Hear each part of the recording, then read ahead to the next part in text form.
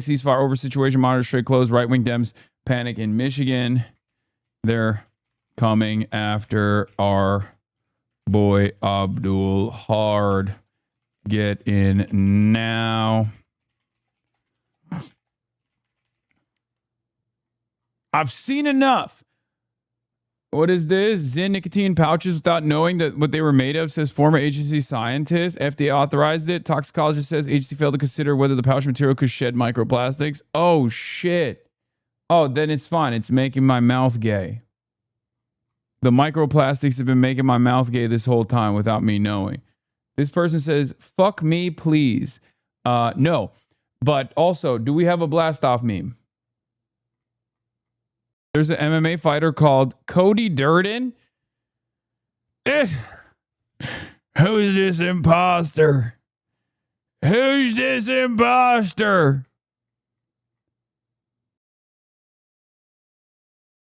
My main man, Toby. And now they're trying to be like Toby.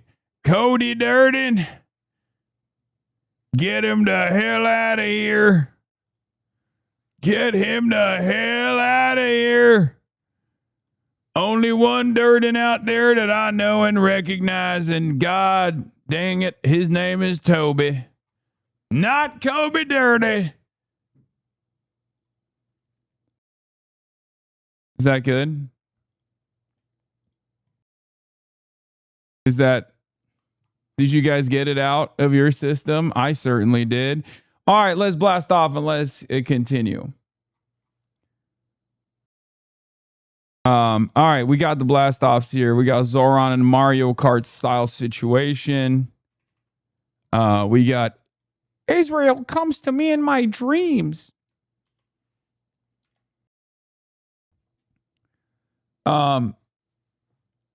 Anyway, blasting off. It made me more anxious for some reason. What are the odds that the Senate rams through the NDAA and then after that we're fucked with that? They say Mitch is dead. I don't know anymore, man. I feel like we're kind of fucked no matter what, you know? Not to get too discouraged here. But the Israel-American military merger thing is probably one of the most black-pilling things I've seen American Congress try to pull off. Because we're at the precipice of a turning point with America's relationship with Israel. This is an 80-year relationship at this point, and it's gotten it's gotten so out of hand. Some account named Potato is spreading misinfo about you as being signal boosted by Bad Empanada. Please stop. Who cares, man? Let them fucking chirp, please. They're just I'm done. I'm done with the schizo left. We got the American Congress straight up merging its military with the Israeli military, and you're over here being like, hey, there's this schizophrenic Australian guy who has made it his life's mission to just fucking slander your reputation. It's like, get in fucking line, man. Get in line. You know what I say to that? I say, what gives? At least every moment that he's doing that, he's not being like weirdly racist for some fucking strange reason. What gives?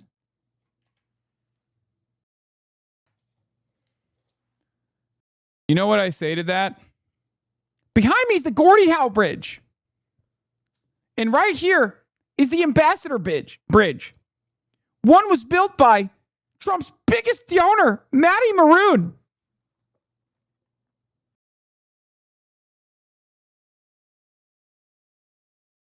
Trump's biggest donor, Matty Maroon. What gives?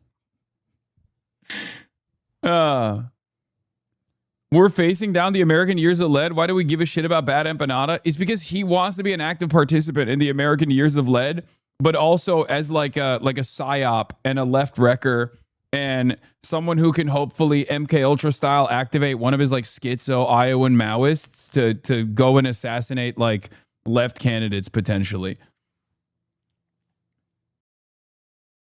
So yeah, That's part of the reason why it's fucking annoying. Maddie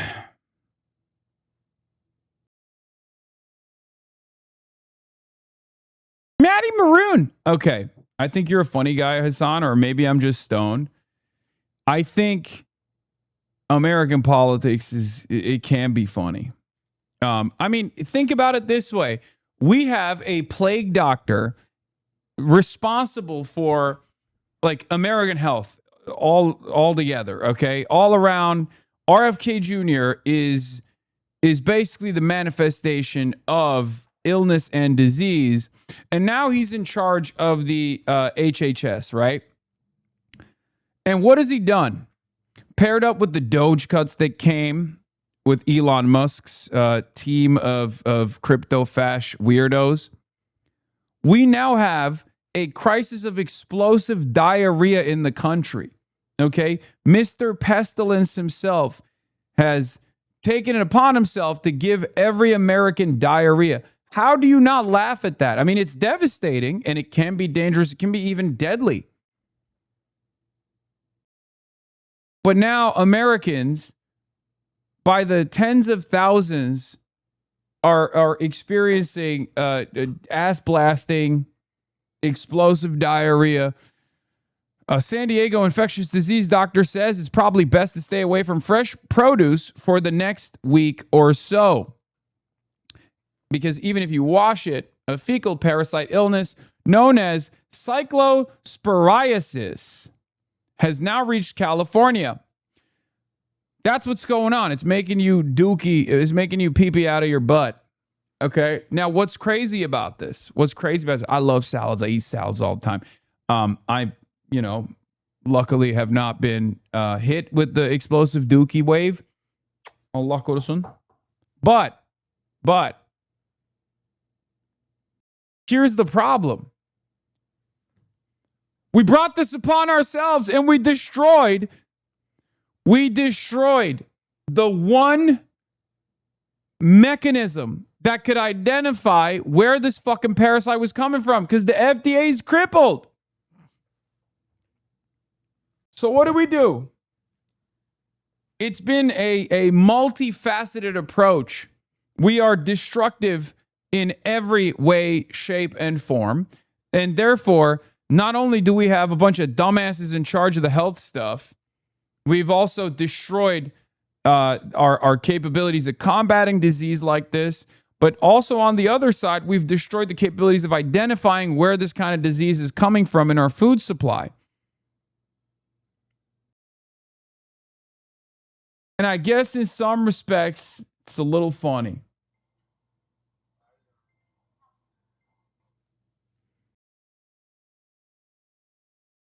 What are we to do? The inmates are running the asylum, folks. Anyway, that's just the situation that we have in front of ourselves. It's a beautiful day. We're going to talk about all of that and more. Let's just dive right into it, folks, because there's not really much else going on in my personal news. Let's dive right into it. We're diving into the Strait of Hormuz. We're taking a big gulp. The Hormuzzi is plugged right now.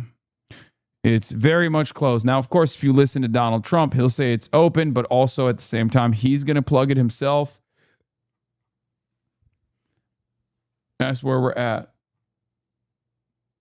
The stakes in the war with Iran by announcing a new blockade of Iranian ports and saying the U.S. will impose a fee on cargo ships passing through the Strait of Hormuz. The U.S. and Iran traded air and missile strikes for the third night in a row, and for the first time ever, American forces used an explosive sea drone to destroy an Iranian dock. Weijia Jiang is at the White House this morning. Weijia, good morning. Good morning, Vlad. Good morning, everybody. At President Trump's direction, the U.S. will also resume blocking ship traffic from entering or exiting Iranian ports this afternoon. It follows those escalating attacks between the U.S. and Iran, with more than 50,000 U.S. troops currently deployed across the Middle East. Both sides now are saying they want to control the strait and get paid for it. As the exchanges of fire continue, so do threats from President Trump, who vows to keep striking Iran. We're attacking Iran right now as we speak, and they deserve it. Late last night, the U.S. says it successfully hit military targets across Iran during a 5-hour mission. In response, Iran launched retaliatory missile strikes in Bahrain. Iran is using aggression in the Strait of Hormuz as leverage, but Trump now says the U.S. will control the waterway and impose a 20% fee on cargo shipments. We're protecting a very rich portion of the world.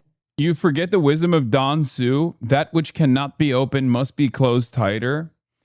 Yeah, it's like a Chinese finger trap.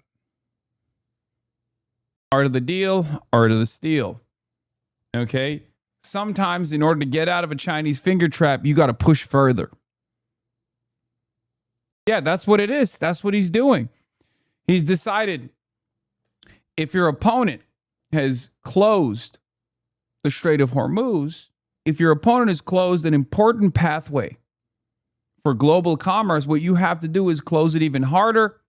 And what you have to do is charge even more than your opponent is charging to make your opposition look better in comparison. These are the brilliant tactics of a man, a warlord with a lot of experience. Okay? Yamamoto fit check, please. It's Yoji. He looks tough. He looks tough.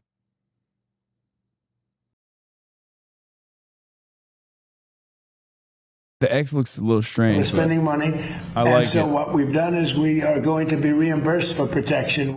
Iran's foreign minister responded in an X post that Iran has always been the guardian of the strait and will remain so forever, adding 20% is, of course, too much. We will be fair. Just last month, Secretary of State Marco Rubio said the idea of any nation charging tolls on the strait is illegal. No country is allowed to charge tolls or fees on an international waterway. That's existing international law. Patrick DeHaan, the head of petroleum analysis for GasBuddy, says a 20% toll could increase the price of oil by $15 a barrel. That would be catastrophic to global oil prices. It could send them up dramatically if it is pulled off. And it would have a major negative in restraining the flow of oil through the strait. Not only oil, but gasoline, diesel, and jet fuel at a time of year that demand tends to be highest. In a letter obtained by CBS News. Isn't he coming after the IC for upholding international law? Yes. Yes, he is. What is this? If Bob El Mandeb closes, China can't help. What is Mr. Global 2025, chatter? Chatter. What the hell did you just link me, bro? I'm sorry. We have to have a little bit more discipline with the linking, okay? I know that you have the privilege. If you are subscribed to me, if you've subscribed to independent media, Piker Broadcasting Service, People's Broadcasting Service, then you can send me videos. You can send me links. This is wild. This is a wild link to send. I'm going to keep it at $1.50, even if this is really good analysis. He's an oil and gas expert. Even if it's really, really good analysis, I can't get over the Mr. Global 2025.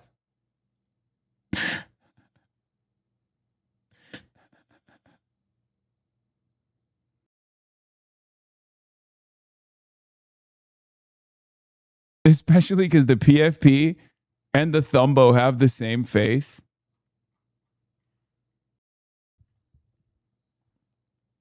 No, Mr. Global is actually a valid industry source. Okay, fuck it. We're watching it. God damn it. Well, the war between the United States and Iran is now a war involving, 10 countries now? Man, I would rather read, man. Stop. I would rather read. Just give me something to read, man. That's too much. My dad loves this guy. Hell yeah. Did you see Jeremy Scale go beast mode this morning? I did not, but apparently there's a follow-up to my interview with Congressman Ro Khanna from our boy Jeremy Scahill, who identified some of the inherent contradictions in Ro Khanna's messaging, where he on the one hand is trying to be a bold and sometimes lone voice against Israel in Congress, but also on the other hand, probably doesn't want to be like assassinated or something, or, you know, I guess like wants to maintain a posture that is like J Street appropriate. And that's an inherently contradictory position. So Ro Khanna asked him, Jeremy Scahill asked him some questions about, some of the statements that Congressman Ro Khanna had made on my broadcast. Let's take a look. I want to say, I think objectively, a lot of people who have been deeply concerned about the apartheid state of Israel, the genocide in Gaza, find it refreshing to hear a member of Congress speak in this way, and the fact that you also have used this opportunity to try to highlight specific cases of Palestinians. I want to ask you, though, what you think the consequences for Israel should be, not just of these actions, but also for the mass murder of a documented roughly 80,000 people. It's probably much higher than that in Gaza, a significant portion of whom are children. I've heard you talk about sanctioning individuals. I've heard the framing that you and Bernie Sanders offer about offensive weapons or weapons that kill civilians, but I've also heard your defense of Iron Dome. And I want to push you on this because I think a lot of the critique of you from pro-Palestine people and from Palestinians is that the position you're advocating basically amounts to, we need to make sure that the sniper is protected so that he can continue sniping. Well, if we look, I appreciate the question, and I will answer it specifically, but if you look at all the things I've called for, I've said zero aid to Israel and supporting the Massey Amendment that does that. That's going to be a big vote coming up this week. I've said no military sales to Israel that are used to kill civilians. I'll be honest. Here's what I have to say about this. Okay. Ro Khanna's position is, of course, inconsistent, right? It doesn't make sense.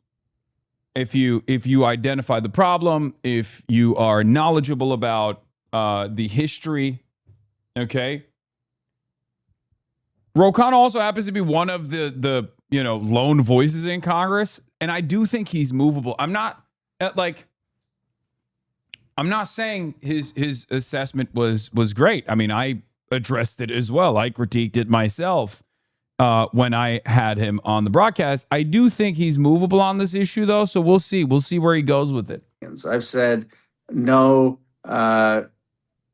military integration and led the fight to repeal Section 224 and 219. You're being incredibly naive here, Hasan. No, I think I'm being unbelievably pragmatic and maybe perhaps a little cold and perhaps a little bit calculated, because I think if he's movable on this issue, we can get others to be far, far, far more aggressive in their posture. Because, look, there are two different kinds of politicians in Congress from my perspective. Okay, we got the ideologues, we got the ride or dies, right? Maylot Quiros, Daria Liza, Claire Valdez, Chris Rabb.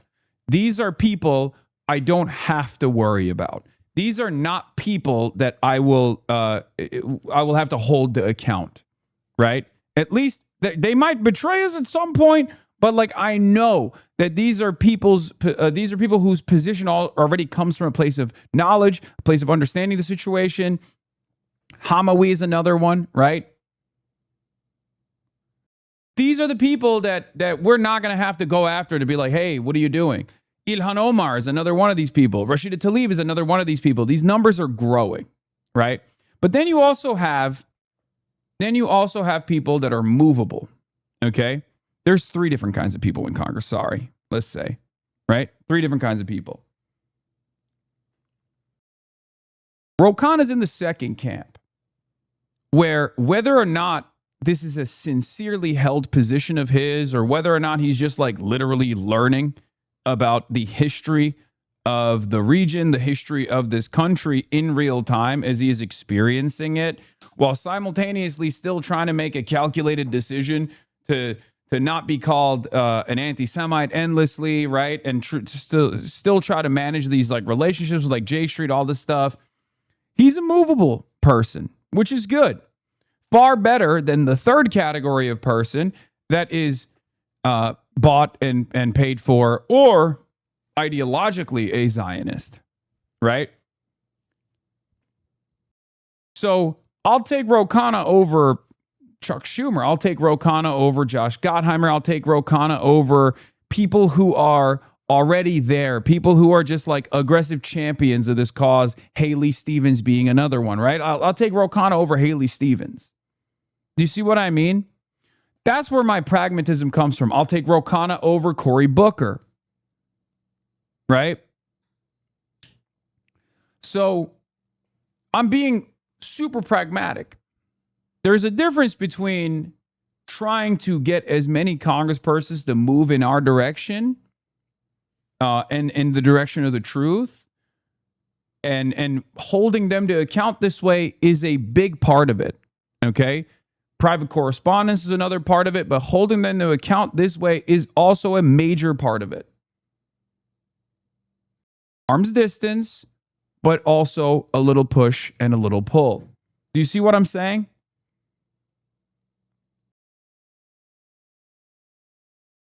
Because at the end of the day, they're public servants. They serve us, right?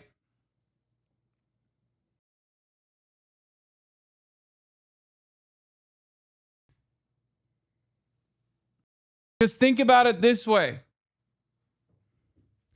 If you look back at my correspondence with Ro Khanna very publicly at the DNC in 2024, and then you look at the conversation that we had a couple months ago when he came to my house versus the conversation that we had when he came back from Israel, he's moved quite a bit on this issue, right? You see what I'm saying? So that is still, that places Ro Khanna in a far better position than the large majority of AIPAC-backed stooges that are saying stuff like Israel comes to me in my dreams. Right? You got to do it all. Full spectrum. To each their own. But if you're wondering what's my analysis on this, what's my assessment on this, that's where I'm coming from. These sorts of conversations are very good, though. They're very productive. Is Netanyahu's end run, where they would just co-produce the military. I've said we should call it apartheid and recognize the genocide.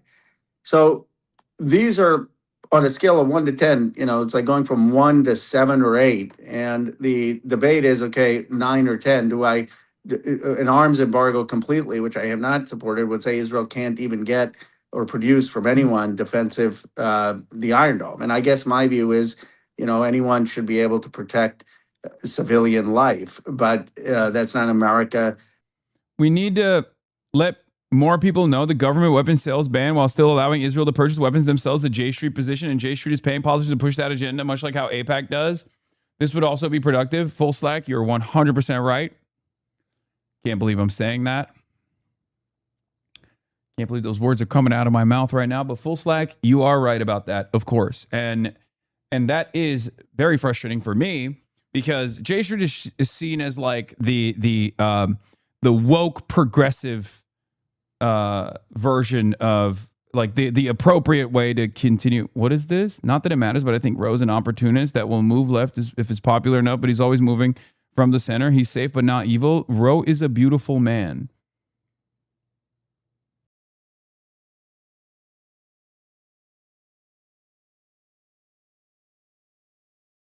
God, I love Enfant Door so much, bro. You are legendary. You are a legendary chatter. Okay? I cannot believe how horny Enfant Door is this morning. That is crazy. That is crazy.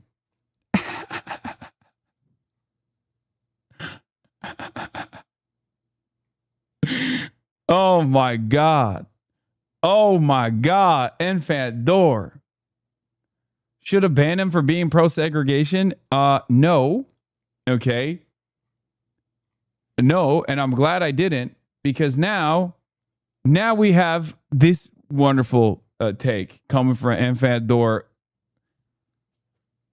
who is, I believe, a 30-plus-year-old black woman who is pro segregation, yes, who's anti-miscegenation, pro-segregation, unless it's for Ro Khanna, for which Enfant makes an exception. Not too much. Respect. It's cool. We've made Enfant Door reconsider her position on the dangers of miscegenation. Anyway. And they say Chad is a monolith. Queer black man, closing up. Oh shit, my mistake. Queer black man. See, I don't know all the details of every single chatter. I was wrong. Anyway, let's keep going. Supporting it. I do think, though, that there is something that the next administration could do within the first 100 days. Instead of just saying, okay, we're going to talk abstractly about this long peace process, demand the arrest of Yonah Levy and extremist settlers within 100 days. Demand the destruction of every outpost within 100 days. Demand the destruction of illegal settlements within 100 days. Demand a justice for Palestinians and Palestinian people so that they stop getting terrorized within 100 days. That doesn't have to be some dialogue. That needs to be a directive from the American administration saying Israel must do this. And we need to be taking steps as we get towards a broader peace in that direction. I think that's one of the things that came out of this trip, the immediacy of the suffering of Palestinians. I still don't think this is answering the question. I mean, tell me where I'm wrong here. What you're advocating for, we are talking about not just Netanyahu. Sanders always says Netanyahu and his extremist right-wing government. But if you look at public opinion polling, there is widespread support for open genocidal policies. In fact, Netanyahu is often criticized by his political opponents for not having finished the job in Gaza or in Lebanon or elsewhere. And I want to know why it is that you are stopping on this, because so much of what you're saying, it's one of the clearest recognitions of the issue that you could hear from an American. This low-key also almost feels like, it feels like when people say, oh, we can't have Medicare for all, let's just do something else. I don't know what it is about politicians, but it's just like politislop, okay? It's the reverse of sloppyism. We got to find a term for it. You know how like some people will say, "Oh, it's sloppyism." We need a new term for it where like politicians will look at an issue and then we'll be like, "Well, don't let perfect get in the way of good," right? Like there is a version where politicians will do it no matter what. Well, they'll be like, I saw the apartheid. I experienced the racism. I understand how fucking evil this shit is. But also, politics is the art of possible. It's like, okay, well, you still move the needle. You still have your moral conviction, move the needle, and be a political leader. Now that you have established credibility in this space as someone who like experienced it, right? And no one's going to yell at you for getting the needle across halfway, right? Do you see what I mean? Like it doesn't matter if you're pushing for an embargo, but then you're fine with half measures along the way to like advance those. It's good to advance those demands even if you're not going to get them. Right? That's my attitude on it. And I don't understand why these guys won't do it. They won't push for it. Politician. And yet, you still are saying, but the sniper needs to have protection. It's not the sniper. It's saying that that we're not, just so there's no ambiguity on my position, which is also the position of Sanders or AOC or others, as I understand it. It is. I think also Ro Khanna doesn't realize that there's like a whole world out there, like far beyond AOC and Sanders. Like people like myself are kind to AOC and Bernie Sanders, and a lot of people will yell at me for it, but it's somewhat of a tactical decision as well, because I think like it's important for people like AOC to like move the conversation forward. And not everyone grades politicians on a curve in the way that I do, but like I have my own personal convictions and my own personal positions that go far beyond AOC and Bernie Sanders on this issue, right?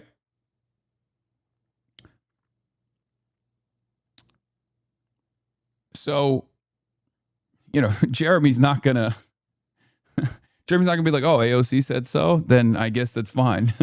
Jeremy is another one of these people who understands the necessity, understands the history of it. That we have zero military aid to Israel, that we have no military sales that are used to kill, military weapons that are used to be killing civilians. So that's the drop. I would argue Iron Dome is used to kill. I would argue Iron Dome is used to kill civilians because it allows the Israelis to have this American backing to operate with impunity by openly saying that I support this military technology for Israel. What you're saying is that when Israel attacks other countries who have a right to fight back, that my position is that sniper, I wish he wasn't doing the sniping, but that sniper has a right to have the United States defending their sniping. But I don't think that that's the case if we're stopping all military aid and we're stopping giving them the weapons to kill others, and we're stopping protecting them at the UN, and we're demanding the actions in terms of justice. I don't think that their policies, whether it's Netanyahu or another Israeli government. Would you say this about apartheid South Africa? I've heard you talk well, about because I think because I do give me another think example where you say it's okay to continue any level of support for an openly genocidal society that has mass murdered 80,000 people, more than 300 media workers, has invaded Lebanon, has bombed Iran, and you're saying, oh, but we need to protect civilians. This isn't about protecting civilians. See, look, it's a little push, a little pull, okay? Jeremy pushes, I pushed a little bit, and then I pulled a little bit. Jeremy's pushing further. That's good. This is a healthy and productive part of discourse, okay? Greatest threat to their civilians is their policy. And so I don't. Sure you did? What do you mean? All the fucking clips that circulated, and part of the reason why Jeremy's pushing further on this issue is because, at least, you know, what he told me is like he's expanding on the conversation that took place where Ro Khanna revealed his positions a little bit further, where he said like, oh, you know, the I'm in favor of an Iron Dome for the Palestinians potentially. I'm not in favor of like taking away the Iron Dome from the Israeli civilians. I understand why you have even one qualified shred of support for a sniper mass murderer masquerading as yeah, for AOC, we don't know what, like, I don't think AOC's ever been pushed on her full spectrum position on this stuff. Like the last time DSA last time DSA basically petitioned her to demand a change in her position or a clarification on her position, she came out and she said, no aid, defensive, offensive, no distinction, it doesn't matter. And that made that the new progressive standard bearer. However, that's still a problem because that's the J Street position where, like, look, for people that don't understand, the entanglements that we already have with the Israeli military are far more comprehensive than what you assume, than what you would think, than what you know about. And I even addressed that with Ro Khanna, if you recall, because, like, we're currently talking about the NDAA and how the American military and the Israeli military are slated to merge with one another, right? That's a huge problem for a million different reasons. But what a lot of people don't know is that we already have this merger in certain instances with the Israeli military. Like one of the most common examples that I like to use is jet fuel. The American Pentagon, the American government already gives Israel jet fuel. Okay. And they don't give it above the board. Like they don't, that's not even factored into the Israeli aid. That's not factored into the money that we send to Israel so they can purchase stuff. We just straight up give them jet fuel. Okay. And it's not above board. What, like, it's not even discussed. It's just a thing that the Pentagon does. Okay. That is some of the more opaque versions of this already existing partnership, right? We just straight up give them the jet fuel, for the record.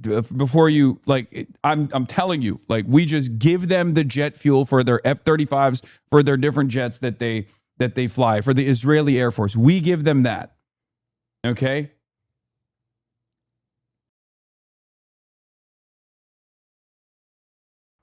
So when people say, oh, I want to stop aid to Israel, like, there are many different versions of this, and I think some people take advantage of the vagueness of the aid. Like, what do you mean when you say you want to stop the aid?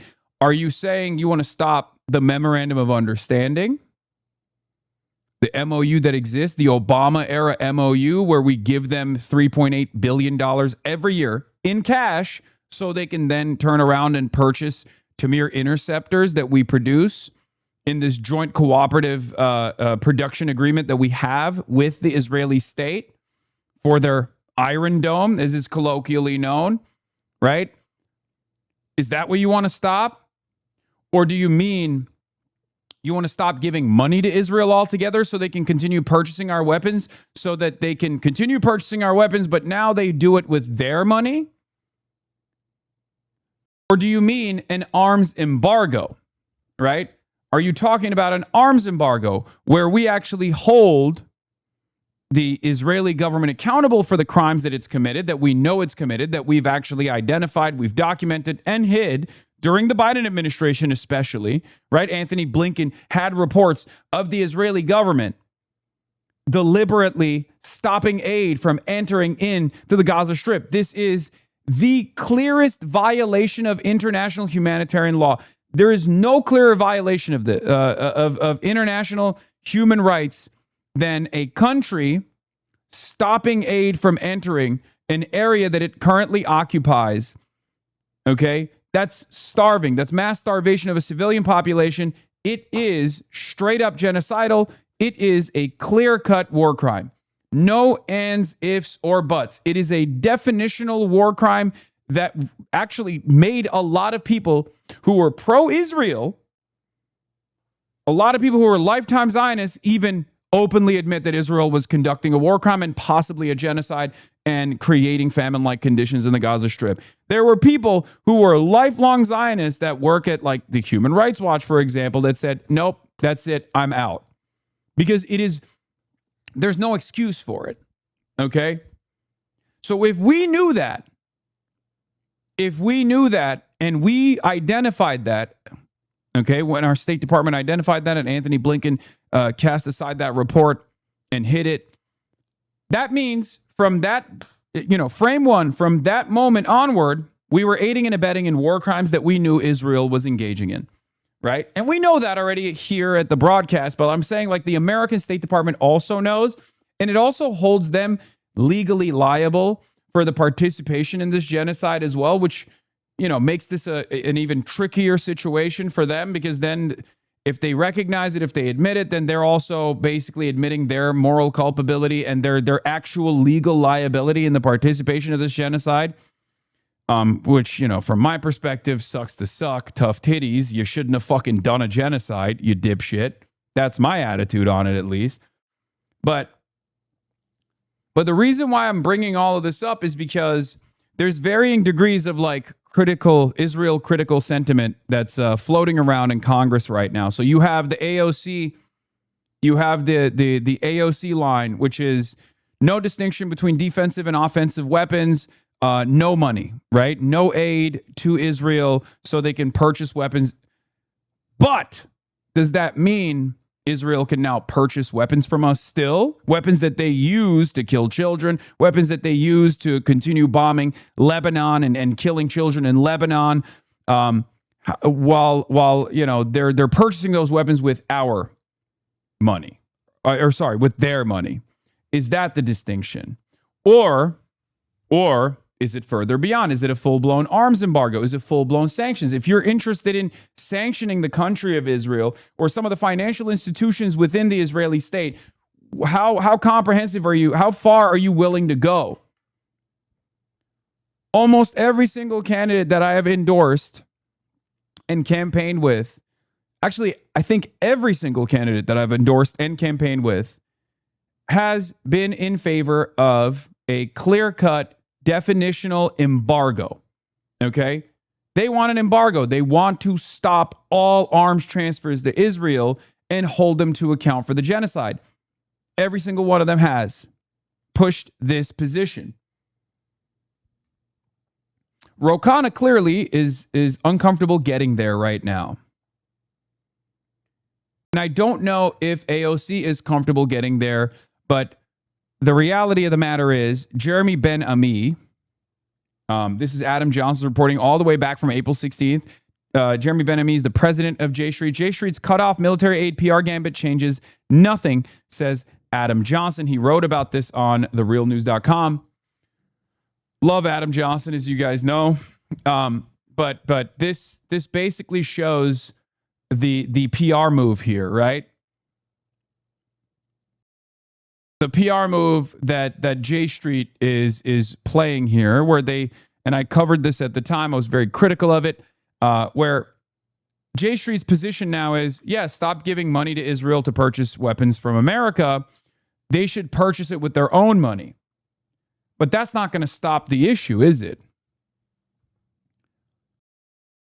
That's not going to stop. Adam Johnson has some issues, none that I know of. And that's very strange that you're saying that, because he's been, I think, one of the most reliable media critics since I've been around.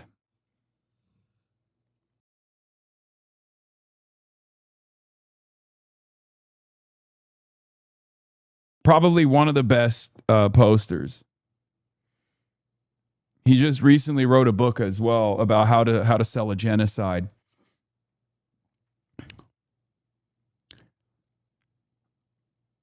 But J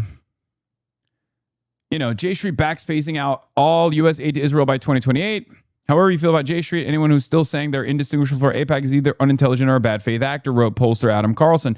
Democrats are coalescing around ending military aid to Israel, boasted Executive Vice President of Center for International Policy, Matt Duss. At first glance, this move may seem like a major shift left for the liberal think tank and the broader Democratic Party consensus around Israel.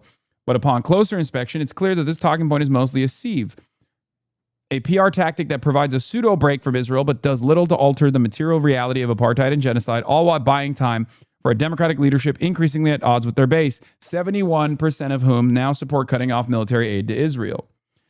This narrative that J Street and leading Democrats more broadly are all getting behind cutting military aid, while strictly accurate under certain interpretations of the word aid, is deeply misleading.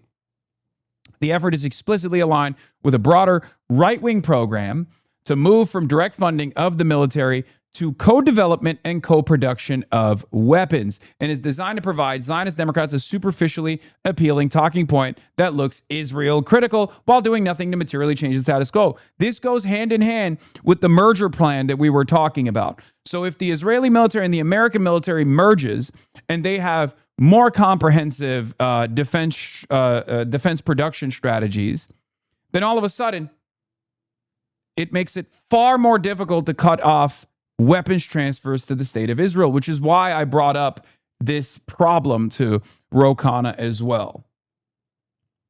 Okay?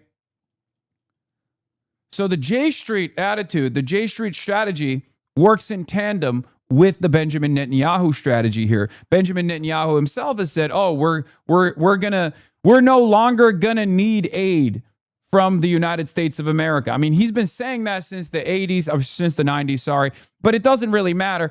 I don't know if it's actually going to happen, but my point is, J Street also even mentioned Benjamin Netanyahu openly stating their desire, whether it's real or sincere or not, doesn't matter.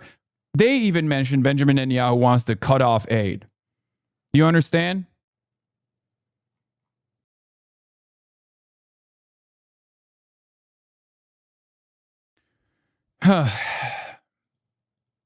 So this inconsistency, of course, must be addressed. And that's precisely what Jeremy's doing here. Let's take a look. I'm going to start here. Sniping, but that sniper has a right to have the United States defending their sniping. But I don't think that that's the case. If we're stopping all military aid and we're stopping giving them the weapons to kill others, and we're stopping protecting them at the UN, and we're demanding the actions in terms of justice, I don't think that their policies, whether it's Netanyahu or another Israeli government. Would you say this about apartheid South Africa? I've heard you talk. Well, about because I think because I give do me another think example where you say it's okay to continue any level of support for an openly genocidal society that has mass murdered 80,000 people, more than 300 media workers, has invaded Lebanon, has bombed Iran, and you're saying, oh, but we need to protect civilians. This isn't about protecting civilians. The greatest threat to their civilians is their... What are these reservations for? Oh, I don't get it. He's not bought. It's an inconsistency. Of course people are going to fucking address this inconsistency. This is not one of those instances where we're like doing the same thing again. We're just like hitting the closest person to us ideologically.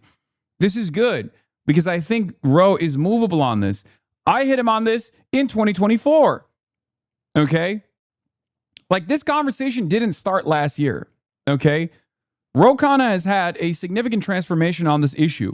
And you can literally map it out from our conversations in person from 2024 at the DNC all the way to like this past weekend where I talked to him when he came back from the West Bank. Okay?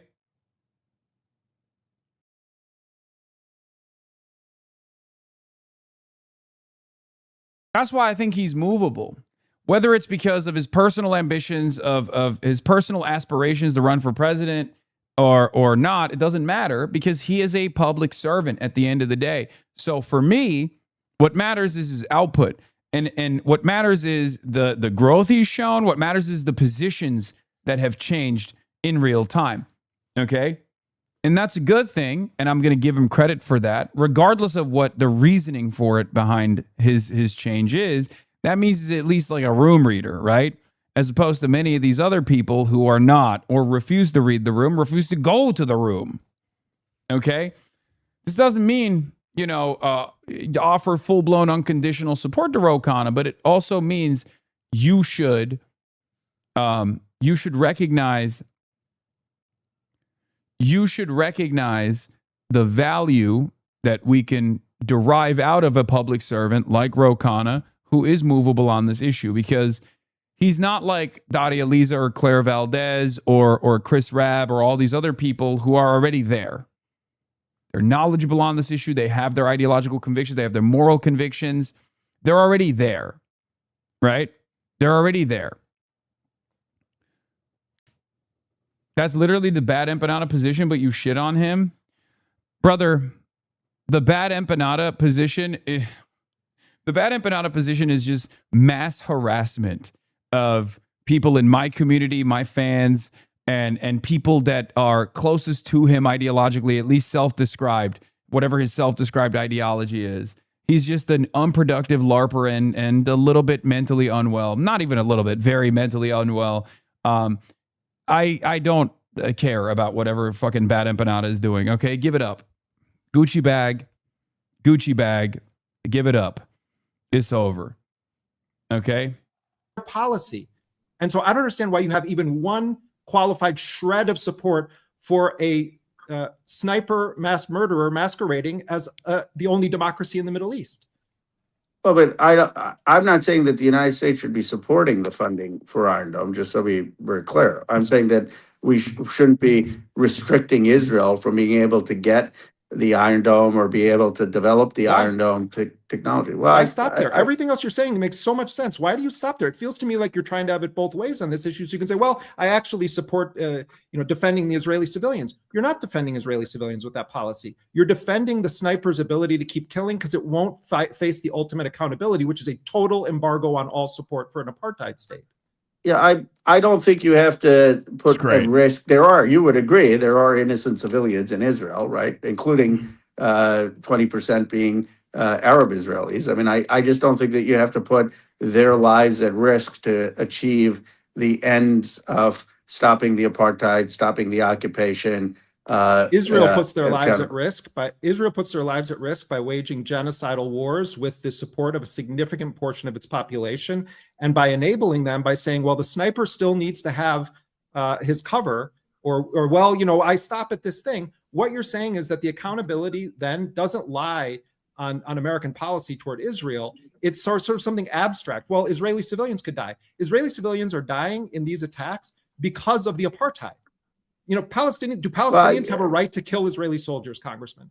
On October 7th, when they attacked the military bases in the Gaza envelope, did the Qassam brigades and Surah al-Quds have a right to kill Israeli soldiers? Yes or no?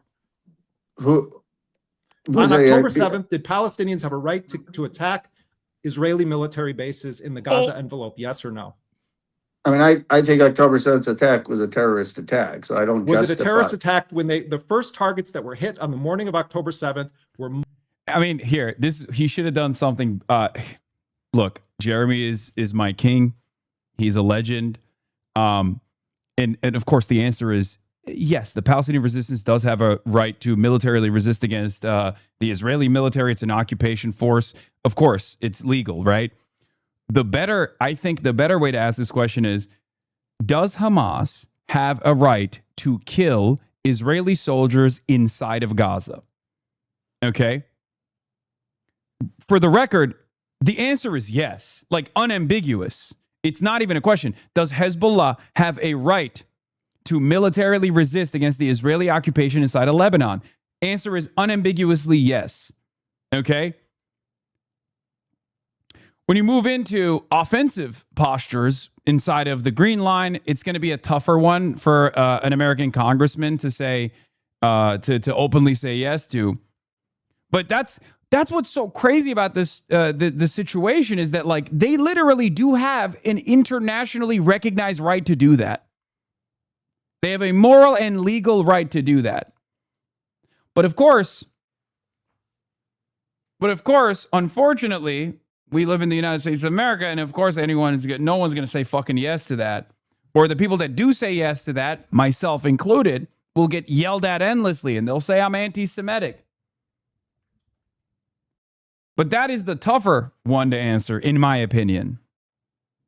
Multiple military bases. Did Palestinian forces have a right to attack those military bases? I am not for violence again in any way. I mean, I am for making sure that we end. Yeah, this is why I was saying like the one that's a gimme. The one that's a gimme is the way I framed it. This one's even tougher because, like, no congressperson with presidential aspirations whatsoever is ever going to say at least parts of the October 7 military operation were technically legal under international law. They're not going to say that. It's just not going to happen. Do they have a right to do it, Congressman? Do they have a right to attack Israeli soldiers? No, I'm not going to say that Hamas had a right to attack Israeli soldiers or kill Israelis. Like, I don't think that advances peace or advances Palestinian statehood. Does Israel have a right to drop a single bomb on Gaza in response to October 7th? I believe Israel had the right to get people. Nope, wrong. Again, wrong. Under international, I mean, dude, I said this on October 8th, 2023, and people never let me live it down. But no, wrong. Israel did not have a right to militarily occupy or bomb or do any violent military action in an area that it is the belligerent occupier of. Gaza is technically occupied by Israel. So no, Israel did not have a legal right to drop a single bomb on Gaza, whether it was post-October 7 or pre-October 7 on numerous sieges that Israel committed.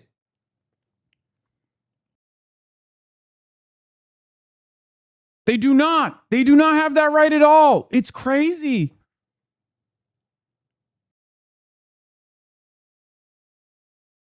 Ro position as expressed here is that Palestinians do not have a right to self-defense because they don't have a state. He states this in the Obama-esque framework of selective pacifism, which is profoundly insulting to say the least. But more concerningly, he's looking for the off-ramp that allows the status quo to continue while making space for his own personal disavowal. You either think it's a genocide and apartheid that the U.S. is directly complicit in and support whatever it takes to that end, or you don't. I don't know. Maybe I just like am occupied. Maybe I'm in a fucking weird space by myself where I am like my moral convictions and my position and what I'm trying to advance is the understanding of international law for every single American, recognize our moral culpability. But then also on the other hand, when it comes to elections or when it comes to politicians specifically, I try to move them as close to my position, the position of truth, as fast as possible. Okay? That's what is so frustrating. That's the reason why there's a lot of friction between myself and people who are who present themselves as further to the left of me. It's ironic because like we don't even disagree on basic facts about this issue. Like the Palestinian resistance have the right to militarily resist against the Israeli occupation. It's fucking clear. I've said that always. Okay? This is the reason why the ADL and all these fucking advocacy groups hate me.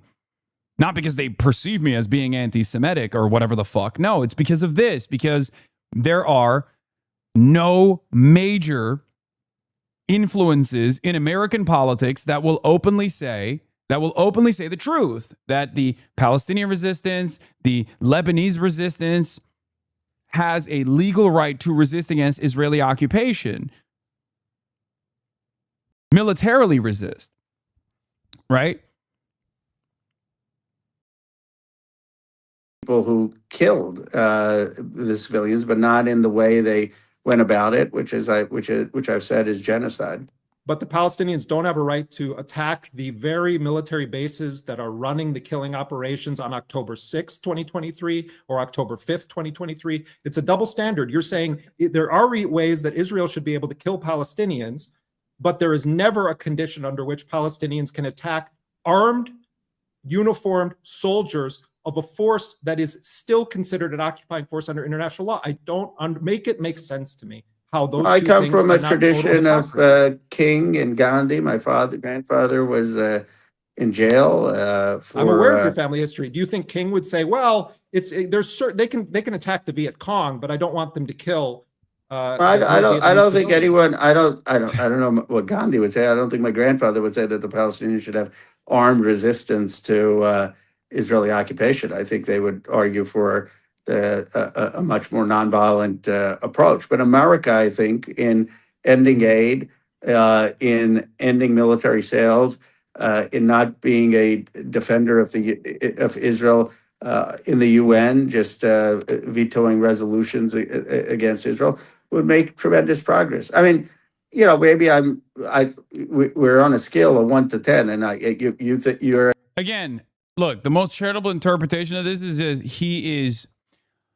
he doesn't know. The most charitable interpretation is he does not know that the Palestinians have done that for fucking 75 plus years, 80 years, and that has led to nothing, right?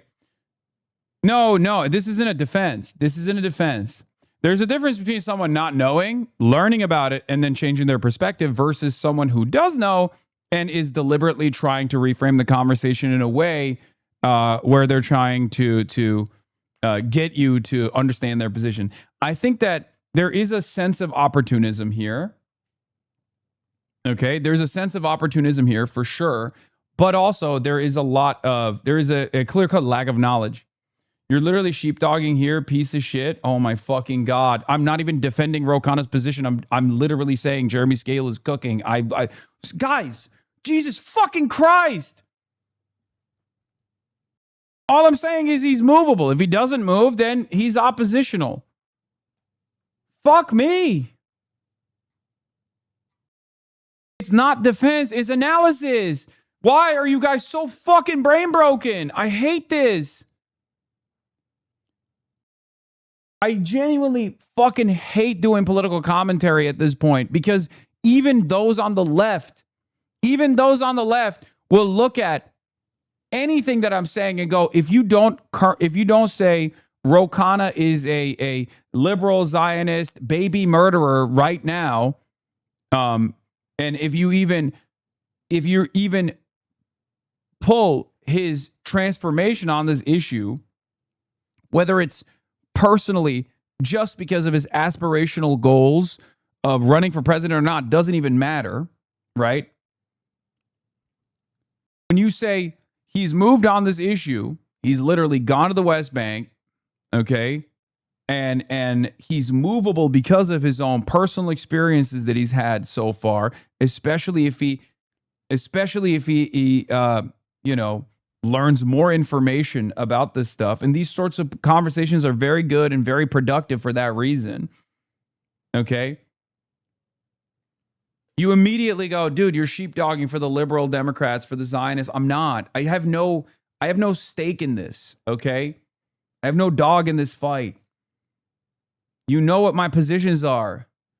It's so goddamn annoying. Anytime we talk about like American politics and American Congress and congressional representatives, and I analyze it from the framework of like where the rest of Congress is versus where Ro Khanna is, and then I tell you where he used to be as opposed to where he is now, immediately people go, shut the fuck up, you're sheepdogging. It's so fucking annoying.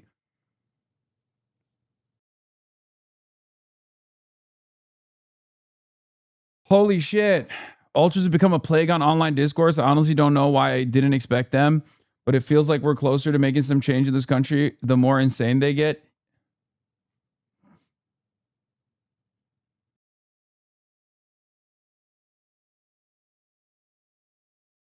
Please, let us interpret things as they're taking place, okay?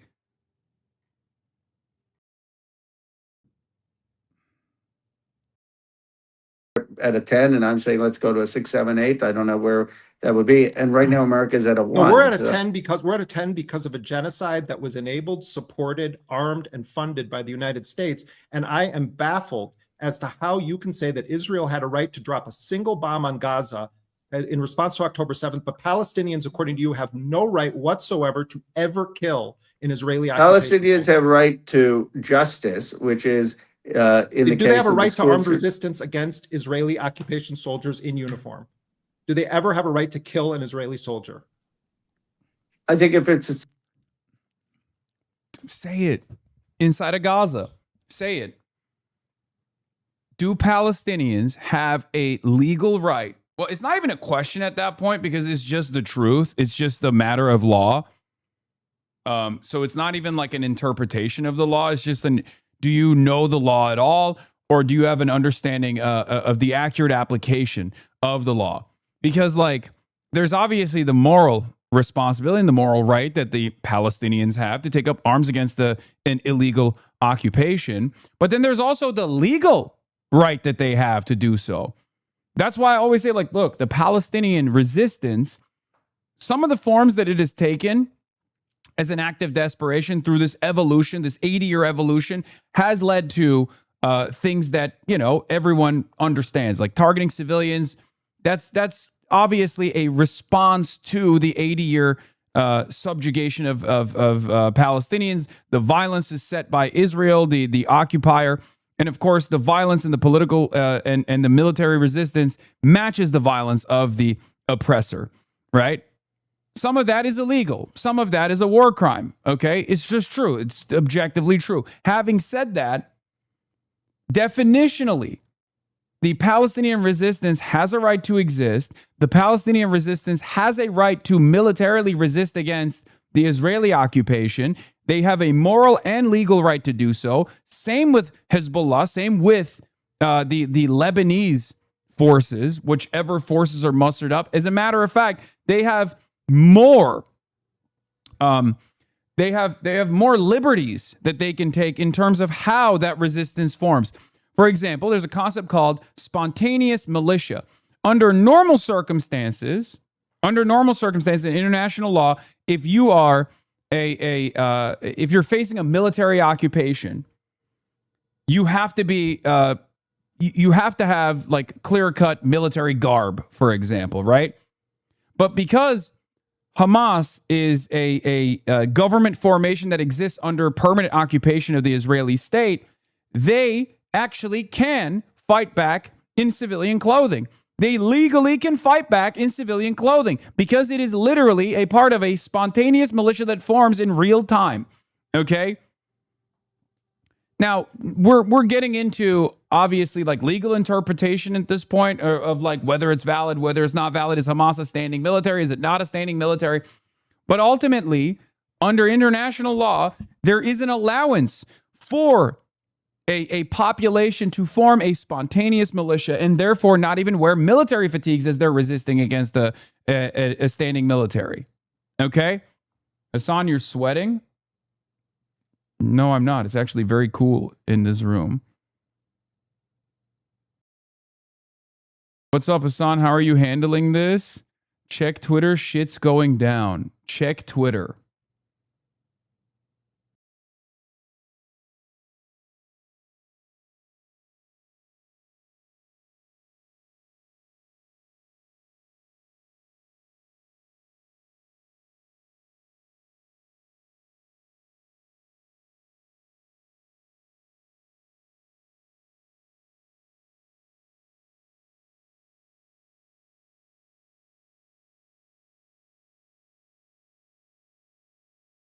Turn on the TV, any channel. Turn on the internet, any website. Doesn't matter. Chatter, what the fuck are you talking about?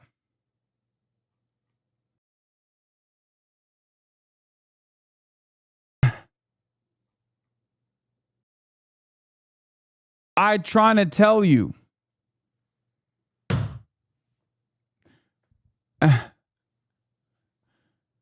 Use your words.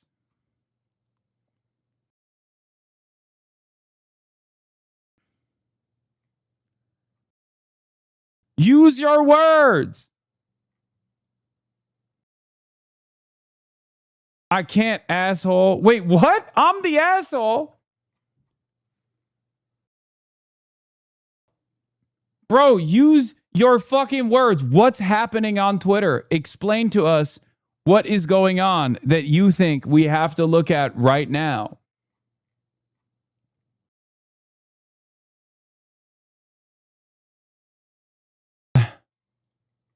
Self-defense if they feel like there's an illegal attack on them by a violent settler or by an Israeli soldier, and that's illegal.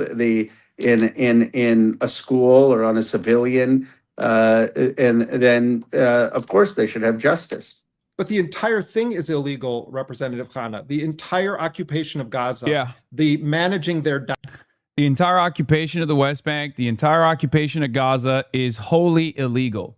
And yes, whether people want to admit it or whether people want to say it, especially if they have aspirations for higher office, it doesn't matter. If we're having a real conversation about the legal and moral rights and responsibilities that the Palestinians have versus the legal and moral rights and responsibilities the Israeli government has, there's one side that is engaging in a whole lot of illegality, and there's the other side that is responding to it legally and also at certain instances illegally.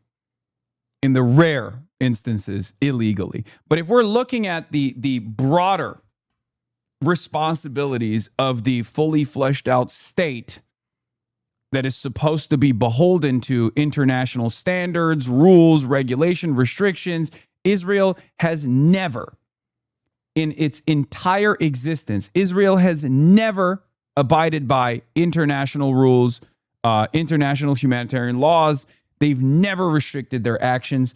It has always been illegal. And the United States and the Western world has always defended Israel down to the wire every single step of the way. That's why Israel gets away with it. That's precisely the reason why we can't just say, oh, look, Americans now don't fuck with Israel. We gotta take, some initiative. We have to have some initiative here. And we have to actually make material changes. And an American congressperson has the capacity to move the conversation in a much more productive manner. The mowing the lawn, the constant killing of them. The perspective of many Palestinians is that they're being collectively punished and they're fighting for their very existence, and that the bases that surround Gaza were the primary murderers on a military level of the population of Gaza. So what I'm understanding, whether it's Hamas and Islamic Jihad or it's independent Palestinians, how is it that you can stand here and in any way justify the Israelis dropping bombs on Gaza, but never find a way in which it's justifiable for Palestinians to kill an armed soldier of a force that is under international law an occupation force? I don't understand it. Well, I ask you to reconsider this position. Well, I will look at it, but I don't think that the solution in that area is to encourage but you're afraid of being called pro-Hamas. That's what this boils down to. Because I bet if we were talking off the record privately, and I said this to you, you would acknowledge that people around the world have a right to resistance by all means necessary. Damn, we even cooked them with the off the record privately. Oh, shit. That's what it is. We need a little bit more bravery from our elected representatives. Sometimes, unfortunately, in an unjust system, it requires bravery to say the truth. Okay? It requires moral conviction and also courage to say the truth, especially when saying the truth gets fucking punished. It's not a secret. Okay? It's not a secret. I've been saying the truth non-fucking stop, and I've been getting ass blasted for it. That's why when you say the truth, AIPAC will put your fucking face on mailers and will say you're a goddamn terrorist and you're aligned with goddamn terrorists. Israel's committing a genocide, but an arms embargo against the genocidal state goes too far. Is a deeply unserious position. Kana also suggests Leahy applies to military sales, which it doesn't. It only applies to military subsidies, so this is a non sequitur, more goofy hedging. Further proof that presidential hopefuls like Kana, genocide is a buzzword to signal maximum outrage, not a moral and legal designation with implications and obligations. They're committing genocide, but we must provide them with military defense, a patently insane position. He repeats genocide and apartheid like 20 times in this interview, but can't seem to follow this logic to its conclusion. Adam says, liberal Zionism is a drug many have a hard time quitting because doing so would require actual courage and moral clarity. It's true. I guess it requires moral courage and clarity, but it also requires a tremendous amount of information that you have to download, okay? It's actually pretty easily accessible. Just read Elon Pape, 10 Myths, and you'll get like the cliff notes of it, right? It's foundational. You'll get a very easy to understand, fast track cliff notes version of this from an Israeli Jewish historian, right? And I do think that for a lot of people, they see right from wrong, right? I think that a lot of civilians, we're not talking about Roe now. We're just talking about the average American. I think or even like content creators. I've experienced this in my own personal life with some of my colleagues on this website, right? Not just this website, but also on YouTube and many other places. Like, here's what the problem is, right? It's not a secret that there is a concerted effort to silence any kind of opposition to Israel. And a lot of these institutions, a lot of these organizations that have embedded themselves in the liberal side of the political spectrum that aren't just like outwardly right-wing. These institutions that get away with claiming to be civil rights organizations like the ADL and whatnot, they're pretty aggressive with their posture. If you come out and you say anything about Israel, they'll immediately call you a Jew hater, right? And that's a pretty fucking significant smear. Now, the impact of that smear has softened quite a bit over the last 3 years as Israel has continued its genocide, and these organizations have continuously called all of its prominent critics Jew haters and smeared them. Okay? But the problem is, even if a lot of people recognize right from wrong, a lot of normal people recognize right from wrong, and they go, ugh, I don't really like what Israel is doing. But they don't normally come out and say something about it because they're fearful that they don't have the knowledge, right? They understand something is wrong, but they don't want to be inundated with Hasbara. They see people come in and be like, you're a fucking terrorist, you're a Jew hater, here is why. They see the way that people are treated when they do stick their neck out. And that's why it's important for us to demonstrate our moral conviction, our moral courage, and say the truth. Okay? Because someone has to do it, right?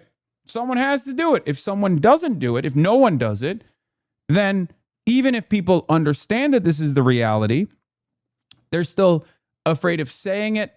And therefore, there's an environment of silence around it. There's an environment of suppression around it. And the crimes continue. Okay?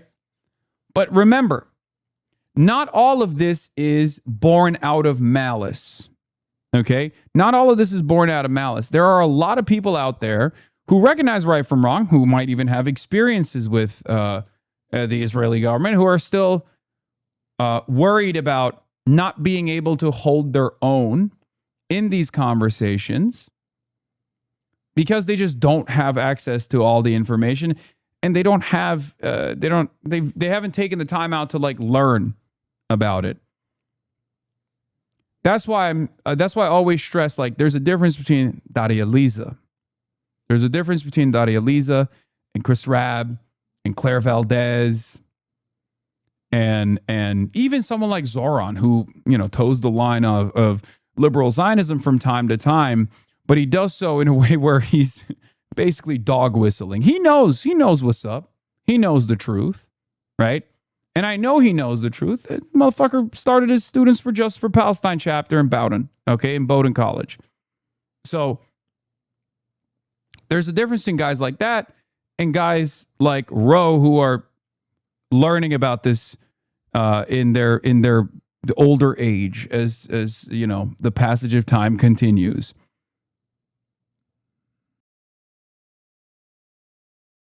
Okay.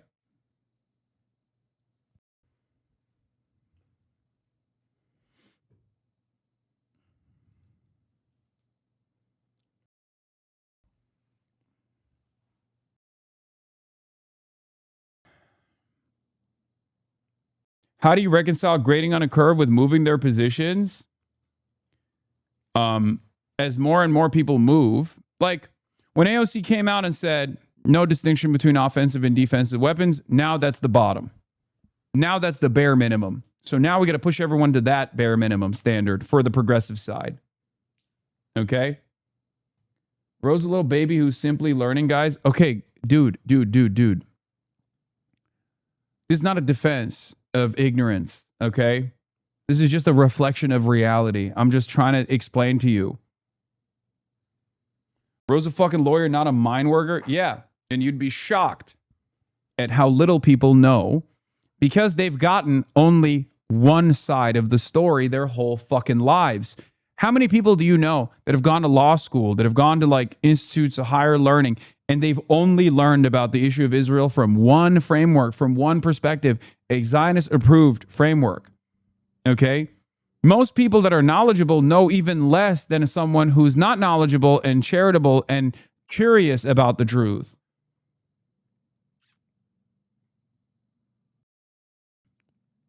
You got to remember that.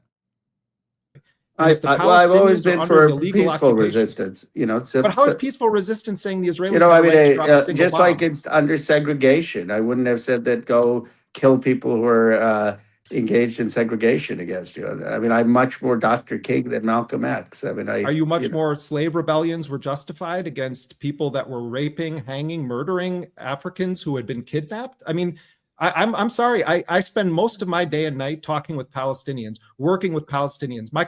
I think one of the better ways to ask this question is also the Ukrainian resistance. Like to say, does the Ukrainian resistance have a right to resist against the Russian military occupation? You will never find even a Republican congressperson, regardless of how fucking pro-Russia they might come across as, say no to that, right? So if you understand that distinction when it's Ukrainians, why can't you with Palestinians? That's it. Obviously, the Nat Turner Rebellion is a great counter as well. Any kind of militant resistance against like Jim Crow South and the apartheid conditions that existed in the Jim Crow South is another great example of this as well. Warsaw Ghetto Uprising is another great example, which I brought up to Ro Khanna in our conversation, right? I talked about the Jewish partisans and the sabotage that the resistance front committed, sometimes against civilian infrastructure. Colleague Hossam Shabbat By the was way, most of the assassinated by Palestinians, the Israelis, and you're most of saying the they have no Palestinians right I ever to met, use force. most of the Palestinians I met, and maybe a few days, are not talking about the kind of armed resistance that you are. They just want to live their lives in dignity and peace and not have the Israeli. Yeah, I mean, you're an American congressperson. I don't think anyone's going to be like openly going to reveal to you that they're a part of like the resistance front in like Tulkarm or something. You know what I mean? Like, yes, there's levels to this. Okay, there's levels to it, and yes, I think it's great. It's brave of Roe to go there. It's brave of him to go to West Bank and take a Palestinian-led trip. But that's just like a starting point.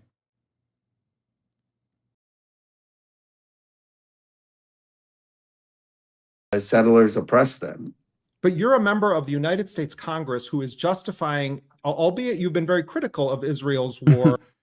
Yeah, here's my son and my AK-47. Don't tell anybody. They're not gonna. Yeah. Yeah, even speaking about resistance in the occupied territories is basically a one-way ticket to Sderot Tamam. Palestinians know that more than anyone. Yeah. Against Gaza. But you seem to be drawing a line that says that there are some cases in which Israel is justified to attack Palestinians, but only those responsible for October 7th. But you can't find a shred of justification for any Palestinian to attack the very armed forces. I think in general, most Americans just do not believe in militant resistance. You're so wrong. You're so wrong. Ukraine is a great example of why you're wrong, because it's literally happening right now. And more so than Ukraine, there are historic examples. The IRA. The IRA is the number one historic counter to that. Okay? The IRA is a non-state militant resistance. The IRA is non-state militant resistance. The American congresspersons were illegally sending weapons to the IRA. That wasn't that long ago.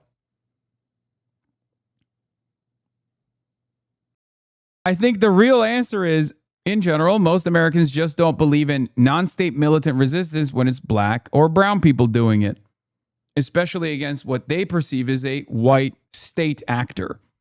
Okay?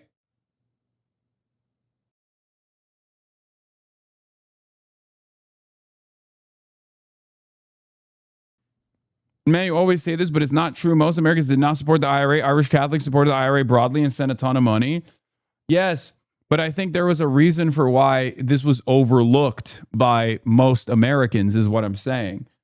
And that's because they did not have, they saw it as like somewhat justifiable. There's no other comparison. There's never been another comparison of this.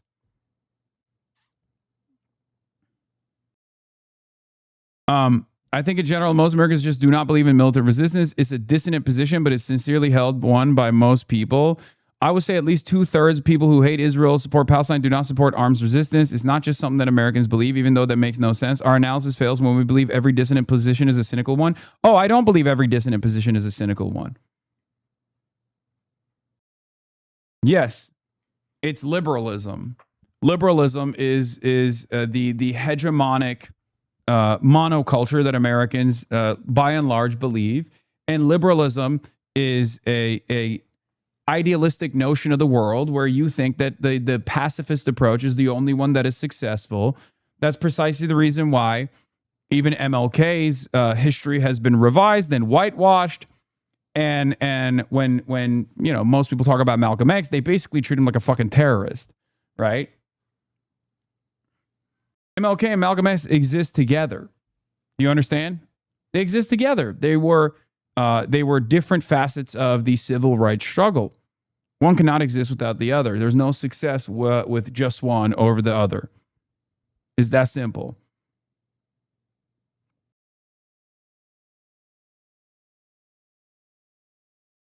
The point I'm trying to make is our culture lionizes the concept of peaceful protest above all. Yes, I recognize that.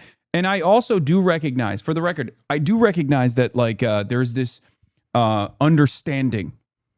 There's this understanding in the American masses of permanent pacifist resolution. Only nonviolence is what gets the job done. It's a falsehood. It's a falsehood that has been carefully reinforced through our social conditioning. Yes, this is true. So I don't disagree with you.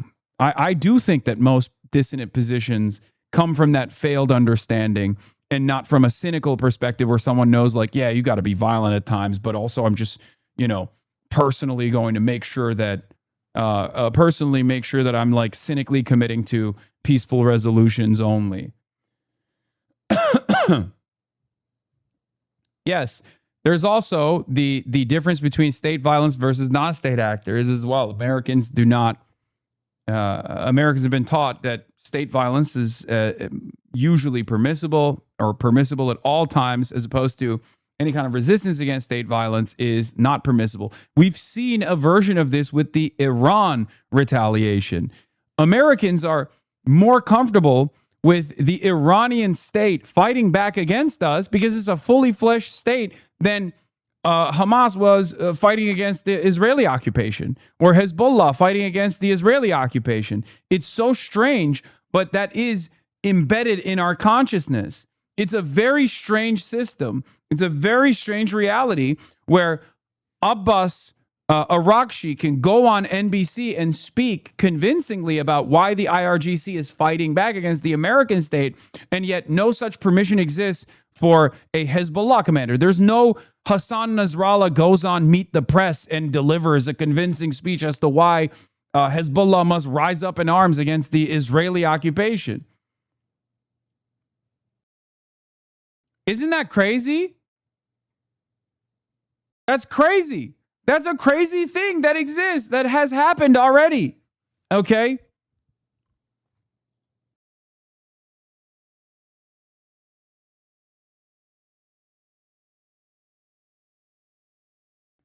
Operating under a nation state flag that is backed by the United States, and you're saying that there is no condition under which a Palestinian has a right to kill. It's not crazy. Americans don't support those. They see us casting the first stone. Yeah, they're wrong about that. But it doesn't even matter. I'm telling you. Because if that was the case, they would be fully in support of fucking the Houthis, for example. They would be fully in support of Hezbollah. They would be fully in support of even Hamas. But they're not. And there's a reason for that. Part of it is because they falsely think that the Palestinian resistance cast the first stone. But the other reason is because Americans, by and large, do not recognize non-state actors, even if their concerns are valid. Okay?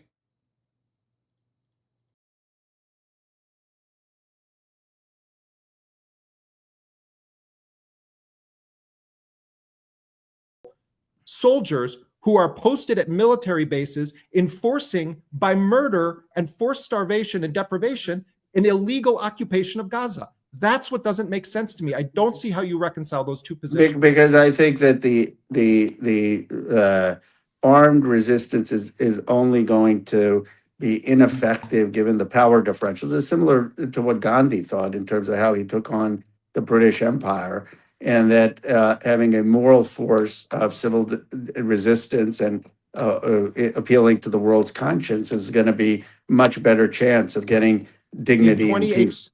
2019, the Palestinians organized the Great March of Return, which was a mass nonviolent mobilization at the gates of the concentration camp walls and fence in Gaza. And you know what Israeli soldiers did, Representative Khanna? They had a competition to who could shoot the most kneecaps of Palestinians. Well, I think that the IDF also took ownership over that, and then they deleted it too. Those were backed by Yahya Sinwar, the head of Hamas. So there's a track record and there's a context. You're talking about tactical issues. The Palestinians have tried that. The Palestinians did. Well, I think I think opinion is down. I think opinion is shifting now in America, where those kind of approaches would get a better reception in the United States. Those kinds of approaches would have gotten a better reception in the United States back then. It's just that there was no coverage over it. But at the end of the day, it doesn't matter. Okay. Then this is an unironic defense of Yahya Sinwar's, mentality. Why do those kinds of, why would the peaceful resistance now get a better reception in the United States? Because more Americans are aware of the conflict. More Americans are aware of the severity of the crisis. More Americans are aware of Israel's actions. Why are they aware of it? Well, because October 7 happened, and then Israel's unbelievably violent and disproportionate retaliation against the people that they are a belligerent occupier of made people aware of it. That was unironically the Yahya Sinwar position.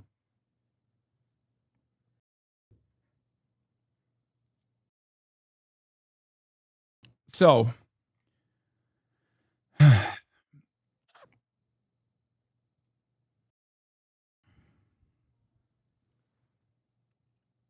in any case,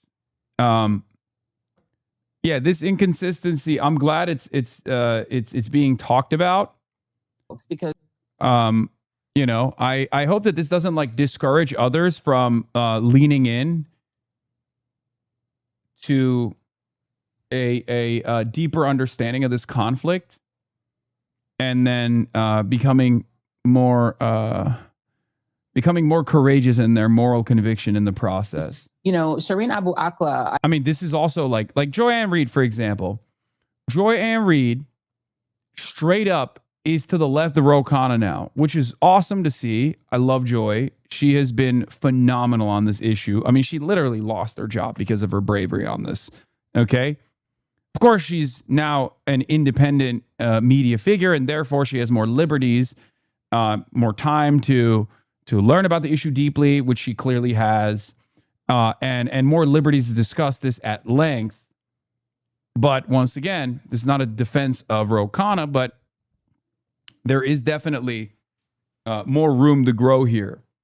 And I hope that Ro Khanna's position does evolve on this issue. Yes, my coworker, Joy-Ann Reid. I believe she was killed during President Biden's administration. And this is where people feel a bit challenged because the pro-Israel lobby operates in both parties and they have a lot of control because they're providing a lot of money to be. I'm gonna be honest, I love listening to her talk about this stuff. It's awesome. Blunt, for people to get reelected. And so when when a Mexican national, Mr. Salgado Araujo, was killed in Texas, the president of Mexico immediately responded and threatened to take the United States to the International Criminal Court over it, and to say that we're going to bring international law to bear to protect this person, this father of five. I don't recall President Biden ever saying anything of the sort about Shireen Abu Akleh. I don't recall even Democratic presidents saying what you just said to Israel, whether they're Democrats or Republicans. Can you understand why that would be? They were basically fine with Israel having total impunity. I mean, it's not just Biden presided over a genocide in Gaza, giving aid. He never demanded the justice for the Palestinian American journalist. And just today, a former colleague of mine, Kathy Manning, is out with a video saying, "I'm glad Khanna and the other Americans are safe, but I have to say that this was a PR stunt because I didn't go to Israel and I just went to Palestine." So my own party, Democrats, are not willing to say the obvious, which is that you can't detain American citizens and threaten them for violence. And if people don't understand the West Bank fully, and it's hard to, I didn't understand it till I was there. Think about ICE in this country operating with impunity against people. As much as I find Rose's answers insufficient, I still think it's good he's doing these interviews. Yes, that's my position as well. And I think he's movable. I'm always going to be endlessly charitable to a fault, and people get mad at me for that. But I also take a very pragmatic approach here, a very pragmatic stance here, where it's like, I'm not saying he's going to be the movement leader. He has to, if he wants to be a movement leader in this regard, then he has to do a lot more learning and also be a lot more convincing and also demonstrate moral courage. Okay. There are plenty of people that we have on our side on this issue that are already there. Okay. I don't want to go through the gamut one more time. You know my fucking candidates. Okay. Our candidates that we have worked to get elected. They were already there. They have the knowledge. They have the moral courage. They have the moral conviction. They've already been there. Now, it's important for us to try to move people that were there already. Okay.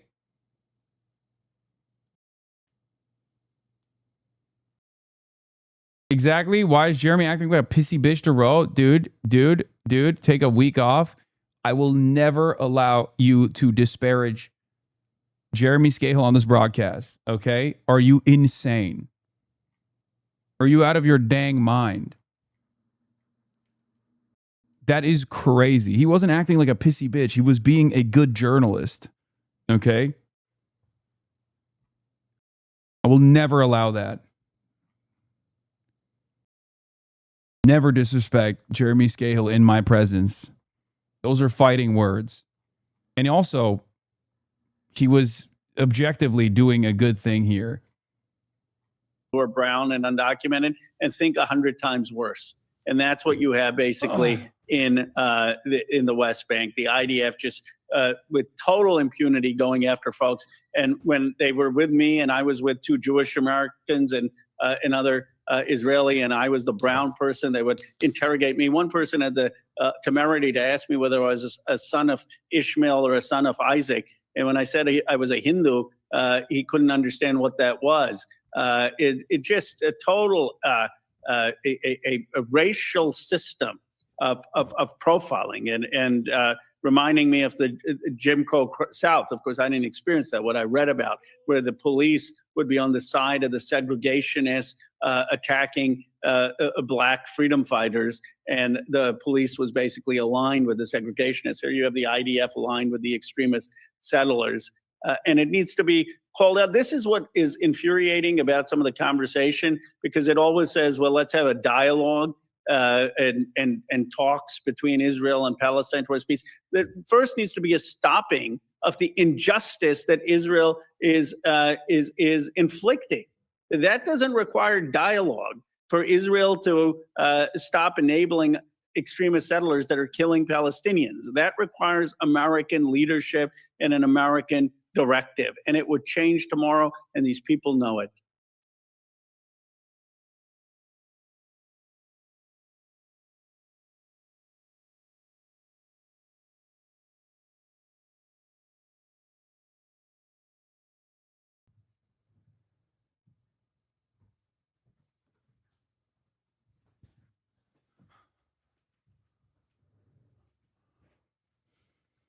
My dad is taking advantage of the 80-degree and sunny weather and going in the pool. Sometimes I don't notice Hasan left and I think he teleported. Yeah, he did. I did. All right, let's get back to situation monitoring now, folks. A lot of situation to be monitored still. America and Iran are trading blows. What is this? I was watching the Hasan derangement syndrome vid, but I was thinking Hasan just seems like a swell guy. Thank you. We got to get the embodied chair back. I know. We're trying to fix it.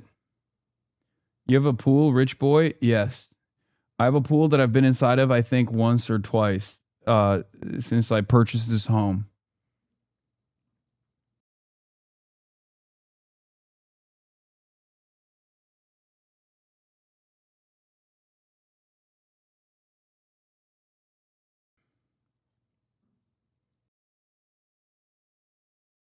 I'm trans Euro. Should I be scared about oil shortages? I can walk. I'm trans Euro. Should I be scared about oil shortages? I can walk everywhere now. What? Trans Euro? What does that even mean?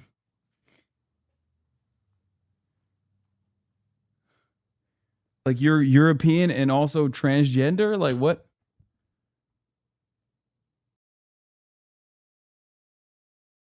Were you assigned American at birth, but now you're European? You've transitioned into being European? Like, what does that mean?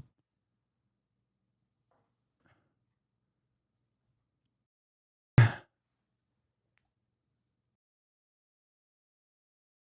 don't like swimming? No, I love swimming. Just not in the ocean. A jump in oil prices in 6 years. Why? Well, new explosions reported in Iran as the U.S. and Tehran trade strikes for a third straight night. At 4 p.m. Eastern today, the United States says it will resume its naval blockade of ships going to and from Iranian ports. President Trump says the U.S. will become the guardian of the Strait of Hormuz. He also announced plans to... Yes, we're going to talk about Haley Stevens paying influencers $1,500 to say positive things about her. I hope the open mind on Palestine leads to the open mind of reparations. Yes, that too. Implement a toll, charging 20% of the value of cargo on ships as a reimbursement to the United States. That is in direct contradiction to things that his vice president, the Secretary of State, the Secretary of Defense, the Secretary of Treasury have all said. Let's get to CNN's Betsy Klein at the White House for the latest on what you're seeing this morning, Betsy. Well, the White House clearly watching those gas prices very, very closely with no signs of de-escalation for this conflict. The U.S. launching a third consecutive night of strikes across Iran responding in kind with attacks across Gulf states. But the Strait of Hormuz, that critical oil thoroughfare, continues to be the main point of contention here. Prior to this conflict, no one had full authority over this waterway. Iran now using it as a key point of leverage as President Trump announces that he will reimpose that blockade on all ships traversing to and from Iranian ports. He also says that there will be a 20% fee for all commercial vessels going through the strait that he says is for the U.S. provided security in that very dangerous area. Now, officials have previously said that it's really unclear if this can work. Secretary of State Marco Rubio has flat out questioned whether this comports with international law. President Trump himself had previously said that it's an international waterway and he didn't want tolls. But as we think about a path forward to this conflict, I just want to draw your attention to recent comments from President Trump about this memorandum of understanding. That is that now defunct peace agreement signed just about a month ago. When he signed that agreement, the president touted it. He said that it was an agreement that achieves everything he set out to accomplish. He pointed to Iran never having a nuclear weapon, the Strait of Hormuz being open, as well as ending this conflict. But listen to what he said about that memorandum of understanding just yesterday. It didn't look. Memorandum of understanding when you're dealing with sleazebags don't mean much. And they don't mean much when you're dealing with honorable people, too, because it's a memorandum of understanding. It doesn't mean much. And I said, why are we even, it's a standard tactic in the U.S. that you go to a memorandum of understanding. And I love what he says. A memorandum of understanding doesn't mean much when you're dealing with sleazebags. He's not wrong. It's just not the Iranian side that's a fucking sleazebag. It's you, dumbass. Yeah, it's an admission. It's just an admission. That's what this is. Then you go to the deal. I said, just go to the deal first. But you know what? It was sort of a test, and they weren't there. Those comments raising major questions about the strategy going forward, and all of this is also kind of funny because he from what I understand, that was like a late night post when he was like, "We're gonna charge 20% to be the guardians of the galaxy," and then everyone was like, "That's the dumbest thing you've ever said, Mr. President," and now he has to like back away from it. But fear not, he will probably arrive at that position again tomorrow when he feels annoyed. It's awesome, though. We are led by a fucking moron, okay? We are led by a fucking moron, a baboon with a child's brain.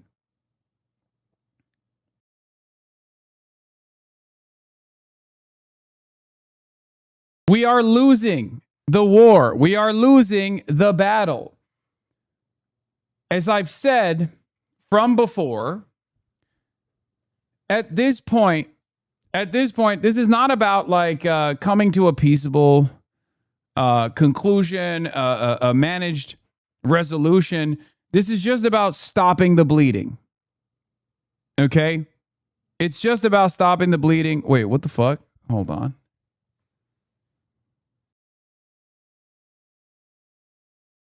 Okay, there it is. Sorry. America has lost this battle. America has lost this war. Okay? They did. And they've lost it since pretty much April. Okay? They lost it when they started it.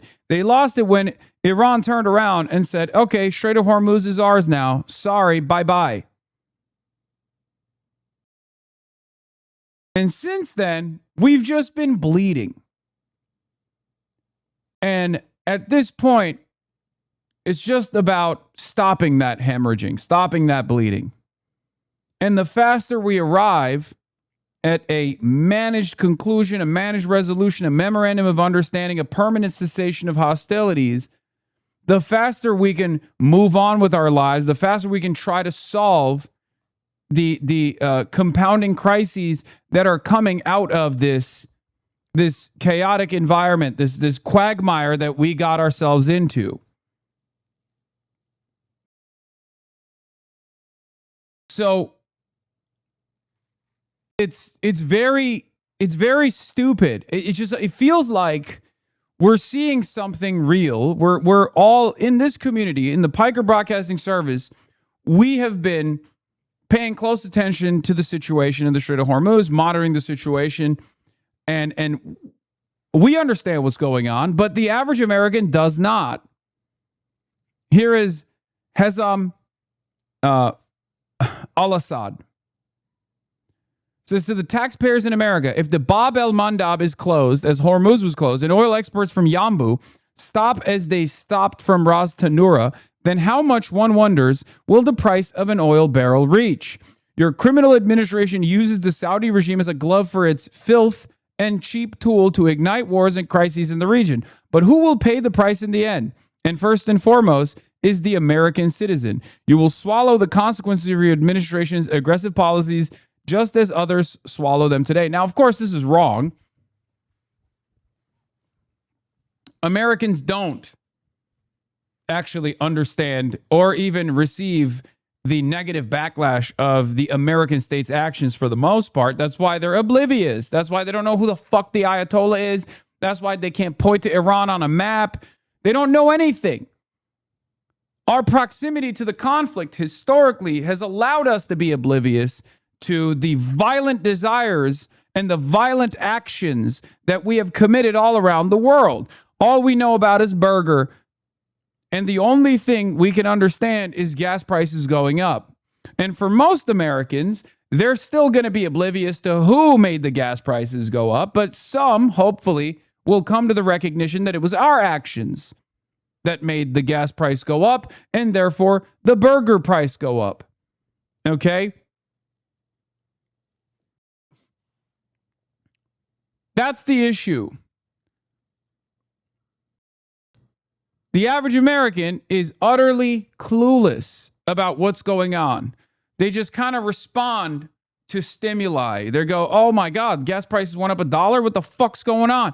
That's the average American.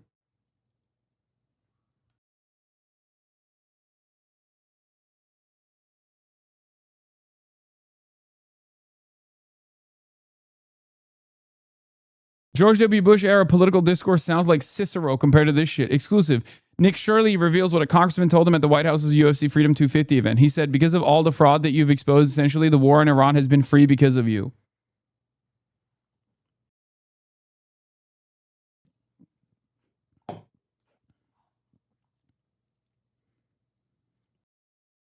Care to explain yourself, traitor?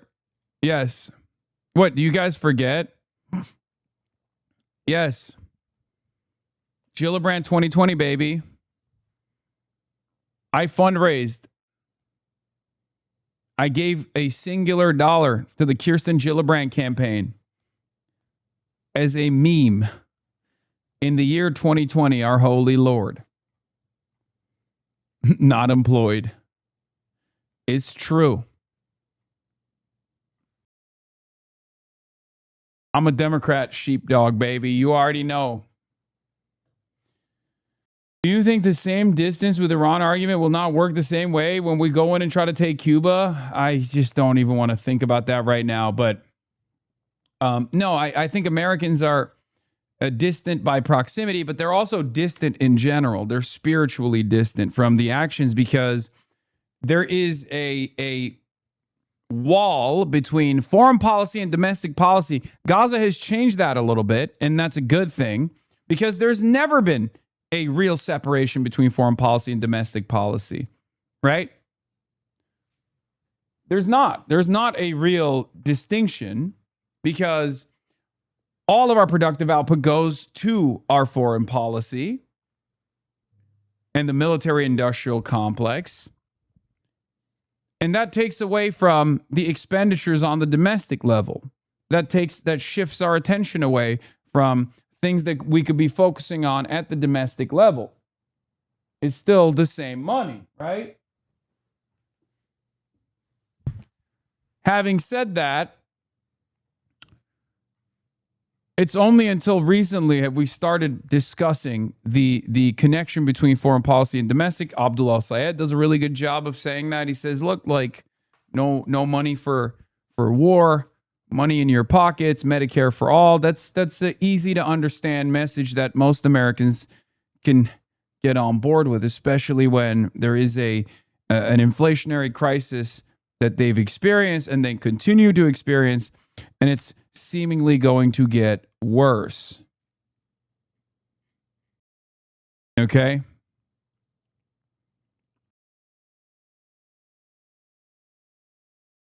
Time to carry the flame? Oh shit, level 1 hype train.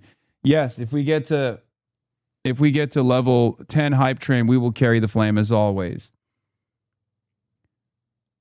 Yeah, especially for us as business-minded folks that really care about business and international shipping lanes. As you can check the suit, peep the suit, peep the suit. What does this tell you? I like business. What kind of business? International commerce, specifically transiting ships through the Malacca Strait and then parking them in the beautiful ports of the nation state of Singapore. Okay, I love Singapore. Singapore is my life for Singapore. I love doing commerce. I love doing business in the great nation of Singapore. Now, of course, as a community full of like-minded international shipping magnates who love the nation state of Singapore, we have our concerns because unfortunately the nation state of Singapore has shown us that perhaps they don't necessarily care about making sure that they follow through on the application of the law, specifically cyberstalking statutes, specifically defamation statutes. This has made it, unfortunately, far too difficult for me to continue conducting business with the beautiful nation state of Singapore. But that's why we talk about the Strait of Hormuz quite a bit, because while my heart is in the Malacca Strait, my mind and my attention is shifted elsewhere, because every time I think about the Malacca Strait, every time I think about how easy it is to transit ships through that strait, I then am reminded that there is a man that currently lives in Singapore. His name is More Pegasus, also known as More Pegaslop, also known as M. Pegasus, who has been consistently cyberstalking and also defaming and slandering me, and maybe stopping me from even thinking about the Malacca Strait.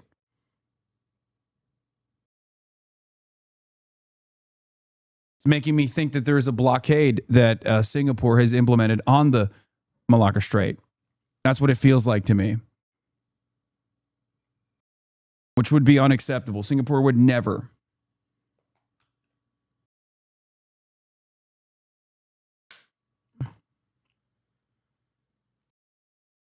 The name alone gives me chills. It's true.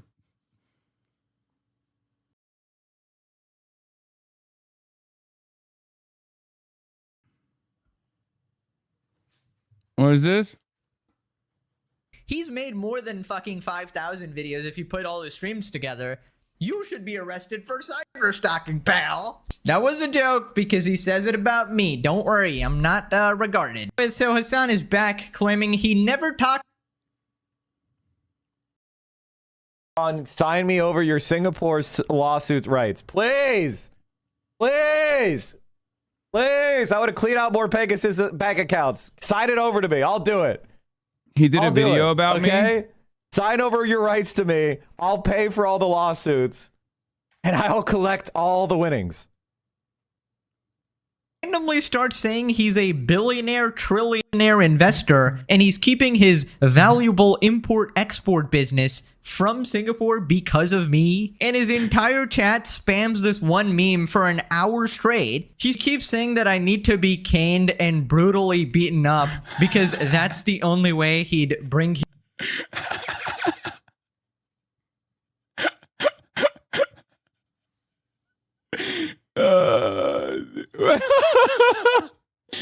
Oh, it's true. It's true. Sir, it's true. It is true. Bro, these dumbasses really be taking you seriously? They should. Because I am as serious as a heart attack. It's not a joke. You know what's not a joke? Feeling concerned about continuing to do business with the beautiful nation state of Singapore, which I admire and love, as you guys all know. We all love and admire. As those who love international shipping routes, as a community dedicated entirely to ensuring that all straits are open, that commerce can flow freely. Suitbert, rise up. Importers, exporters, rise up.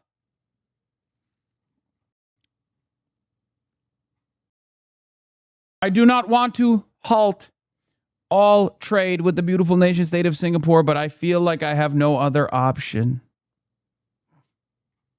his business there. You mean your business of supporting a bunch of terrorists? And so then Slender! Once again! Slender! Where are the Singaporean authorities? Do you hear that? An accurate understanding of international law should not be reflected upon like this. This is slander, I tell you.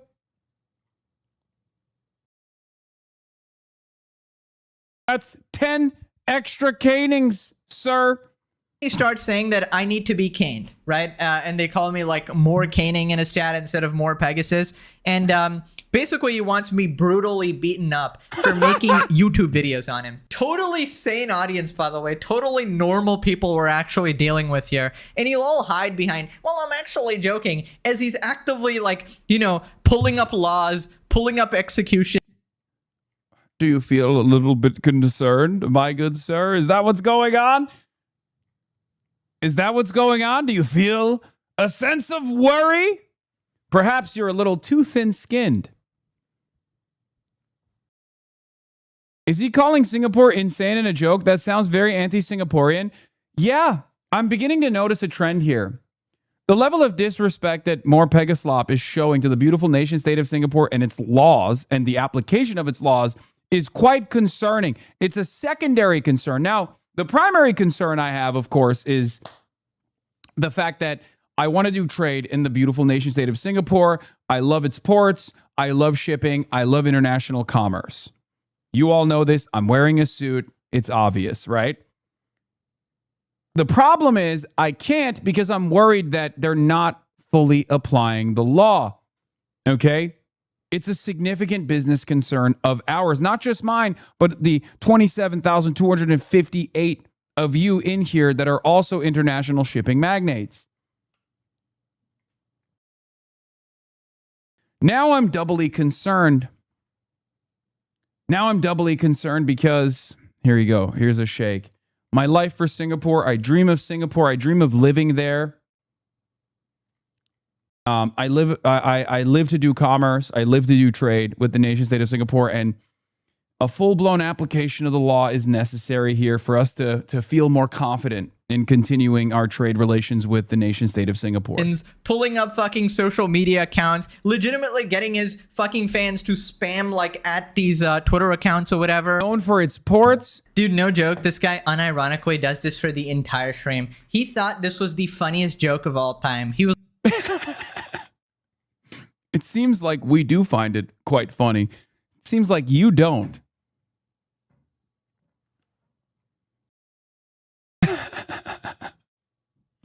What happened? What happened? Guys, I thought legalize comedy. I thought comedy was legal now. Legalize comedy. It's like, damn, my stream is so dog shit and so boring, and I'm so unentertaining. My viewers are constantly leaving. I need to talk about Pegasus. I need to up those numbers, Let me talk about. Yeah. That's right. At the ports, let me talk about Singapore. He's like flailing around, like flopping like a fish out of water, and he's like, "Oh shit, I need to take somebody else down with me." I will admit, I think between myself and more Pegaslop, there's only one person. There's only one person who's flopping around right now, and it's the guy who's like, "I don't like these jokes. Please stop telling them." Yeah. This could be you. Stop playing with your meal. Bloomberg News retracted a story about the Singapore property market originally published on December 12, 2024 to comply with a court order after a Singapore judge found that the article was defamatory of two senior government ministers. Bloomberg contested the accusation in court. Wow, this just happened. Wait a minute. This is giving me a little bit more confidence. This is an interesting development that's taking place in the beautiful nation state of Singapore, which I love and admire and would like to continue doing trade in. This just took place, July 14th, 2026. It seems to me like Singapore is a nation of laws, is a law-abiding nation, is a nation of laws and order. Singapore law firms are extremely expensive and their law system don't play around. Pegasus would be cooked really fast and lose badly and get at least 2 years in prison.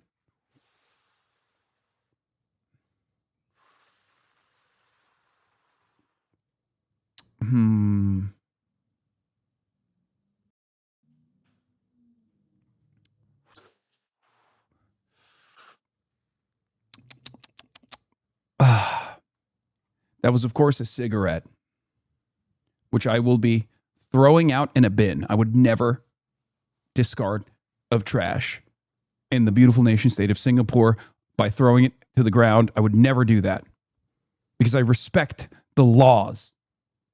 I respect the rules and laws in the beautiful nation state of Singapore. However, it seems others do not. I would never chew gum. Never do that. But it seems like this defamation has gone on for far too long. Desperately trying to claw at anybody, any of his haters, I suppose, which is like everybody. And I guess I'm just like a prominent one, I guess. We do Singaporean arbitrations all the time. Let's get him. If you hire me to run your Singaporean litigation, I'll give 500 subs. That's crazy. You're going to give me money to hire your law firm to sue more Pegaslop in the beautiful nation state of Singapore? I'm too entertaining, so he thinks he needs to take me down. And you gotta love his like deranged chat, dude. Get him caned. We're just joking, guys. We're just joking. Get him caned. Get him executed.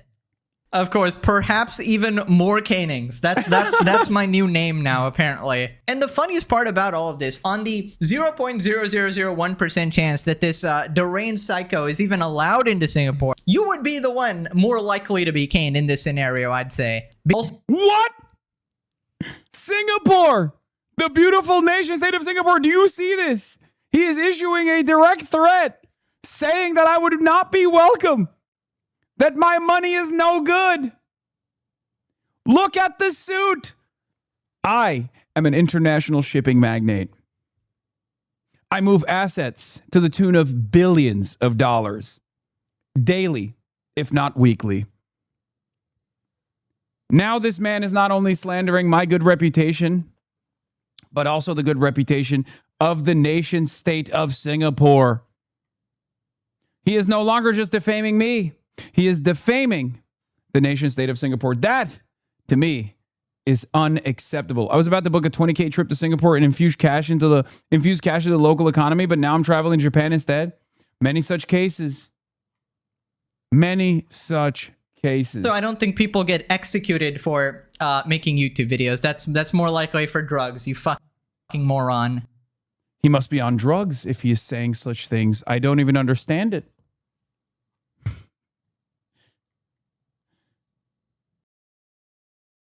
My home state of Louisiana just announced the first ever 5 gig meta data center. Please help me bring awareness to it. Oh, you're cooked.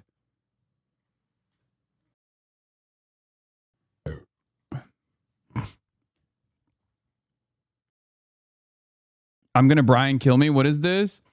It sure seems like many people on the far left throw the term establishment around when they'd rather be using the N-word instead. Jasmine, for us. Clap, clap, clap.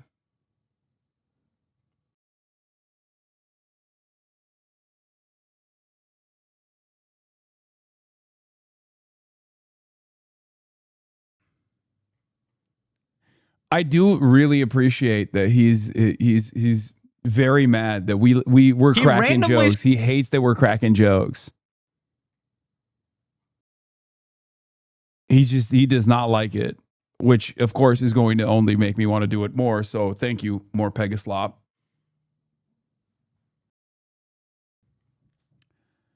I hope if I'm ever frantically treading water on video like this, a loved one will do me the favor of telling me to turn off the computer and go outside.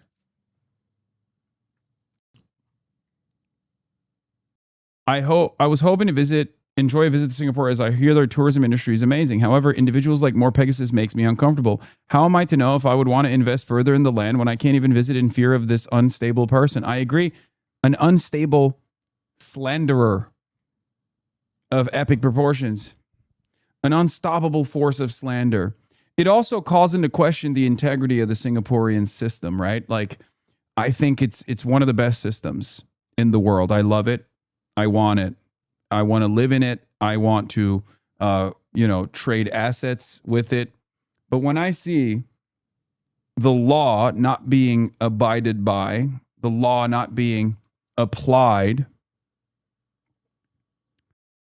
it calls into question the integrity of the whole system from my perspective. And I don't want to believe that Singapore would ever let a crime like this. Not only did Bloomberg lose, they had to pay 170. Okay, I'm licking my lips now. Bloomberg loses landmark libel case in Singapore. A judge ruled in favor of 2 Singaporean ministers in a closely watched defamation trial seen as a significant test of the country's libel laws and their implications for press freedom. Not only did Bloomberg lose, they had to pay $177,000 to each minister they defamed.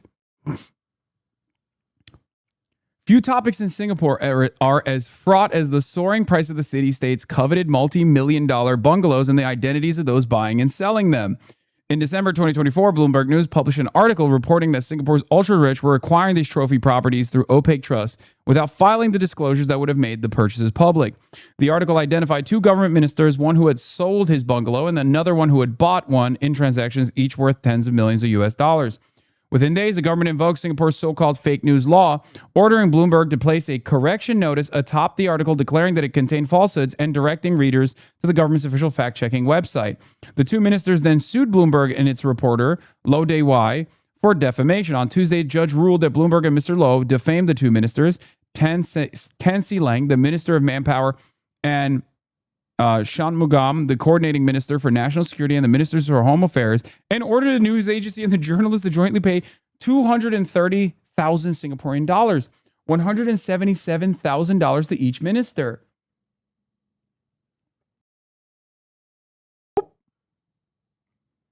During the trial, which began in April, neither minister disputed the accuracy of the reporting on their property transactions, but their lawyer argued that the use of words like shrouded, secrecy, and cloaking to describe Singapore's luxury real estate market hinted at impropriety. On the stand, Mr. Shanmugam said the article suggested that he was involved in a shady deal with the possibilities of money laundering. The legal standard in Singapore differs sharply from that in the United States, where public officials face a high bar to prevail in defamation cases. In Singapore, by contrast, courts have held that cabinet ministers are entitled to the same protections as private citizens. Government leaders argue that defending their reputation through libel suits is necessary because public confidence in a corruption-free government underpins Singapore's success.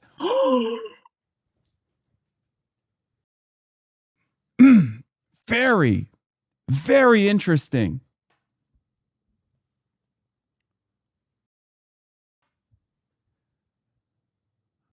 Very interesting. Very interesting development.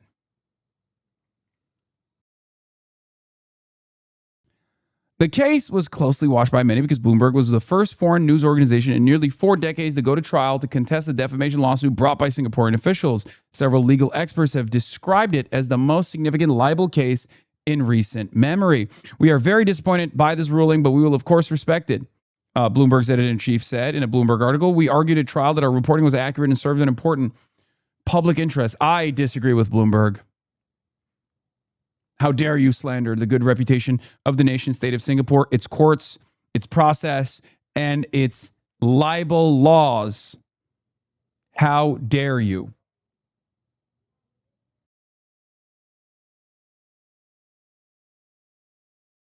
Hot off the presses?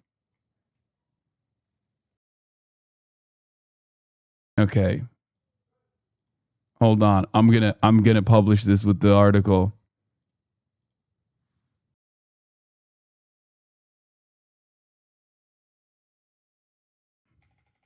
When the beautiful state of Singapore finally holds to account more Pegaslop for its 400 plus videos slandering me, an international business person who wants to do business in Singapore.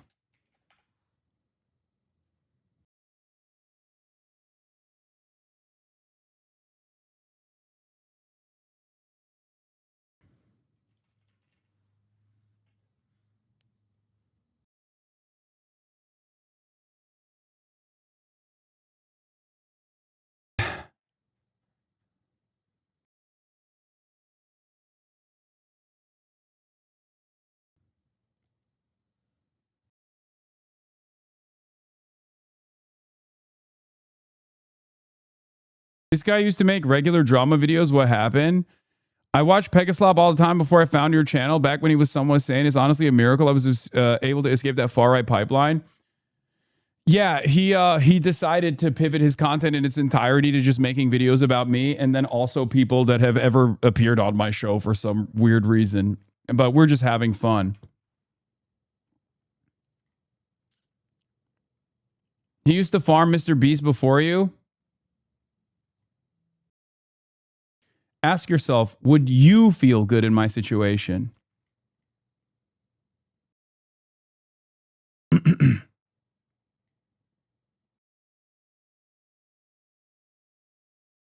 See, he's still doing it. Why do you keep talking? The More Legendary series is officially over. More Pegasus living rent-free and his tiny head is diabolical. How can I be okay? The Legendary series is over. Look at the suit. What does the suit tell you? It tells me that you're still self-conscious about what Shuan had said. They live in a totally separate universe, too. Like, it's very strange this universe that they live in is like an alternative universe where I'm doing things because of the videos that they've made or whatever. It's like terminally online and totally removed from the real world, which also makes me feel unsafe. It makes me feel unsafe. It feels like defamation. It is defamation. As a suit wearer, it's very clear that I like business. Bro, you didn't even know he existed? I know. But now I do. And now that I know he exists, I now realize where all of this slander and the targeted harassment was coming from, because for the longest time, his fan base has also come into my chat to cause great emotional injury to me. That's right. Tremendous emotional injury. Anyway, we're moving on from more Pegaslop. That's a funny little aside that we had here.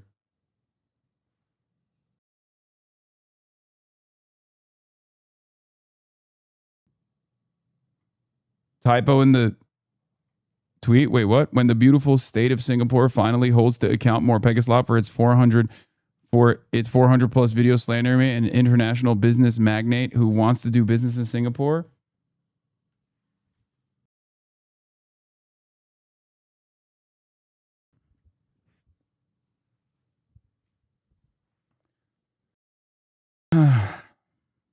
Emotional injury specifically relating to the beautiful nation state of Singapore. Yes. Oh, I said it. Yeah. Okay. That's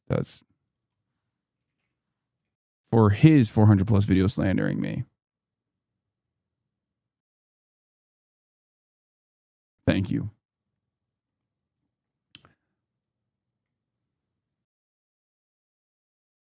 Knowingly and willingly and intentionally, with malice, with tremendous malice, engaging in the act of defamation, slander, libel, rendering me incapable of doing business in the beautiful state of Singapore, which I love and admire, specifically its court system and its application to the criminal justice, the rules and laws, that it applies evenly and in a fair manner to make sure that there is permanent stability.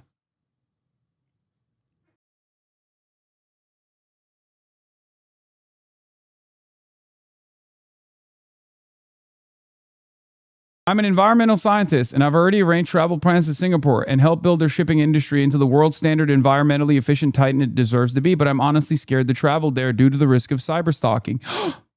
Another one. Look at that.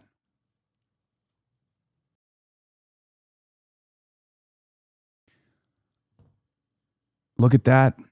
It's so devastating. It's so devastating to think of all the missed opportunities for commerce, folks. It's important that we continue raising awareness of more Pegaslop's crimes.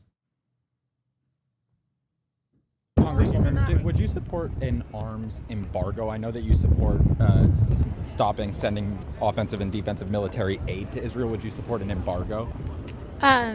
What do you... I mean, I consider both of those things to be the same. Stopping the sale of arms to Israel, or stopping other countries from selling to them. I don't... Well, other countries, I don't know where we have jurisdiction over, but I think in terms of us, I do not support any transfer of weapon. Goated. Beast mode. Shouts out to Julian for the record. Shouts out to Julian. Thank you. There it is. Sale or aid. You know, I think, well, here's one thing that I will say. Like, the actual ways that these things work is that they have to go. So anything that I have a vote for, here's what I'll say. Okay. Anything I have a vote for, I would not authorize that transfer. And I haven't, you know, I never have. I've never voted, to my knowledge, I don't believe I've ever voted for SFOPs. I've never voted for the military, NDAA budget. So in terms of my vote and what I have control over, I always vote no on weapons transfers. Would you consider taking a trip like the one that Congressman Khanna took to the West Bank? Oh, of course. You know, I think many years ago, Netanyahu prevented Congresswoman Tlaib and Omar from entering. And so I had stated years ago. I think things are moving. Things are moving. It's not bad.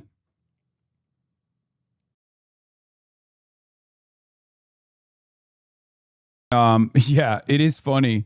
Matt Petty also called this out. It's something that I also brought up when talking to Ro Khanna, and I'm glad he wrote about this. He says, it's actually very weird the Democrats are treating banking sanctions on Israel as a less extreme measure than an arms embargo, and Rahm Emanuel is the only one honest about the implications. Rahm Emanuel literally went to Tel Aviv University and was like, what do you think banking sanctions are going to look like if we implement them? Which you deserve, by the way. Every bank has a fucking a branch in the West Bank. Every Israeli bank would be sanctioned. Targeted sanctions would destroy the Israeli economy. Yes, and I'm fully in favor of targeted sanctions on the Israeli financial system.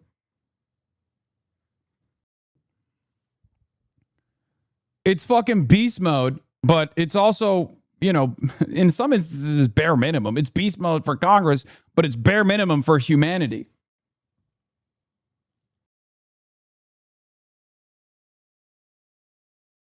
Two prominent Democrats visited the Holy Land over the past few days. Rahm Emanuel, chief of staff to the former President Barack Obama and the son of an Israeli independence fighter, gave a speech at Tel Aviv University about how the U.S. can stand shoulder to shoulder with Israel in the long journey towards peace. Meanwhile, Representative Ro Khanna was visiting a Palestinian village in the West Bank when his car was held up by an Israeli settler militia. The Israeli army says it dispersed the militia, let Khanna through. Khanna says the army was lying and that the soldiers took the settlers' side. Both Emanuel and Khanna embraced the idea of U.S. sanctions on Israeli settlements into Palestinian territories. Khanna told socialist talk show host Hassan Piker that a categorical arms embargo on Israel would probably be too far and presented sanctions on companies and officials dealing with the settlements as a more moderate option. But Emanuel made it clear to the Jerusalem Post that sanctions on settlements were intended to be an all-out attack on the Israeli economy. You want to pursue a greater Israel, he said, referring to a term for the Israeli maximalist vision. You pay full price for it. Everything. That's a choice you make. Sanctions are one of the most powerful but misunderstood tools of U.S. power. And in their rush to realign the U.S.-Israeli relationship, Democrats and some Republicans risk getting ahead of their skis. The ambiguity over the word embargo, for example. An arms embargo means that the U.S. government would decline to provide the Israeli government with any weapons. A trade embargo, on the other hand, would involve the U.S. government using its enforcement powers to target private civilian businesses in Israel as a form of indirect pressure on the government. These sanctions have a spotty track record in other countries, and even in theory, they only work by causing huge collateral damage. In Israel, it would be a trade nuke, okay? Because Israel does not exist without the United States of America. I cannot stress this enough. Without Western support, there is no Israel. It's bye-bye Israel, okay? That is the level of leverage and power that we have over this supposedly quote-unquote sovereign nation. But the fact that the fact that the tail is now wagging the fucking dog is unbelievable to me. They have grown too big for their fucking britches. It's time to knock them down a million pegs. Okay? That's it. This is why it has always been one fucking phone call. I know it's like symbolic that I make that reference, but it's the reality as well. Okay? That's it. That's it. Israel does not exist without unconditional and full-blown American economic support and military support. It does not fucking exist. So the very fact that Israel gets to exist in the belligerent and violent ways that it does, while maintaining an apartheid, while maintaining an occupation, while furthering its ambitions for a greater Israel project, it's totally upon us to put an end to it. Anyone that tries to tell you that's not the case, they'll go to Russia, they'll go to China, they'll go here, they'll go there. Bullshit. Okay? Bullshit. First of all, you think China is going to be like, okay, we'll take over the role. There is 0% chance that they would do that. The only reason why they're not doing anything or saying anything is because of American support. Once American support goes away, Israel becomes a real country, a normal country, one that has to abide by international rules and international standards. Okay?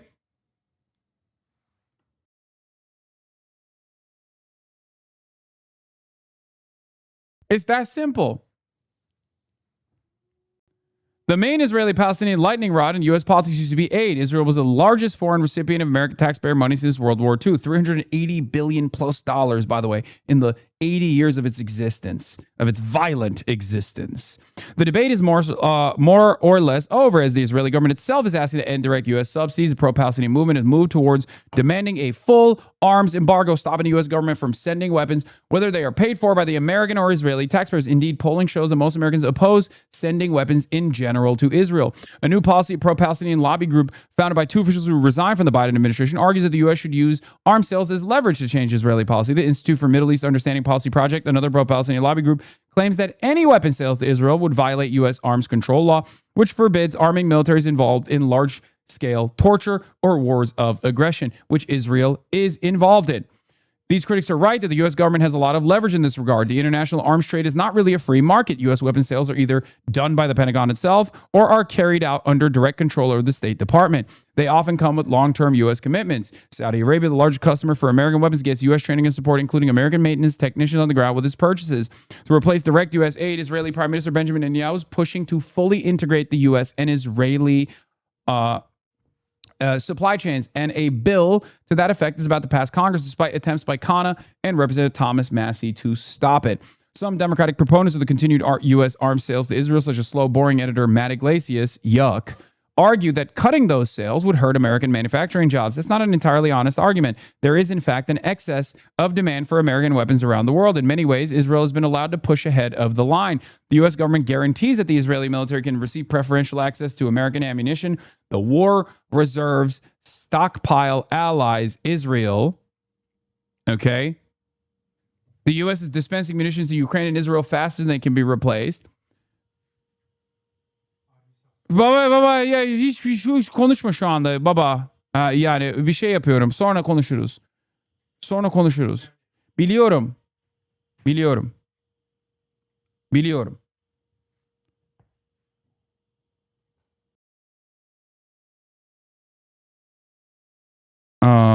Okay.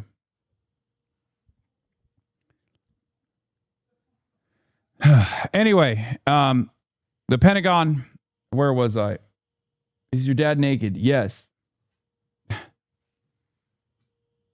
Okay, Kaya is escaping. Where were we? They often come through long-term U.S. commitments, full integration. Boring editor Matt Iglesias argue cutting those sales would hurt American manufacturing jobs is not an entirely honest argument. And better weapons than its neighbors, the qualitative military edge mandate, while other countries are stuck in a backlog. If Israel doesn't buy those weapons, someone else will. There's more to the argument that U.S. leverage is overrated. Comparing Saudi Arabia to other case former Pentagon officials Elizabeth Dent and Grant Rumley wrote in 2024 that cutting off arms sales has proven to be a fickle tool of coercion. Although Israel could not wage its foreign wars without various types of U.S. support, the Israeli-Palestinian issue is a much older and low-tech form of ethnic conflict. The people who stopped Khan's car, after all, were a ragtag militia. Still, perhaps an argument for getting the U.S. out of the mix, if only to wash American hands. Not true. Okay? Not true at all. It's the first and necessary step in this process. It's not the end-all, be-all of the bargain. Obviously, embargo is the first righteous, just method of holding Israel accountable in the interim. Sanctions, on the other hand, are far more comprehensive and far more brutal. We need to get there too. The very fact that we're having this conversation, by the way, I need to take a step back here. Take a deep breath, and remind you that the very fact that we are having this current conversation is a sign that things have changed dramatically. Okay? A lot of people will choose to obfuscate the real issue at hand, and the very fact that they are choosing to obfuscate the issue at hand implies that there is so much clarity, at least amongst the masses, on this issue. People understand right from wrong. They want to punish Israel. They want to hold Israel accountable. Okay? That's huge. These are conversations that I never thought we'd be having in the United States of America 10 years ago. Are you fucking kidding me? 3 years ago, these conversations would not be having. We would not be having these conversations.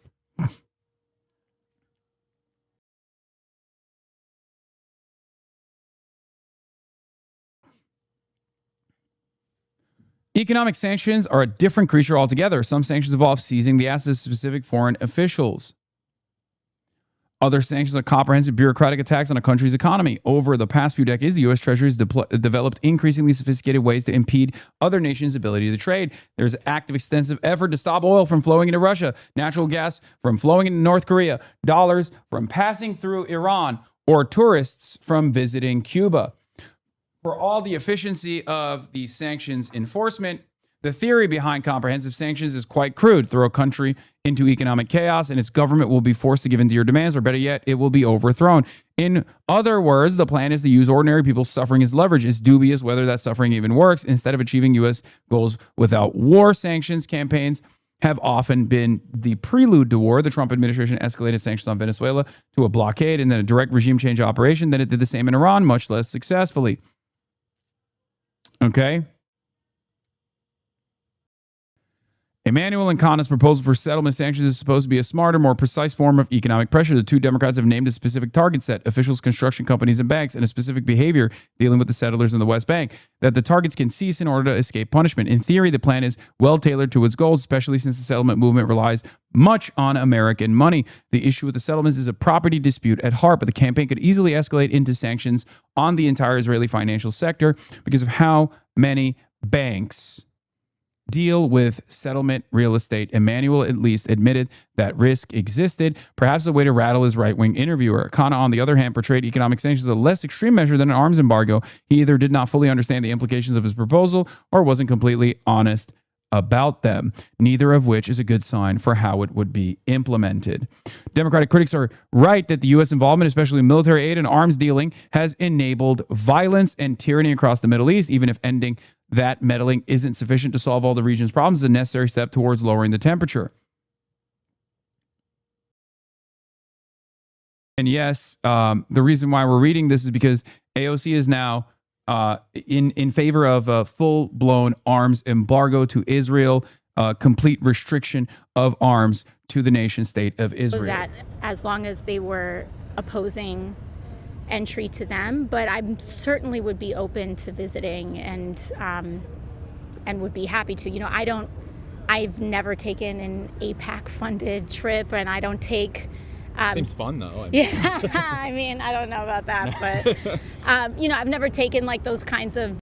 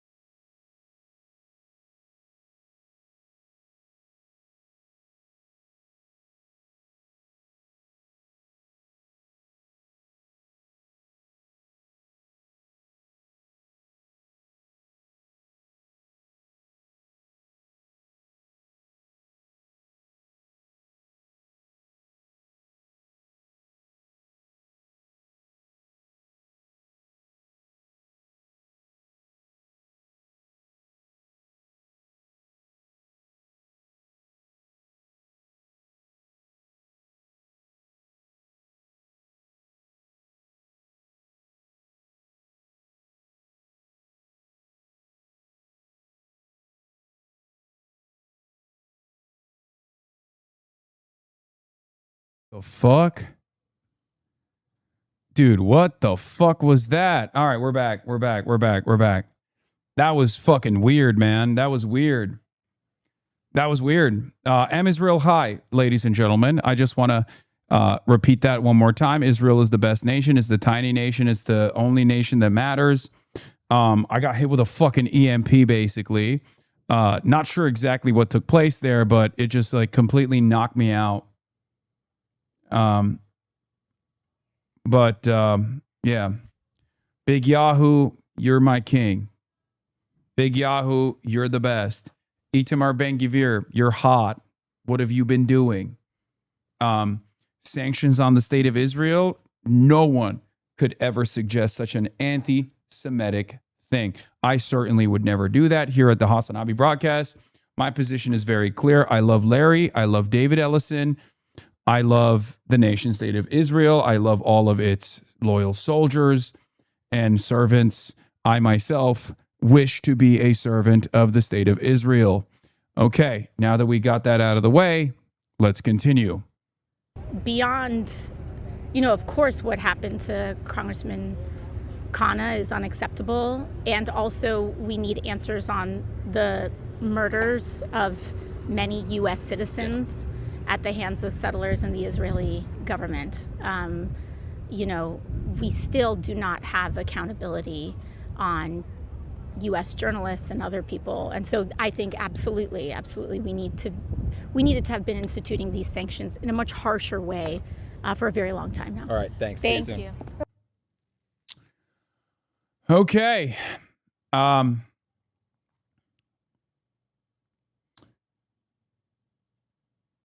Apparently Joe Kent is against the merger of the militaries. Yeah, no shit. Who the fuck would be in favor of it, dude?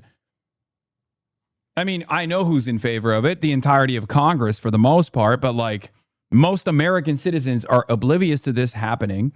There's not a lot of coverage from mainstream outlets that this is even happening at all. And there's a good reason for it, because if more people were aware of what was happening, they would find it to be as perverse as we do. Why would any American be like, oh, this country that has fallen out of favor, this country that's done a genocide with our tax dollars that requires unlimited amounts of support, that country should merge its military with ours? Dude, listen to me. If fucking Ukraine made this demand, Americans would be up in arms. Okay? If Estonia made this demand, Americans would be up in arms. This is a ridiculous demand.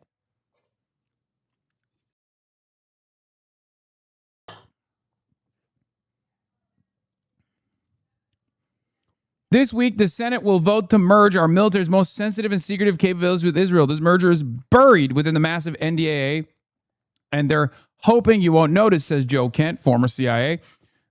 Merging our military with a foreign country is a treasonous betrayal of our sovereignty. Call your senators and tell them to vote no on the NDA until the merger with Israel, Section 219, is taken out. Tell them that we will never support merging our military with a foreign nation. The Senate switchboard number is 202-224-3121. Here's Benjamin Netanyahu openly talking about how wonderful it is on Fox News. Benjamin Netanyahu went on Fox News to talk about how great it is. Senate Dems under the leadership of Senator Chris Van Hollen unite to block the NDAA from moving forward because of its provisions that deepen U.S.-Israeli military and intel relations. This is remarkable and further evidence that the U.S. is moving away from Israel.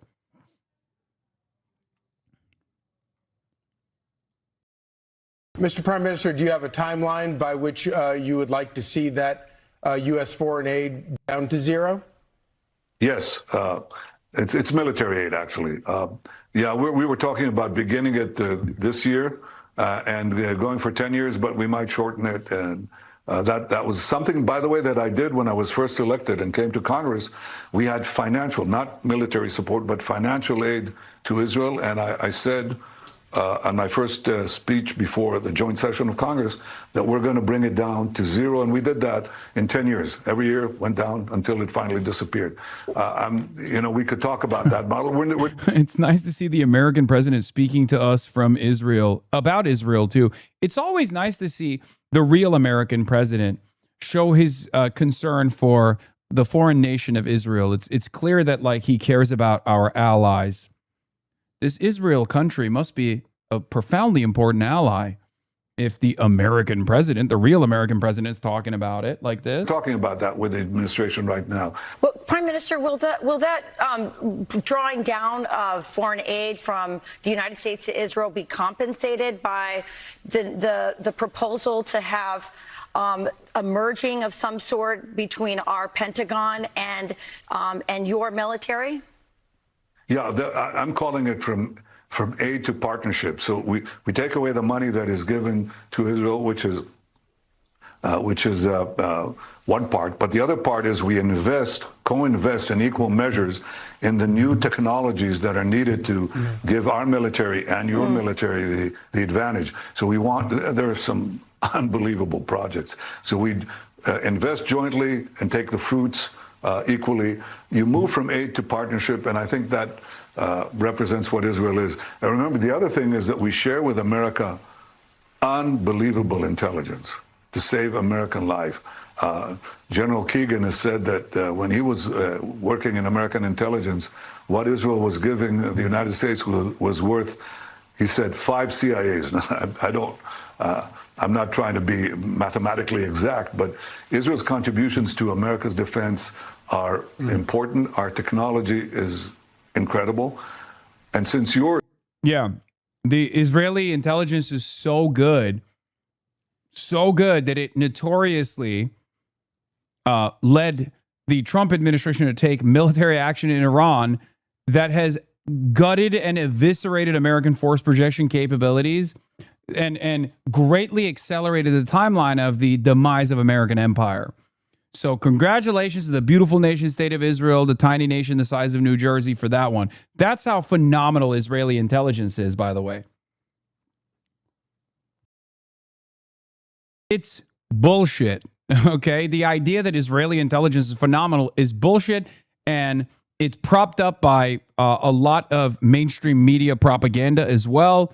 I mean, one of the best examples of this was when 60 Minutes did that like Mossad beeper bombing operation as though it wasn't a fucking act of terrorism. They were like, look at how comprehensive and phenomenal it is. Or an even better, more recent example was when they were talking about how the Israeli intelligence was so phenomenal that they knew exactly where the Ayatollah Ali Khamenei was. Yeah, dude, he was at his house. Okay? He was at his house tending to his fucking garden. The fuck do you mean that was brilliant intelligence from the Israeli side? Well, it's like here's some brilliant secretive intelligence from the minds of the Hasanabi espionage facilities. The president is currently at 1600 Pennsylvania Avenue. That's right.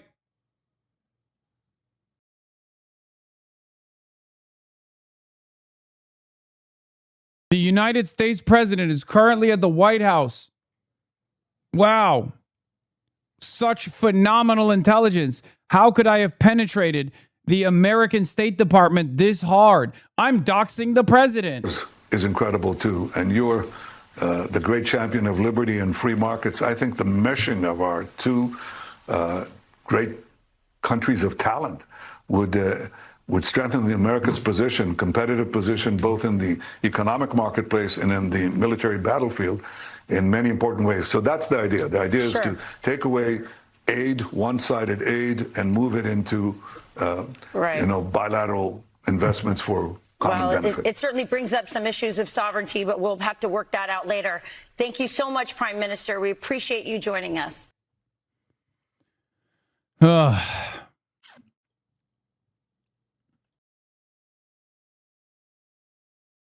Exclusive. Our investigation into Israel's secret operation to cultivate Ahmadinejad to turn him into an asset. His trips to Budapest were a front to meet Israelis, including Mossad chief David Barnea. This was the New York Times reporting. Why would U.S. intel, presumably Israeli intelligence, share this recent operation with New York Times, burning a prize asset and scaring away IRI recruits? Maybe they want to burn Ahmadinejad because he burned them, double agent, ? Or planted this to sow paranoia and he's collateral damage. Odd.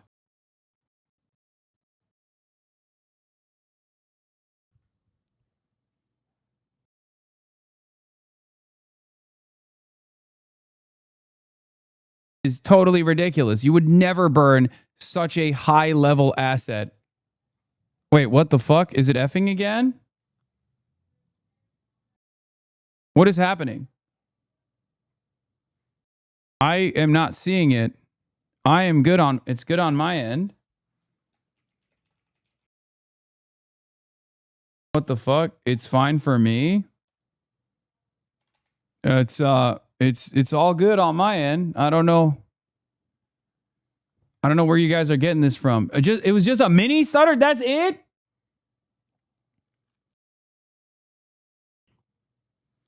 I was choppy for a few seconds and you guys made it seem like the stream got knocked out the grid.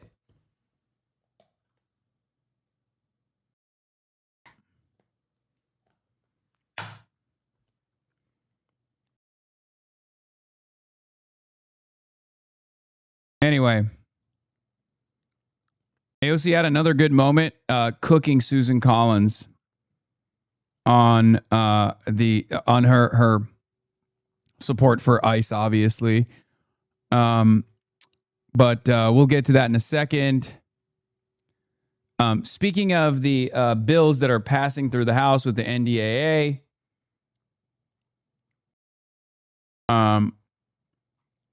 well, I guess before we get to the bills passing through the House with the NDAA, let's continue with the memorandum of misunderstanding. As President Trump has formally notified Congress that the U.S. military has resumed action against Iran, he says that action will be limited. We want to start charging people to go through international waterways.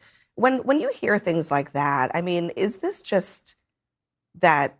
I don't know. Is it just incompetence? Is it just that Trump and his team are just really not on the same page, or that Trump wants to change the status quo of how the world works? Well, I think more than anything else, it's Trump making things up as he goes along, which is very much on point with him, which is very much part of the brand. He was asked a question, he needed to come up with an answer, and that's the one he came up with, which is pretty consistent. Look, here's what it takes. Quite aside from 20% is far more than even the Iranians are charging. Those are very, very large tankers. When you say 20% of the value of their cargo, depending on what they're carrying, let's say it's oil, let's say it's at current prices, we're talking about $70, $80 million. Iran wants to charge $2 million. Right. So if you're a shipping company, who would you rather pay? But anyway, that's aside. The art of the deal. Let's set this aside. Sounds like what does it take? Exactly. What does it take for the United States to get into a position where it can say we are the guardians of this strait? What it takes is to have military control of both sides of those waters, which means putting boots on the ground in Iran, controlling the Iranian territory overlooking the Straits of Hormuz, which means putting, by the administration's own calculations, which mean putting enormous amounts of American blood and treasure into a full-fledged war. You can't, at the one side, say we're not going to have a full-fledged war, we're not going to put American boots on the ground, and also say we are going to control the state. That square into that circle simply. And as we have learned, Emily, I mean, if controlling the strait were so easy, we would have done it by now, and we haven't. Yeah. First of all, we will agree right now. I literally think Trump made that up on the phone call. You could tell he just was like having a silly time. I know. Oh, that's cool. Matters that pertain to the stability of global energy markets. Just a thing that the president makes up like a baby. What the hell is going on? Yeah, we know that. That's a fucking problem. We know that. We understand that. That's kind of the issue. Why is Emily Austin on CNN, by the way? What the fuck is going on?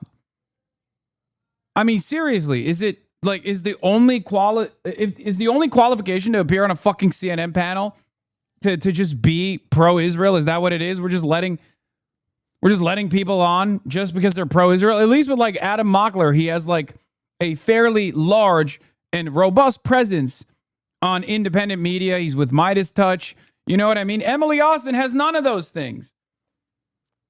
What the fuck is Emily Austin doing on a CNN panel? I also want to point out, this is just being like technical here.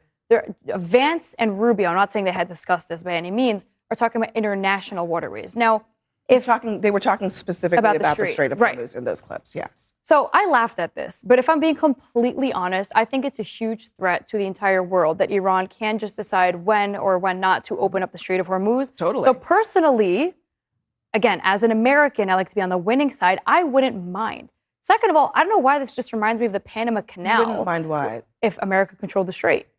But So- okay, but putting sure, American no. boots on the ground. So here's the thing. I'm Obviously, sure I no think one he's would not being mind. serious. I don't even think he's being serious. I'm saying So he's if just joking around somehow the war? there's a tangible way that it can be done, I think that will be a massive plus for our economy. I think most of Panama's GDP is from the Panama Canal. I mean, if we can have wait, you're telling me if we can't have the Strait of Hormuz, you wouldn't take the Strait of Hormuz? Girl, yes, but how are we going to get it? We'll At figure this that point- out. No, at this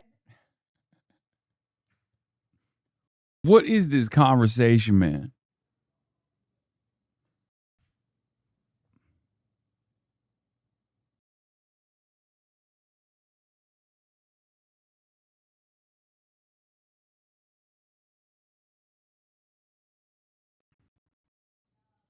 point, in all seriousness. I'm Is there being serious. anything about, I'm not saying that taking the Strait is a bad thing. What I'm saying is, at this point, in this execution of this war, it's done, it's not done. Do you actually think that there is a plan from Donald Trump to get us out of this situation? Right now, this minute? Yes. Actually, yes. Okay, I after have a hearing him bridge in speak Brooklyn. today, I want to tell can I you just say- because This is I don't know how much you're the rest too of smart the world. for that, Emily. No. You're too smart for that. Everything Emily just Okay. said should make us appreciate Obama's deal a lot more, because without depleting That's an oxymoron. Listen, without depleting our missile stockpiles and without letting them gain control of the Strait of Hormuz, we were able to accomplish a deal. We are now 135 days into this war that was supposed to be 4 to 6 weeks. Obama's And deal would be ending right now. 100 and then days. our There was a phase generation two. is in trouble. There was 100 days ago a tweet from Trump where he said unconditional surrender is what we're going to get from Iran. Since then, they still have missiles. They still fund their proxies. They still have the nuclear capacity, and the regime has not been changed. So our generation is bearing the brunt of this cost. We are bearing the brunt of this war cost, and our debt is already massive. The Obama deal did not put us into debt. Okay, what do you mean? Can I ask you, what concession have we gotten from Iran so far? Horace, what concession have we gotten from Iran so who far? the biggest critics are of Obama's plan? It is the Middle East region. All of those partners sit. Oh, God. Why do they have so many people who just don't know what the fuck they're talking about on this stupid ass panel, bro? I'm sorry. It's so frustrating. Oh, really? The Middle East region is a critic of the JCPOA? Man, what the fuck are you talking about? Just say Israel, dude. Just say Israel. That's it. The only critic of the JCPOA was Israel. You know who was not a critic of it? China. You know who was not a critic of it? Russia. Iran was abiding by the standards. There's a multilateral commitment from not only allies in Europe, but also foreign adversaries like China and Russia. Okay? I think it's really annoying. I understand the purpose of these sorts of panels, okay? I get the purpose of these sorts of panels, but like, just please have someone who's at least a little bit knowledgeable, who can actually hold these people's feet to the fire. It would be entertaining.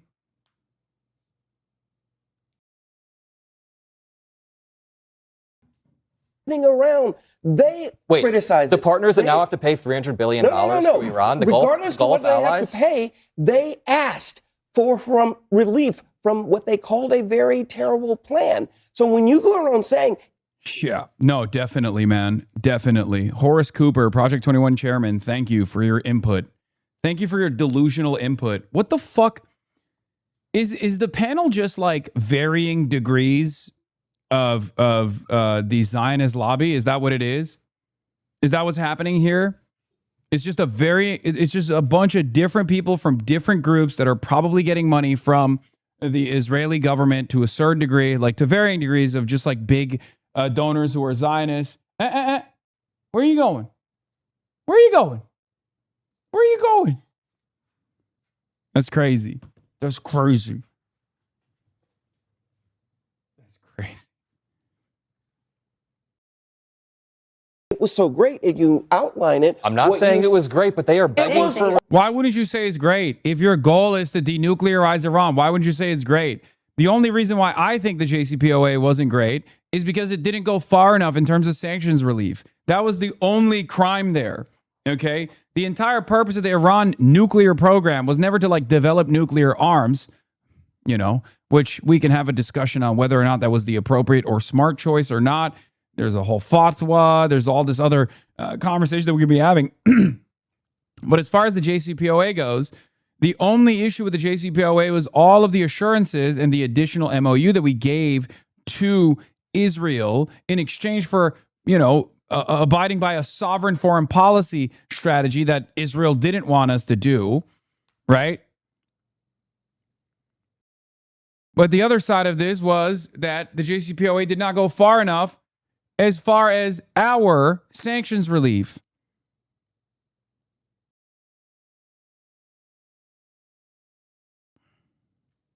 Right now. I'm saying it's better than this. Horace, can you name one concession we've gotten from Iran? Now. Can you name one concession? Well, actually, Horace, I will say they are not really saying a whole lot of anything right now. Yeah, they're saying privately. And also, bro, she has 8 views on this video. Jesus Christ. That's it. You can get 8 views on a video and still get on a CNN panel as long as you're just a Hasbro operative. It's awesome. What are these standards, man? What the fuck are these standards? So let's just be clear.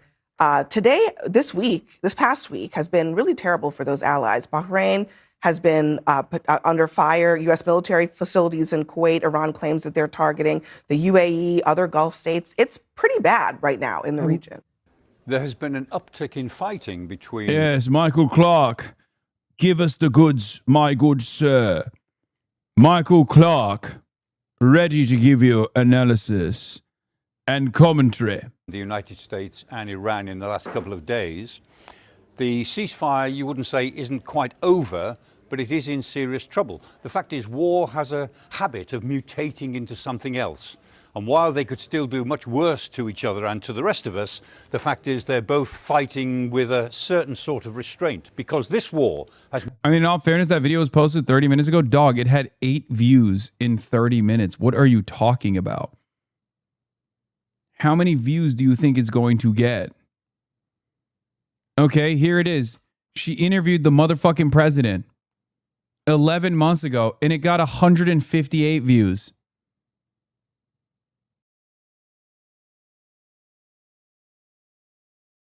That was 11 months ago. Is 11 months sufficient? Is 11 months sufficient time for a video to accrue the maximum amount of viewers that it could?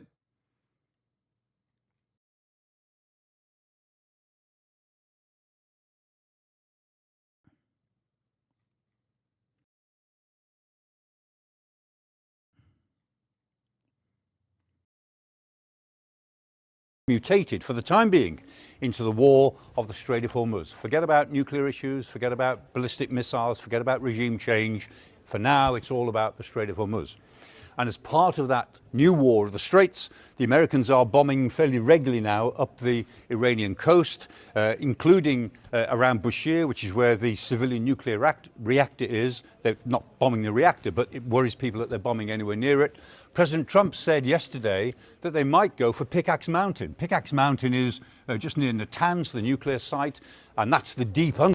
Another even dumber point from Trump, by the way, is bombing Pickaxe Mountain, which is even more secure than the other underground missile facilities and underground nuclear facilities. It's fucking dope. Underground shelter, which the Iranians are believed to have. Whether they would really bomb something 24 hours after President Trump has said they will bomb it, we'll have to see. But that pattern of attacks is clearly designed to keep on pressuring Iran over opening the Strait of Hormuz. And of course, in response, the Iranians are attacking American bases in the region. They're particularly interested in the bases, the air base in Kuwait. They're particularly interested in Bahrain, in the naval base at Bahrain, the headquarters of the 5th Fleet, the big air base in Qatar, and of course, various facilities that the Americans have in the UAE.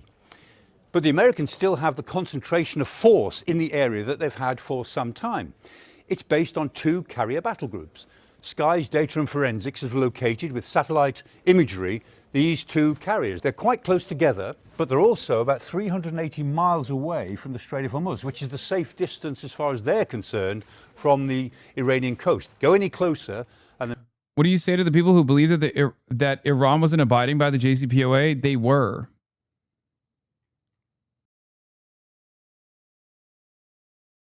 They were. So I don't know what to say to people who just believe in alternative shit that they made up in their minds. Yes, they're hallucinating. Believe the lie that Iran wasn't abiding by the JCPOA. Yeah, well, you already figured it out. They're believing in a fucking lie. What can you say? Might have to start defending themselves. But the fact that the carriers are quite close together tells us that they are ready for some sort of operation. And if you think about the whole the Americans are operating for the Eastern Mediterranean, the Red Sea, the Arabian Sea, and just around the corner in the Indian Ocean, they have an enormous concentration of military power that they can call on. They can call on their two main aircraft carriers. They've got two major assault ships with marine expeditionary units ready to go. They've got a couple of other command ships and landing ships, and no fewer than 19 Arleigh Burke-class destroyers. Those are guided missile destroyers with a powerful air defense suite of defenses. That's not an answer. Why did I get banned? That's not an answer. Okay, take a second off. In addition, they've got at least a couple of hunter-killer submarines in the area because they always go with the carriers. So the Americans can bring an enormous amount of power to bear if they're prepared to fight the Strait of Hormuz. If they want to move in and fight the Battle of the Straits, they will undoubtedly win it. But in winning it, they would probably take some losses. That would not be popular in the United States. And having won the Battle of the Strait of Hormuz, they'd have to stay there in some sort of form or other. Which is why when President Trump says today that the Strait of Hormuz is completely open, that's what he said. The answer is, well, Mr. President, let's see how many ships actually transit the Strait of Hormuz in the next few days or even few weeks. Here's Hamid Reza Azizi musing on the latest escalations. During the 40-day war, Iran had a clear targeting strategy, and each set of targets served a specific purpose. In the first stage, Iran targeted U.S. radar and early warning systems at bases across the region. The aim was to enable longer-range strikes against Israel later, which they succeeded. At the same time, Iran targeted those U.S. bases that could be used for a potential ground operation against Iran, including bases in Kuwait, Al-Kharir in Iraq, as well as some bases in the UAE that could be used for operations against Iranian islands. At the same time, which they did successfully, as we called out. This is why I keep saying, how can you take Karg Island? How can you establish a forward operating base in Karg Island when you have no rear guard, you have no bases in the region that are in operation currently?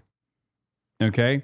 It wasn't just a targeted strike to destroy billions of dollars worth of U.S. assets. It was a deliberate strike to shut off U.S.'s eyes and ears that Israel takes advantage of. And they did it successfully. That's why once the Israeli munitions were depleted, you started seeing far more successful and successive strikes on Israeli soil. Paired that up with what Hezbollah was doing in its bombing campaigns on Israel, and this became a real problem. Anyway, at the same time, attacks on energy infrastructure in the region were intended to maximize economic pain. This time, however, despite the effective resumption of war, Iran continues to target U.S. bases in Kuwait and Bahrain that have already been attacked several times. This may partly reflect efforts to strike new installations deployed by the United States at those bases. But when judged against current U.S. objectives, these attacks do not appear particularly helpful to Iran. During the previous round of war, the U.S. had a broader set of objectives, including regime change, a potential ground operation to seize the HEU stockpile.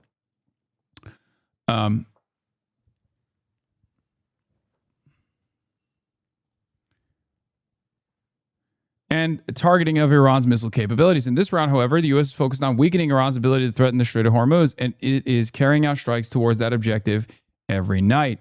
These operations rely primarily on capabilities that the United States already has in the region, as well as on the reimposition of the naval blockade, which depends on U.S. warships and naval forces. Iranian attacks, therefore, do not appear to be deterring the United States from continuing its strikes.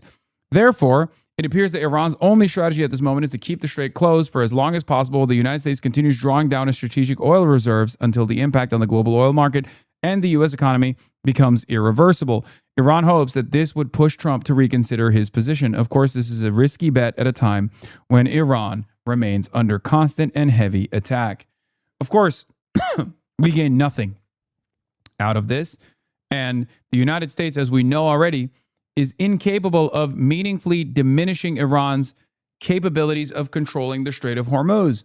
Because, as I've said over and over again, it's a relatively cheap and unbelievably effective strategy to just deploy these drones and these missiles on commercial ships that are transiting through the Strait of Hormuz. It's that simple. Okay? It's that fucking simple.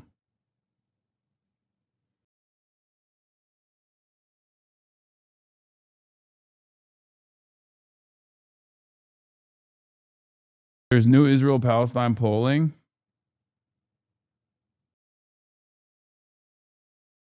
15 minutes ago, Detroit News, sample 500, U.S. Senate, Michigan Democratic primary 2026. Haley Stevens at 48%, Abdul El-Sayed at 41%, undecided and other at 10%. We'll flip that.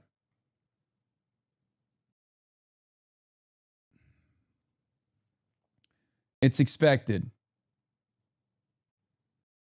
Good results for Stevens, although it is worth noting that Glenn Gariff has been consistently strong poll for her this primary. They've had her ahead in every survey they've conducted so far. I don't know their methodology, but I would expect this poll to probably underestimate youth turnout. But, of course, as is the case, every single outlet will turn around and aggressively posture as though this poll is the new lay of the land. Stevens is winning. Abdul's done. It's over.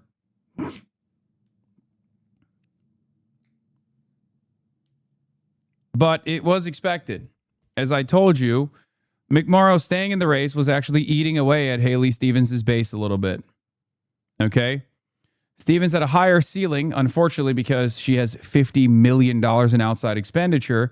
This is, unfortunately, a very real part of the problem. Okay?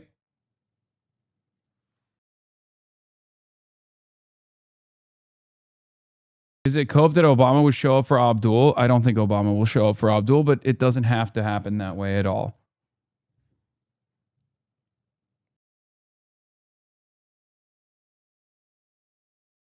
Anyway, we're going to continue with this stuff, and then we'll get to Abdul.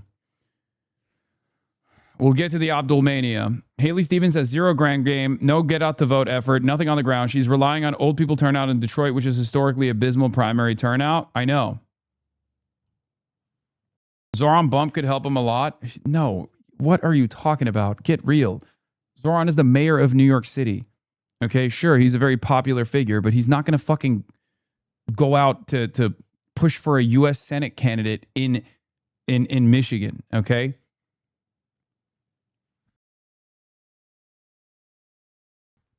Obviously, everything helps, but be a little bit more realistic with your expectations. He's the mayor of New York. Okay. Also, what you have to remember is this weekend, there are going to be massive events for Abdul El-Sayed. Alexandria Ocasio-Cortez and Bernie Sanders are coming to the state. They're going to do huge events starting tomorrow, I believe, all across the state. This is going to greatly boost turnout and also greatly boost his excitement. Okay? It's going to show up in the polls as well. So just wait. Get your ass on a plane to Michigan. Dog, I'm going to Michigan. Just not this weekend with the AOC Bernie wave. I will be going to Michigan right before the actual election. Okay? I'm going to be a part of the final push. As far as what you can do right now, if you're wondering, if you're worried, if you're concerned about Abdul's chances because he has received an unfathomable amount of attack ads and smears to the tune of $50 million from outside expenditures from corporate PACs, many of which is coming from AIPAC. Then the best thing you can do is phone bank for him. Okay? The Stevens El Sayed contest tightens in a dead heat when considering primary voters who say they're definitely committed to voting for one candidate or the other, with 34.1% identifying as definitive Stevens supporters, with 33.7% as definitive or definite El Sayed supporters.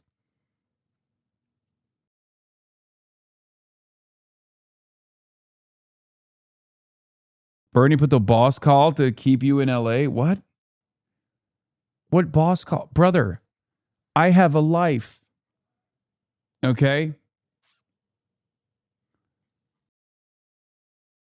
Yes, Abdul El Sayed is the Black Democratic primary voters, which are, again, depending on the demographics here, I suspect that if they are underestimating youth turnout, then yes, these numbers look like that. But if you actually look at Abdul El Sayed's youth turnout, if you look at the black vote in the primaries with the expectation that youth turnout will also increase, then these numbers look far closer to one another. Okay? It's all about how much they estimate youth turnout. If they underestimate youth turnout, then yes, Haley Stevens looks really good. I assume that given that Glenn Gariff has consistently polled Haley Stevens as higher than Abdul El Sayed, they're probably underestimating youth turnout by a lot. Many polls have done so in this election cycle so far. That's the reason why Daria Liza was seen as a definite loss, challenging an incumbent. Haley Stevens always looks good. Okay. True. Yeah. Maylon Quiros was underestimated. Daria Liza was underestimated. Even Claire Valdez, to a certain degree, was tremendously underestimated.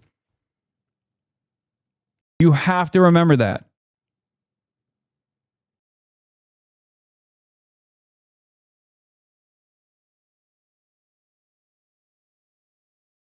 No, this is not done pre-AOC endorsement. This is 7/8 to 7/11. It's recent. It's actually post debate. So it's the newest poll that we have on this race. We're gonna continue. Is there a Hasan Act Blue link for Abdul? Yes. Yes. Poll: where Michigan Democratic voters stand with U.S. Senate candidates Stevens and El Sayed. Detroit News poll finds Senate primary race between Haley Stevens and Abdul El Sayed is close. Michigan Democratic voters were asked in a recent poll if how they felt about the 2026 U.S. Senate primary election in the state. A poll conducted by Detroit News asked Democratic voters from across the state about their opinions on various topics. Name recognition-wise, Abdul El Sayed is at 88.5%. Haley Stevens is at 90%. His favorabilities are 51% favorable, 15% unfavorable, 21% no opinion. Never heard of is at 10%. Don't know refuses 0.6. Never heard of for Haley Stevens is at 8%. No opinion is at 20%. Unfavorable is at 21%. Okay. Definitely Abdul El Sayed voters are at 33%. And overall, Abdul El Sayed is at 41% and Haley Stevens is at 48%. Okay. This is entirely propped up by outside expenditures. Like, I don't know how to explain this to you. Haley Stevens is a non-entity. Okay? Haley Stevens is not a real figure in the state. She has no real ground game. She has no ground game whatsoever. I believe there's only 3 virtual events that they've put out in the state after they got called out for having 0 get out the vote operations and having 0 ground game. Haley Stevens is entirely backed by AIPAC and other corporate PAC expenditures. She is just she is the perfect demonstration of what is wrong with American politics. Okay? There's no other way to put it. She is the perfect depiction of everything that is wrong with American politics nowadays. A person that is not touring the state, a person that's not going around and actually doing events with the voters, a person that's not conducting any town halls, nor is she doing any media. She's done very little media. Because why should she do any media when the media is bought for? That's it. She's mass blasting mailers and she's mass blasting television ads. That's it. You get to do that when you have $50 million. Abdul's grassroots fundraising on the other side has reached $4.5 million. It's actually an incredible amount. Okay? Abdul is actually doing a phenomenal job fundraising through independent small donors. The problem is it's fucking virtually impossible to combat with $4.5 million, $50 million. Abdul is getting outspent 10 to 1 in certain markets. 10 to 1. 8 to 1 in others.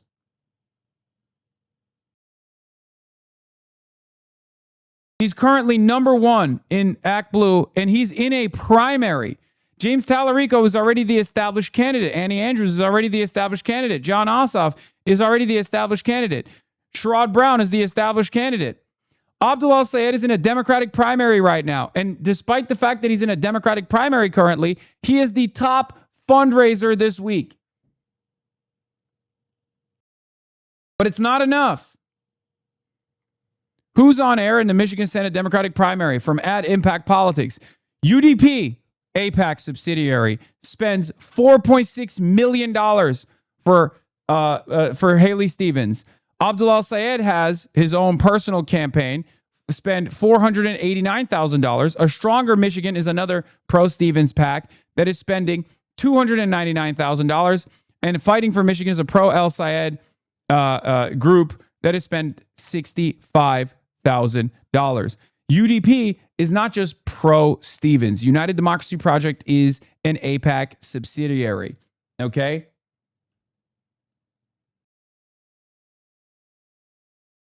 Speaking of mailers that they're distributing, I've finally gotten, I finally got that coveted Hasanabi mailer. Here it is. AIPAC is mailing this to Dem primary voters in Michigan. Abdul Al-Sayed embraced a podcaster who said Jews are inbred and that America deserved 9/11. Whatever his feelings about the Middle East, someone running for the U.S. Senate for Michigan should be able to unequivocally condemn a conspiracy theorist who denigrates women, Jews, and black Americans. Instead, Abdul Al-Sayed brought him to Michigan to campaign with young people on campus. What is the lie in this piece, says Neera Tandon. I said, I never said Jews are inbred, but you might have fried decent chunks of your brain with a devastating wine pharmaceutical combo, so I won't hold you to it.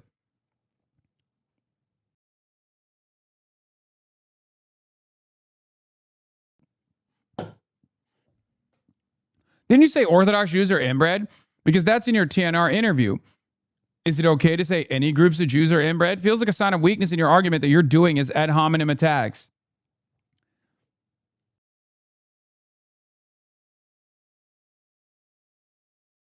You build the lie. You keep repeating it long. What?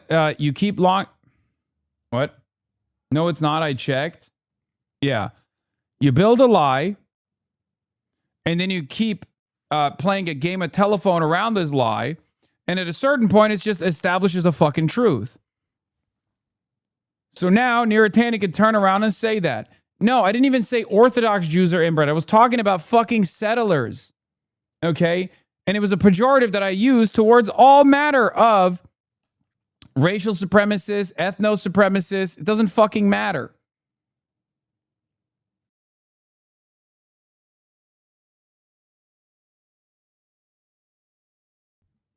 When a lie is repeated enough times, it becomes the truth. And that's where we're at right now.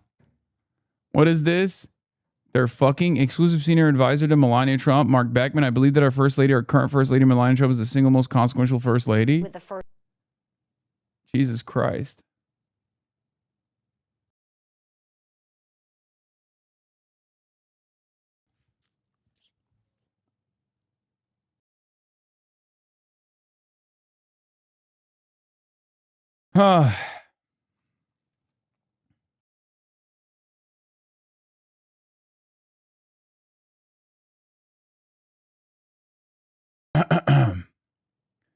In any case, it doesn't end there. All of these people that I've shown you on the timeline, there's a good reason for why I've been just like constantly criticizing them, constantly railing against them. Because Neera Tanden is at Center for American Progress. Okay. And she is at the heart of the anti-Abdul attacks. She's propping up Haley Stevens. She is at the heart of this war that's waging within the Democratic Party, where Center for American Progress, which should be called Center for American Poo-Poo, okay, the P should not be for progress, let's be real. Center for American Pieces of Shit is one of the vanguards against the outsider insurgency candidates that are coming out, okay? Not your best, whatever, shut up. Center for American Poopy.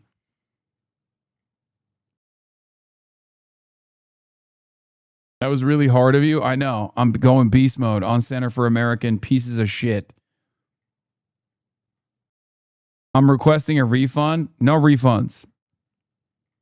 You're a grown man, dog. I am a grown man and an international shipping magnate. Are you at risk of you yelling at me?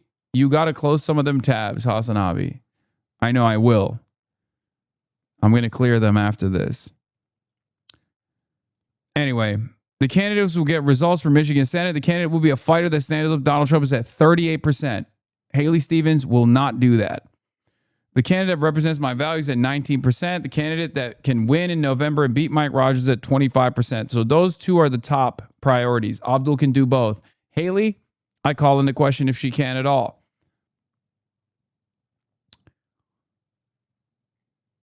Anyway, so AIPAC mailer comes out. I said, I retweeted, I said, they did this with Zoran, Daria Eliza, Chris Rabb, and with Melot Kiros. Anyone who criticizes Israel will be branded a terrorist by the apartheid nation that murdered 20,000 children and is currently working to merge our military with theirs. This is how they buy their seats. They also did this with Abdul al-Sayed, Peter Stern says.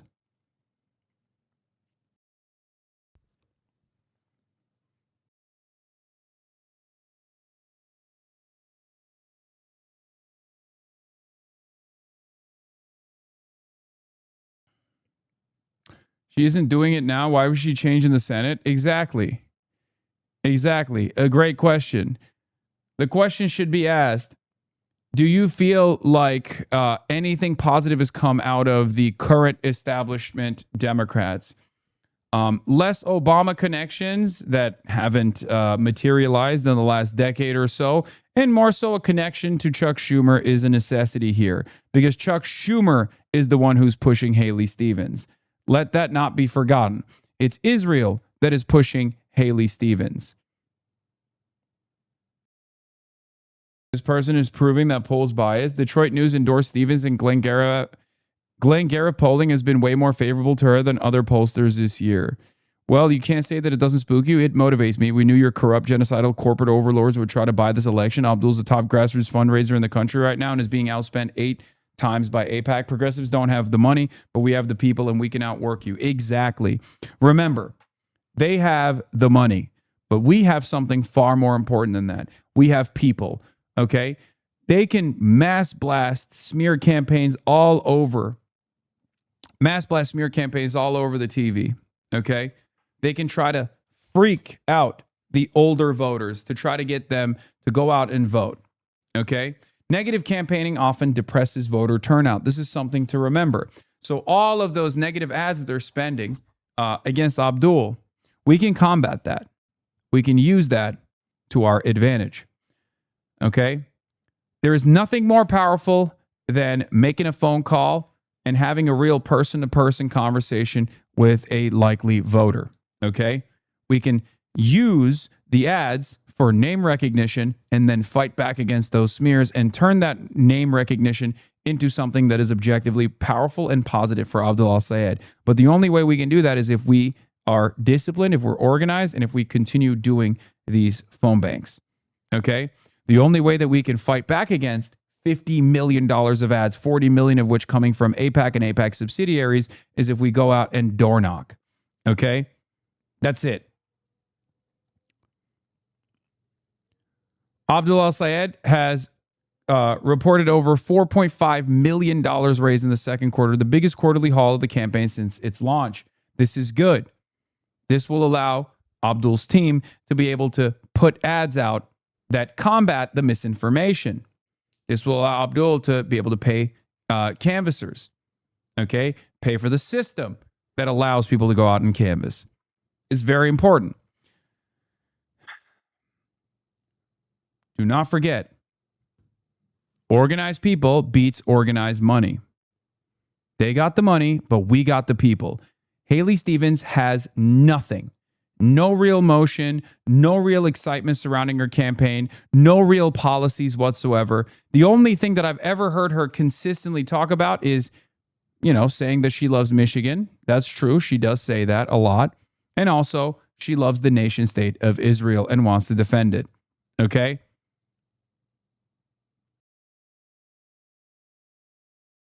In a since-deleted site for a prior campaign, Haley Stevens said the U.S. relationship with Israel must go unquestioned. Hard to overstate what a radical stance this is. To her, it's illegitimate for voters to even question U.S. support for Israel. She is an extremist. Go run for office in Tel Aviv if you really love Israel that much. Get the fuck out of the Michigan Senate race. Ridiculous.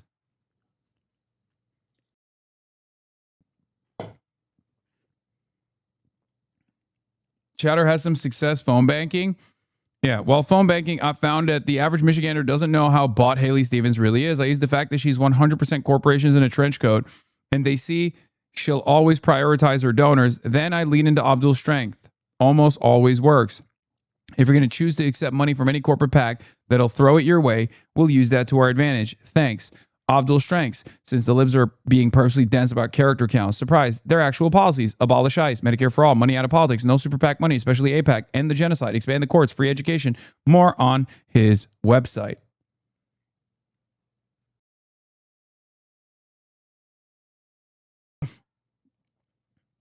What is this? I'm not phone banking for an avowed supporter of capitalism. Okay, man, well then don't. Okay, suck my dick. What do you want me to say? You see $50 million coming from every corporate PAC known to man, flood the marketplace with smear campaigns against this guy, and you don't think that that's a threat to corporations? You think they're just fucking doing that for no reason? You think they're just doing that for fun? I'm glad that you maintain your morality, chatter. I'm glad that you actually are principled. The principled stance here is to say, well, sorry, this guy who has an identical platform to Bernie Sanders doesn't say he's a democratic socialist, so he's not getting my support. Sometimes it's good to not only look at the policies, which are plenty with Abdul's campaign, and see if you identify with them, see if you appreciate them. Because remember, this is a Senate seat, okay? This has national implications. This is implications at the federal level. It's the upper, it's it's the Senate. It's the upper chamber. It's far more consequential than the House of Representatives in a deep blue district. This is a statewide race. We have to pull out all the fucking stops. I won't phone bank until I see Abdul tax returns. Okay, calm down.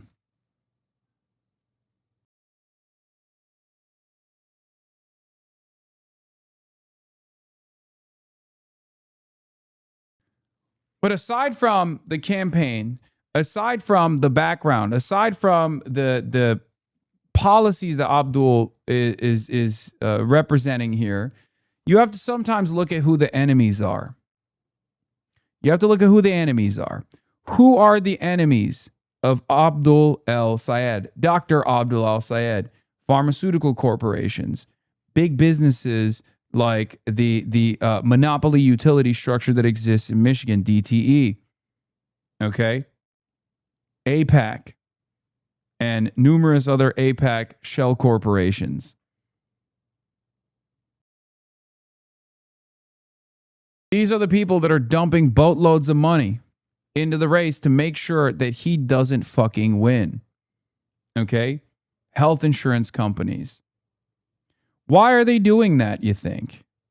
You think they're doing that just for funsies? Like they love wasting money? You think rich people just love dumping boatloads of money? Hopefully, we will make sure that it's a waste, for the record.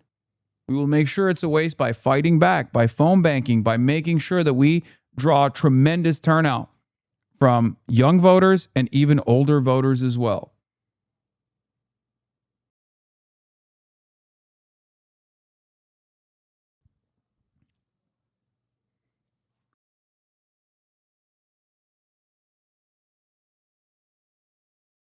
I thought you guys cared about making sure that we had anti-genocide voices elected into the upper chamber nonetheless, where he would be even more alone.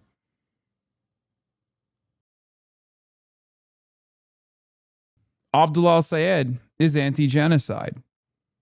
If you care about that, you got to drop this whole bullshit. Like, oh, he's not calling himself a socialist. All right. Fine.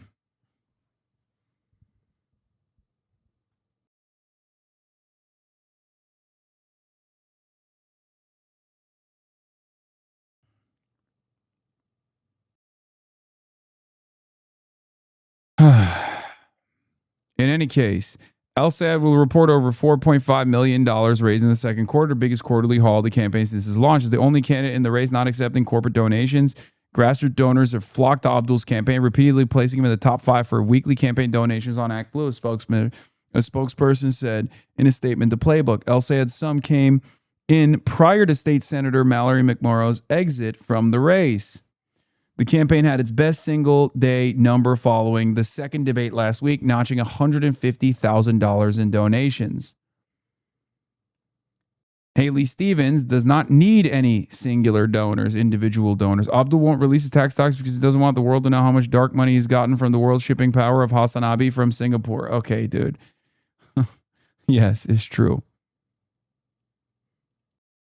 Anyway, who are your sympathies with more? New poll that came out from YouGov. 27% say Israelis, 25% say Palestinians, equals say 24%. With Democrats, they say 36% with the Palestinians, equals at 31%, Israelis at 10%. With Republicans, 58% say with Israelis, 18% say equal, and 6% with Palestinians.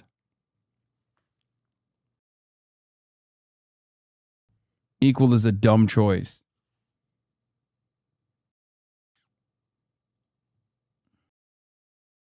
Should the U.S. provide military aid to Israel?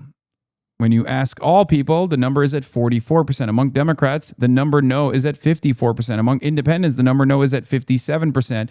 And with the Republicans, the no votes is at 25%. Obviously, Republicans are omega cuck. They're a part of a cult. And they're, just violent people in general.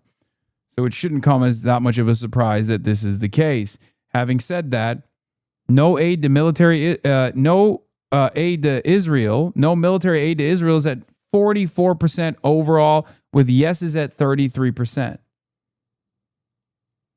Also, new poll shows that 65% of Americans want the Iran war to end ASAP. Only 15% support continuing the war. Every audience measured is in favor of ending the war. This includes MAGA at 51% and Trump voters at 49% that want the war to end immediately.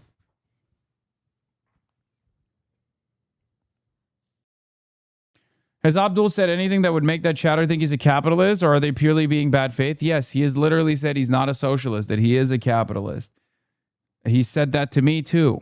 He said that to me sitting in my room, in my home, sitting right here a year and a half or 2 years ago, almost, or a year and a half ago at this point. Those are his own words. He said that on this broadcast too. I think it's cringe. I disagree with him on that, but I'm not going to let that disagreement be an impediment to electing someone who is by far one of the most, quote unquote, radical, the most left senators that we will ever have. Hasan, why do you talk like that? Why am I talking differently? I don't think so.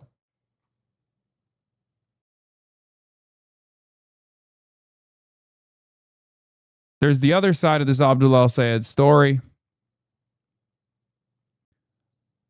And that is, of course, and we're going to get into it further.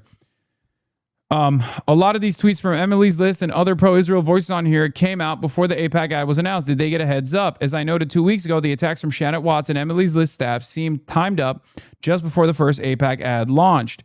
The new ad actually quotes Shannon Watts and Emily's List as fodder. Here's a conversation between known Zionist Shannon Watts and AIPAC-funded Emily's List Jessica Mackler. Both of them are quoted in this ad painting Abdul as sexist. Yes, they were absolutely organizing. I mean, it's very clear. Neera Tanden, too.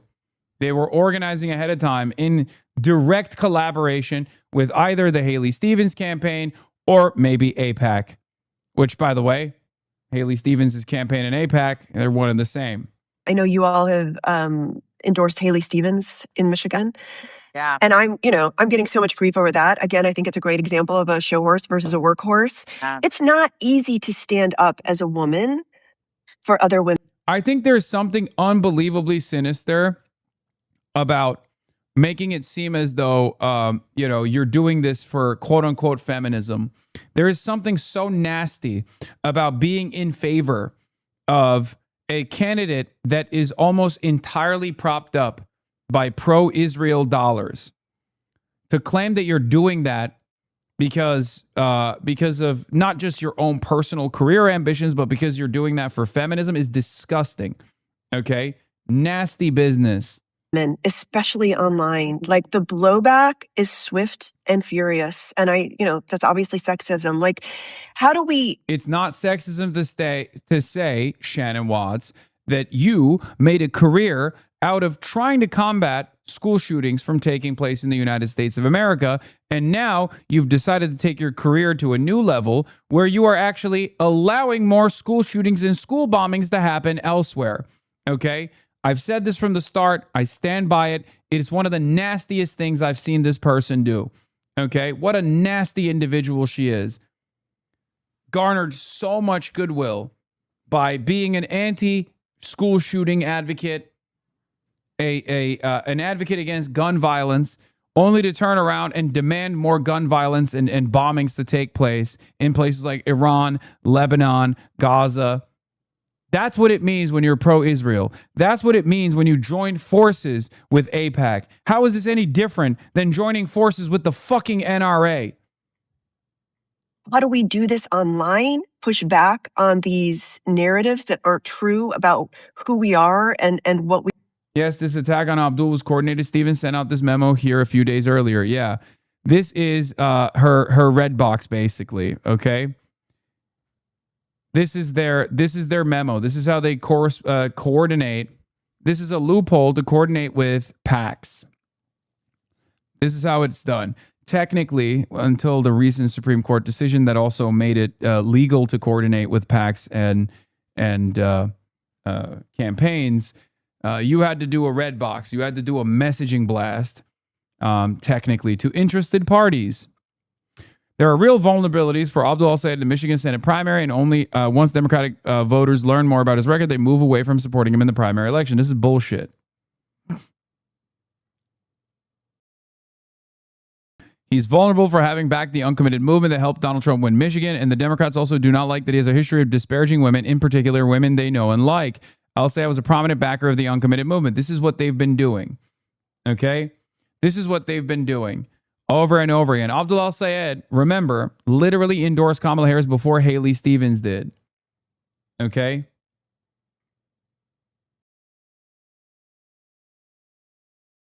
Can you stop using the word nasty to describe a woman? Is this 2016 in a Trump-Hillary debate? Wait, what? Dude, what am I allowed to say? What am I allowed to say about a fucking pro-Israel consultant? What words? Can you tell me what the appropriate confines are? Can we do that? Meanwhile, these guys are literally being like, see, Abdul's Muslim, dirty Muslim, who may or may not have voted for Kamala Harris. We don't know. You know how those Muslims are. Really? You don't see me fucking complaining about that shit. What do you want me to do? I know this is how it is. If you disagree with a powerful woman in politics, that means you're a sexist, right? That's what it means.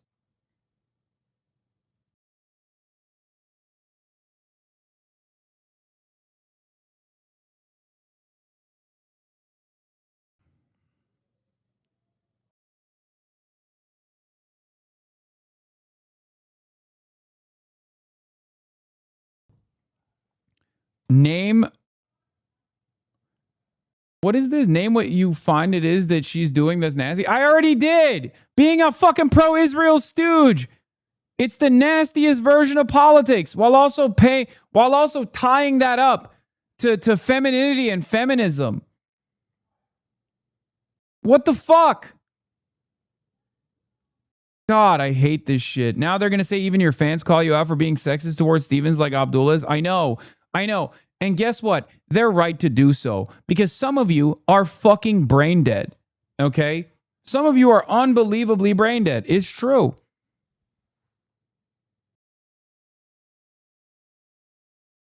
Ridiculous. El Sayed has a history of insulting women. He called Michelle Obama's ideas uninspired and ineffectual. Like, what are we doing? What is this weaponization of the most hollowed out version of white feminism? You kind of curated the chat though. Oh my God, I'm going to fucking lose it right now, dude. This is my least favorite version of chat culling that I every now and then have to do. When a dumb fuck comes in here in the process of me disciplining my chat to do a little bit of community rearrangement, and they go, well, you did this. Well, don't worry. I'm curating it right now. You got the ass whooping first. Does anyone else want it?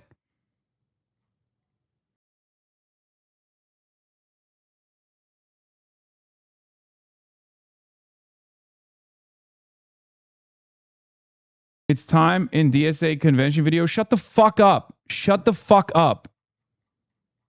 We should advocate for, and in real life. Like, how do we make this shift when women only hold 25% of the 500,000 elected positions in this country? Like, every time we can demonstrate that a woman can win in a place that someone told us that we couldn't, we are carrying that forward. Like, Emily's List is a great example of this, where they shamelessly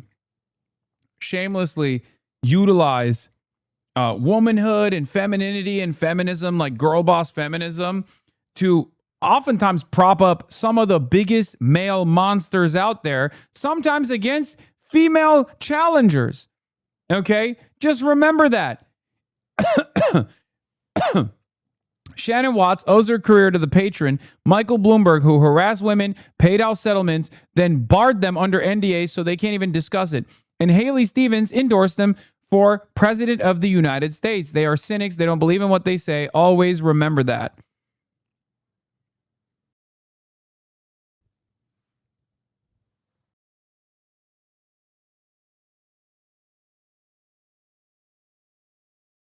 Yeah, does Shannon Watts support DSA women, Daria Liza, Claire Valdez? Does Shannon Watts support Maylok Quiros? Does Shannon Watts support any of the candidates that we propped up, that we fought for? No, because this is an ideological battle. These people, it's not even an ideological battle. It's just about money, okay? Are they defending Cori Bush against Wesley Bell? No, they're not. Do you want to know why? Because they're cynical charlatans. They're disgusting operatives of a dying system where all they care about is where their next paycheck is coming from. And they know that the establishment Democrats are who is going to give them money. It's that simple. And they clearly don't shy away from taking money from horrible groups like AIPAC or horrible people like Michael Bloomberg. We know this shit was always going to be difficult. We have to exercise messaging discipline in this process. Okay? But I also think, it's why, even though anytime you say even just a simple positive thing in some of these races, you could end up being eviscerated online for it, that we keep showing up and doing it, right? And we need to keep showing up and doing it, because that is so critically important to our ability to push past this. Otherwise, we're just handing it over to them, right? We're kind of like, here's the cesspool of the manosphere, and you can take it. We have to be willing to stand up and say, no, these attacks on Haley Stevens are sexist, and we're not going to let that stand, even when. Yeah. Any criticism of a corporate stooge, an Israel stooge like Haley Stevens, is actually sexist. You know what's not sexist? Just voting for Haley Stevens and supporting Haley Stevens. That's great. Great argument. Thank you. Yeah, we're actually both quoted from tweets that say sexism has been wielded against both McMorrow and Stevens in this race. Neither of us mentioned El Sayed specifically. My tweet wasn't used in context, and I wasn't asked for permission to be included. And you'll notice that in this interview, we don't mention El Sayed at all. Where did my replies go, Shannon? I edited my posts, so they're gone, but feel free to repost, and I'll respond again.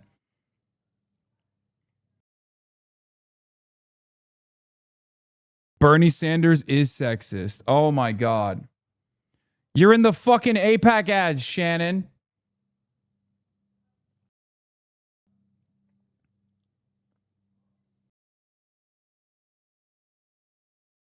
Ironically enough, there was another candidate that tried to do this in the exact same state, and she lost. Her name was Hillary Rodham Clinton. What are we doing? This kind of stuff is so unbelievably insincere. AIPAC is spending more than 8 times as much as the entire pro-Abdul El-Sayed campaign, and Haley Stevens isn't even on the air. I'm not even sure I've ever seen anything like this in a Senate race, says Dan Pfeiffer. Like a total non-entity. The only time I can remember something like this happening was with Joe Biden. In the Super Tuesday victory that came after a insane barrage of free media that Joe Biden received from the predictable South Carolina victory in the primary. The weekend from the South Carolina primary victory into Super Tuesday was so unbelievable. I believe there was tracking on this. It was like $8 billion worth of free media that he received. Every single outlet was running 24/7. Joe Biden is the Joe Biden comeback. The Joe Biden comeback. He's going to destroy Bernie Sanders finally. Or maybe it was not 8 billion. Sorry, it was 2 billion. It wasn't 8 billion. It was $2 billion. And then that coasted Joe Biden into an easy victory in Super Tuesday in states that he had never even gone to.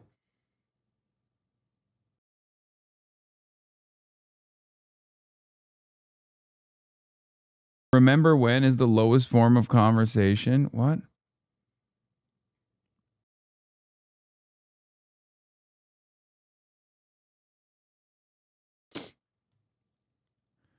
Oh, yeah. What about pro AES super PACs? The actual dark money. How much is our revolution spending on him?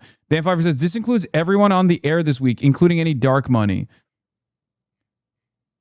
Like, these people are bots, man. They hear the talking points and then they immediately lean into it. It's so strange.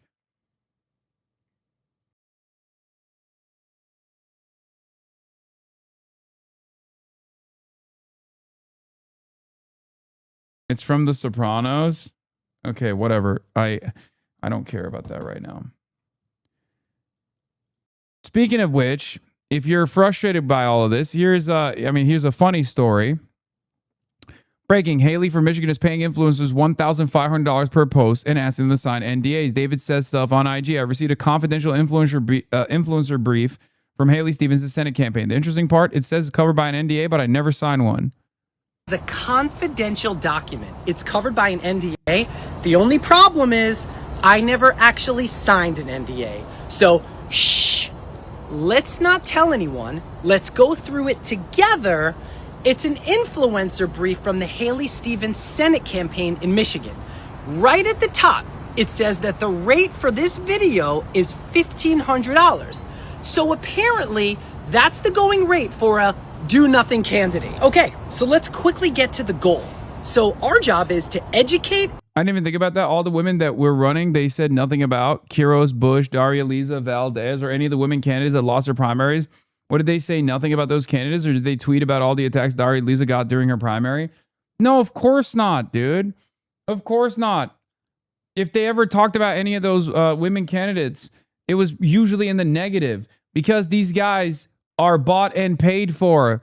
The whole like feminism shtick is nothing for them but a goddamn weapon to wield cynically.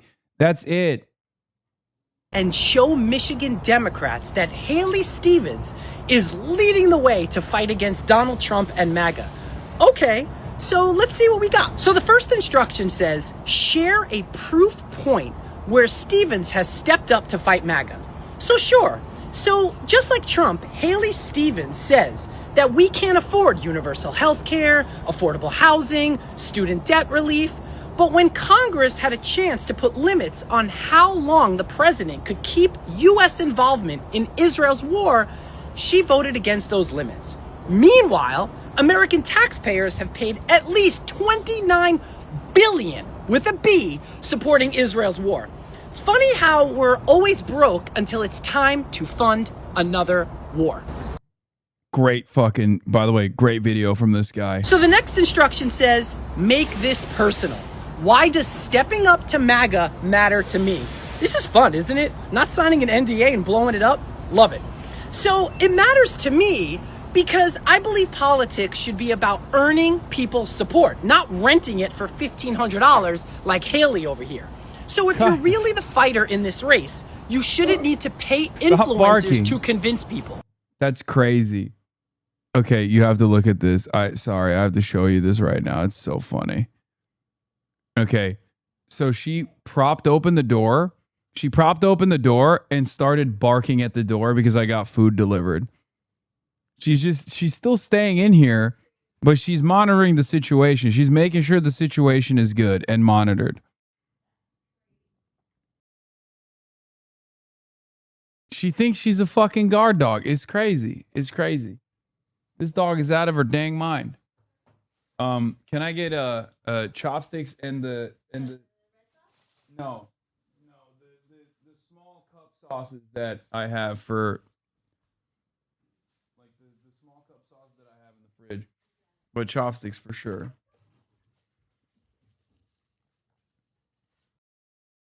Situation has been sufficiently monitored by Kaya.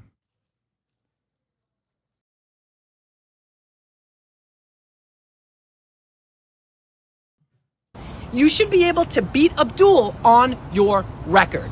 Abdul is talking about healthcare, affordable housing, getting money out of politics, and taking on corporate power. Haley's campaign is sending out influencer briefs that require an NDA. So now on to my favorite part.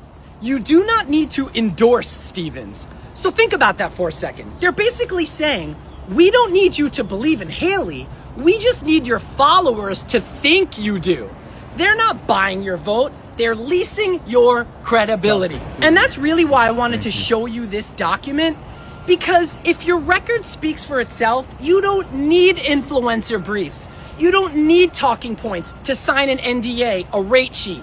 You need supporters. That's the difference. Vote Abdul. He is a person that will represent you, not corporate interests and not Israel. Hell yeah. Beast mode. Beast mode, beast mode, beast mode, beast mode. Anyway, get ready for the most annoying victory laps that Haley Stevens will absolutely take over this new poll that came out. If they haven't already. The campaign hasn't put that out yet. They're desperate.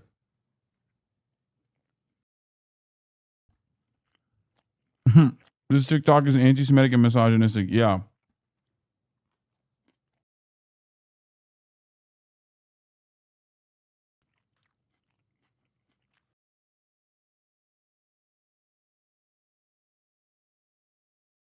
Anyway. Donald Trump today welcoming Iraq's new prime minister to the White House a day after he proposed his latest solution to the crisis in the Strait of Hormuz. Blockade Iranian ports, guard international shipping, and charge a 20% levy on all cargo passing through. That last bit not surviving into a second day. The president posting, I've decided to replace the 20% United States reimbursement fee with trade and investment deals that the various Gulf states will be making into the United States. Those investments will be massive. From the Oval Office, further elaboration. A round of calls from predictably unsettled allies in the Gulf made the difference. I put it out yesterday. I thought it was good. I was called by different people, different countries, kings and emirs and all of the people that we all know and we all love. The Gulf states are going to invest a tremendous amount of money into the United States, and that was very satisfactory to me. I think it's actually much better. It certainly has the advantage of not obviously breaking international maritime law, but for now leaves the US and Iran in continued conflict over control of the strait, a non-issue before the war, now the central issue, left unresolved by last month's Memorandum of Understanding between the two countries. This, one of two Emirati supertankers Iran struck last night, accusing them of turning off their transponders using an unauthorized route. In all, Iran's reported to have struck 3 ships last night, a Dutch-Norwegian chemical tanker in the Arabian Sea, and the 2 Emirati oil tankers as they exited the strait. 1 Indian crew member killed in the strikes. Before the war, an average of 130 vessels crossed daily. Since the signing of the MOU in mid-June, crossings did rise, peaking at 77, but the recent return to violence reversing those gains. The impact spreading from sea to air, with the EU's Aviation Safety Agency today advising against flights over Kuwait, Bahrain, Qatar, the UAE and the Gulf of Oman. Iran today launching missile attacks on US bases in Bahrain and Jordan. This afternoon, air defenses also triggered in Kuwait. It followed an overnight wave of attacks by the United States on targets across Iran, and there have been more through the day, still some way short of the kind of escalation required, in President Trump's words, to take the strait and guard it, with all the political as well as military risks as US midterm elections get ever closer. It demonstrates that the war has not gone the way that President Trump wanted it to. Now what we're hearing increasingly from the White House is that one of the goals of the war is to reopen the Strait of Hormuz. Well, that was not a goal of the war at the beginning of the war because it wasn't a problem at the beginning of the war.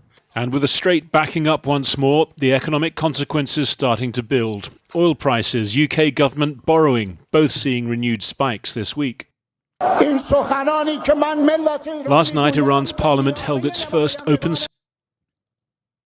I think you would be better equipped to argue against insincere weaponization of so-called feminism used to shield reactionaries if you had better theoretical feminist framework. This is not a dig, and I know, and I always bang on about this, but I'm sorry, but I don't know why you don't take it on. I feel like you were designed in a laboratory to make me fucking mauled and yell at you so that it would get clipped out of context to make it seem like I'm an insincere misogynist.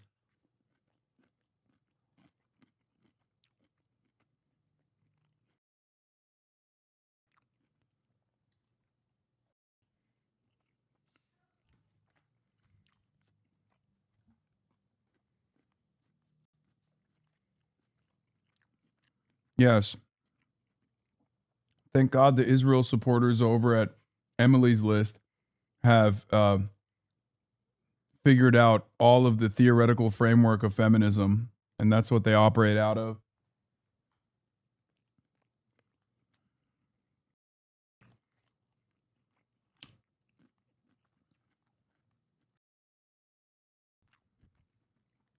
I think it's pretty obvious what's going on. You clearly understand what's going on. Why is it that this is deployed every single time? Well, I'll tell you why. Because they have no other options. Adam Johnson has, the obvious right approach here. Good retort.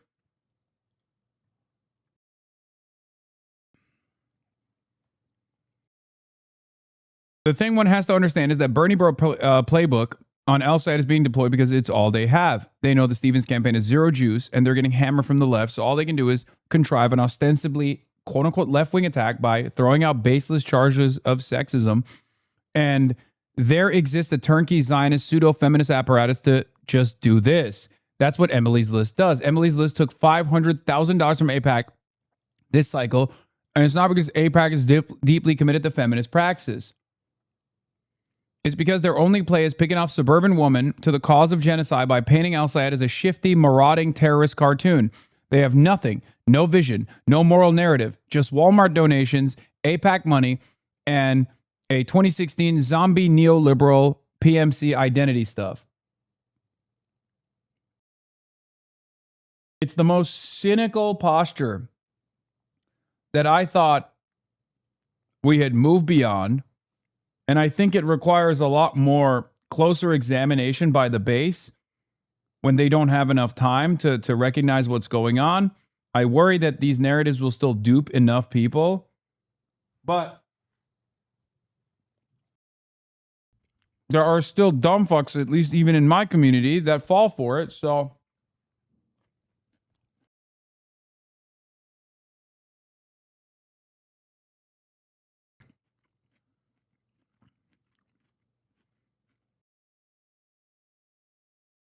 we will get girl boss war criminal feminism until further notice.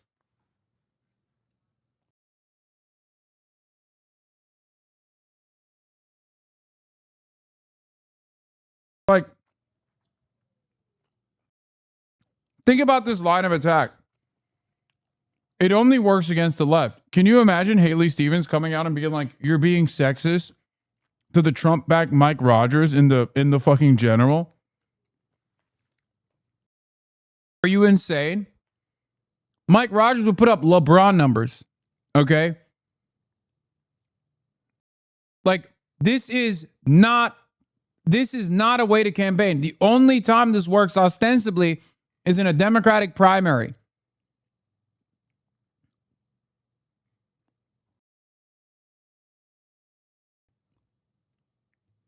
That's exactly what Hillary Rodham Clinton did, and that's exactly why she fucking lost in Michigan. Session for 4 months.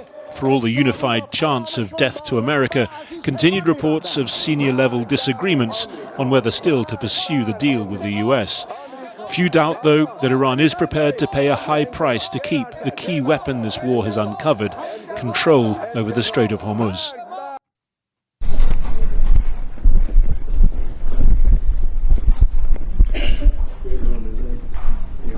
Beautiful. Is it good? House. It's a great place. House.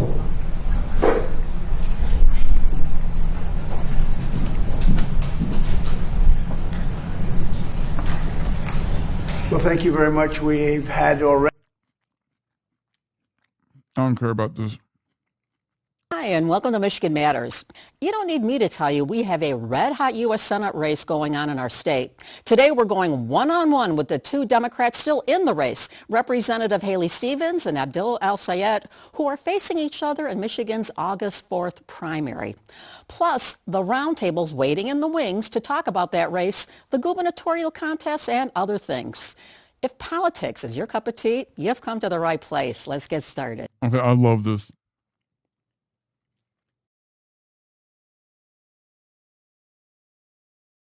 I'm already locked in.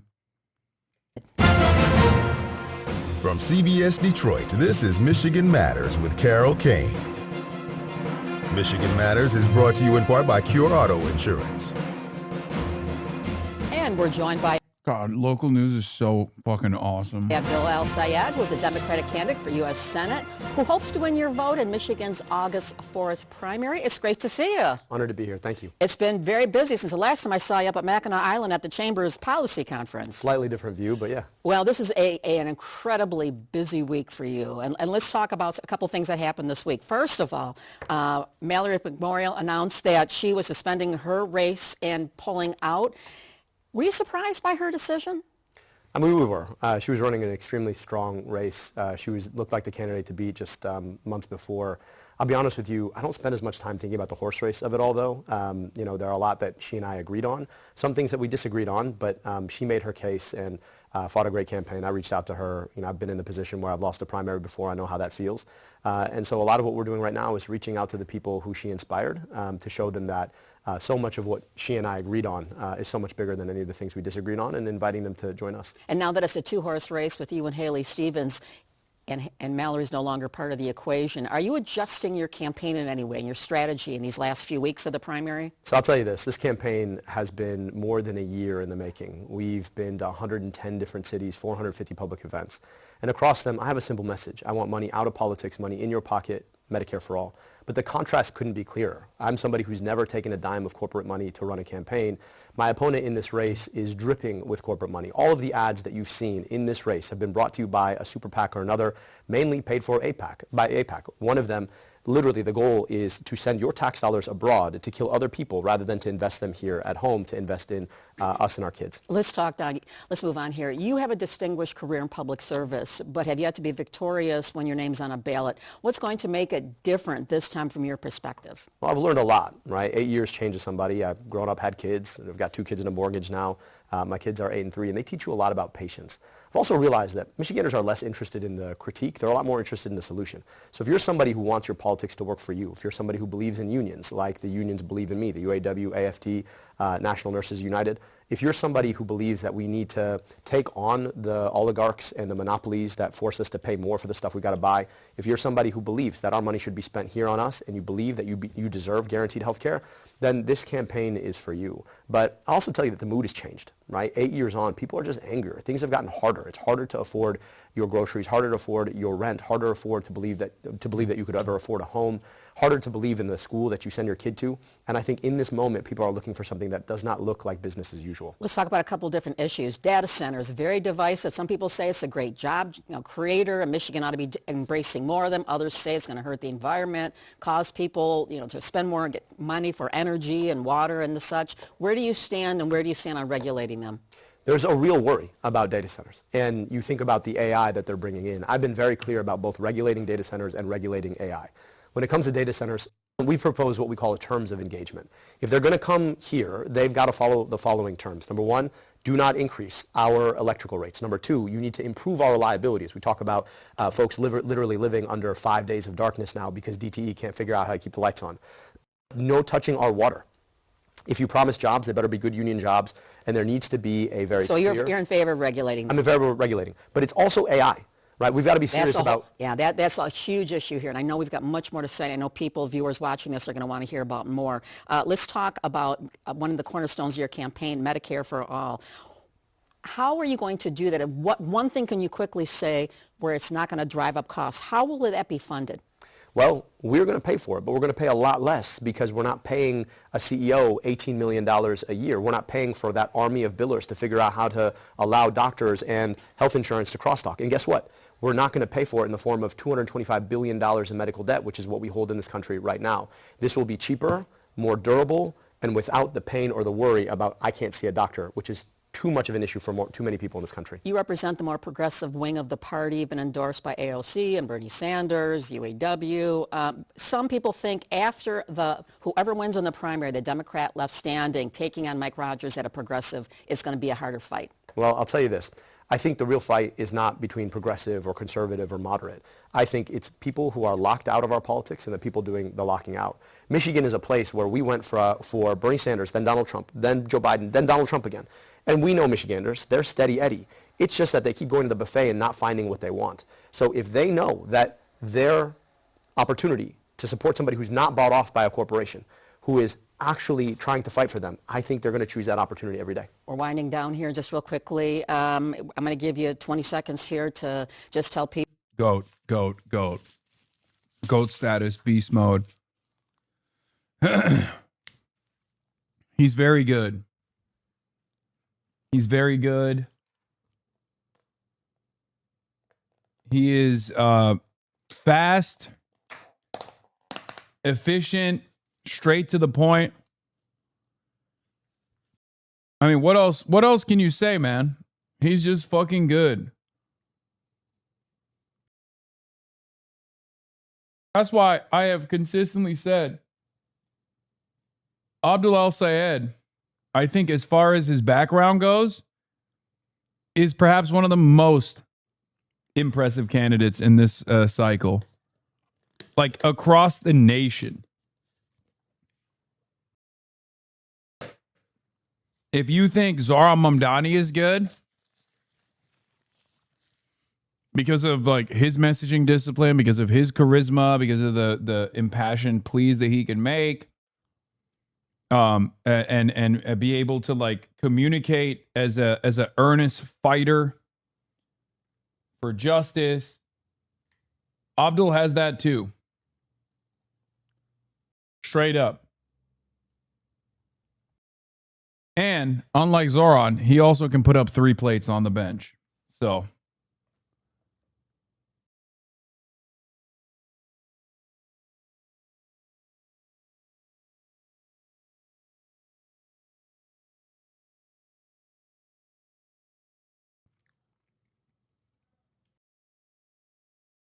Why they should vote for you, I'm going to give your opponent, we talked in the next segment, Haley Stevens, the same opportunity. You got 20 seconds here.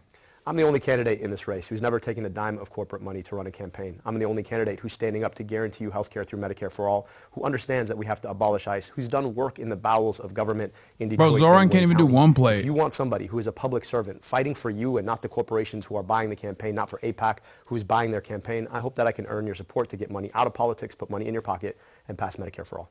Abdul El Sayed, thank you so much for joining us. This certainly is a race we're going to be watching all the way through here to the end here. Appreciate you, Carol. Thank you. Okay, and keep it right here. We're back with more Michigan Matters after this.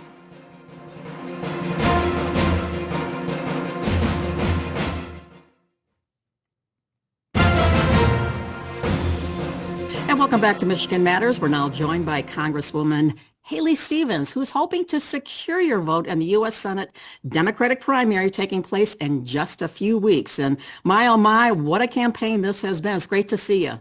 Thank you. Well, the big news coming out was that State Representative Mallory McMurrow decided that she was dropping out, leaving the field of 3 down to 2. My question, were you surprised by her decision? Look, I think Mallory McMurrow ran a very dedicated, engaged, and spirited race, and I respect her decision. And her supporters are welcome into my campaign.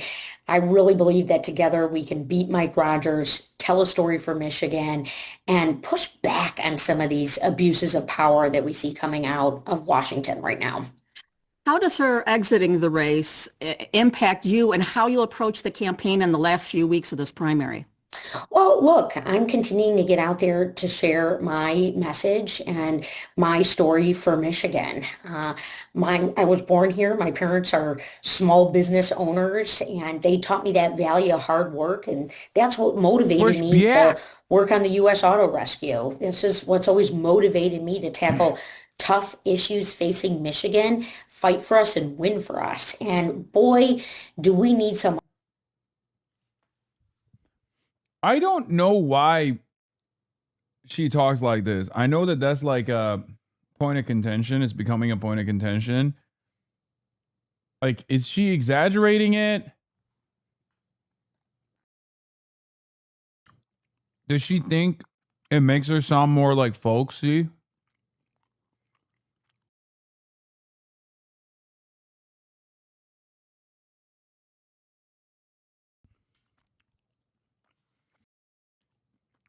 Because it does come across as like too exaggerated.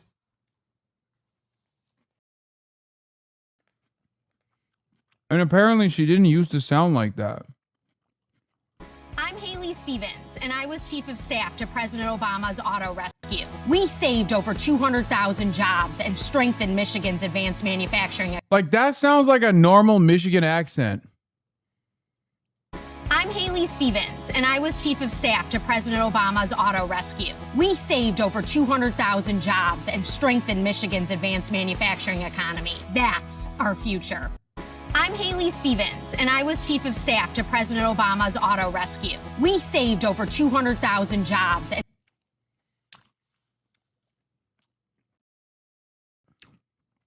I'm beginning to believe the Haley Stevens body theory. The Haley Stevens body double theories. Like, I feel like she went to Israel and they cloned her. And this is they brought back a new Haley Stevens.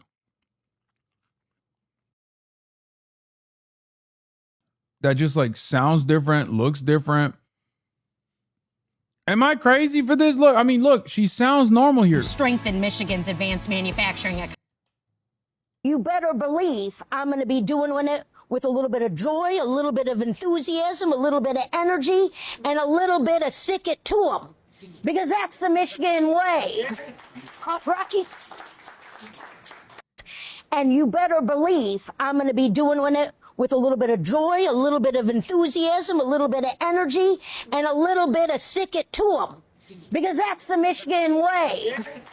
Rockets. And you better believe What the hell happened when she went to Israel? They must have body swapped her, bro.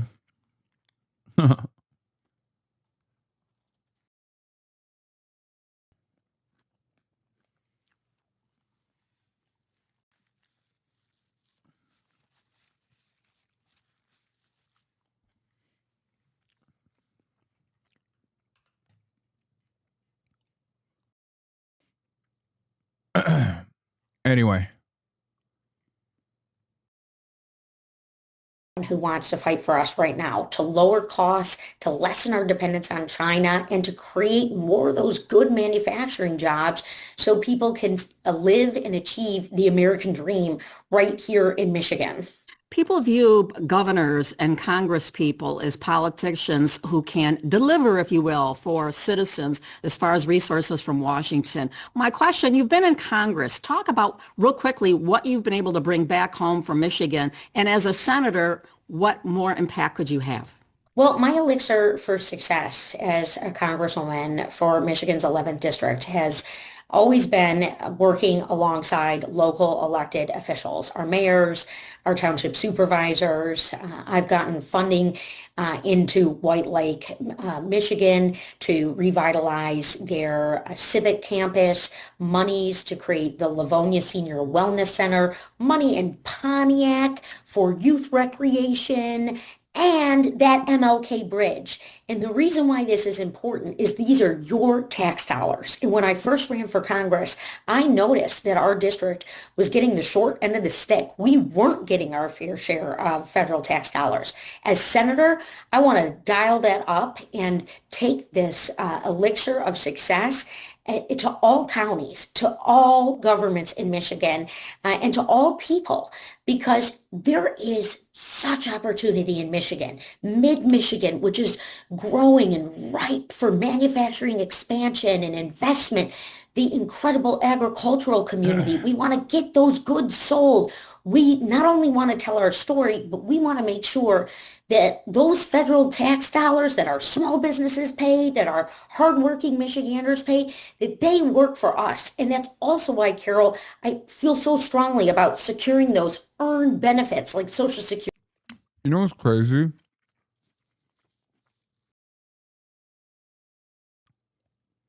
Like, first of all, you're not running for governor. You're not running for like comptroller. You're running for Senate.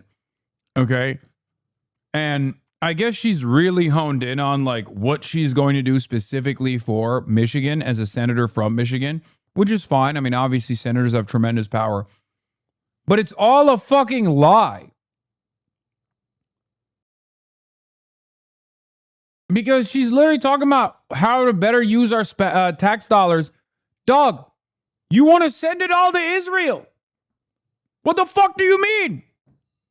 You think the best use of American taxpayer dollars is to aid and abet the Israeli genocide?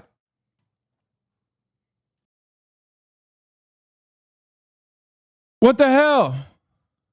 Security and Medicare as well. Right. And I know there's many issues here. One that's gained a lot of attention, could be a huge opportunity, huge detriment, depending on your point of view, data centers, depending on how you want to say it.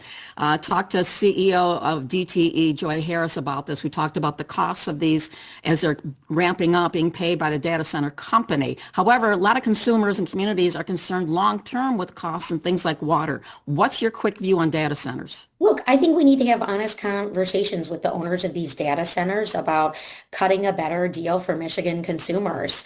You know, these bills that continue to go up and up and up, it is not working for us. And in fact, I just had a mom the other day. Okay, that's got to be on purpose. She's got to be doing it like to come across more sincere, right? It's just very weird. Consumers, you know, these bills that continue to go up and up and up, it is not working for us. And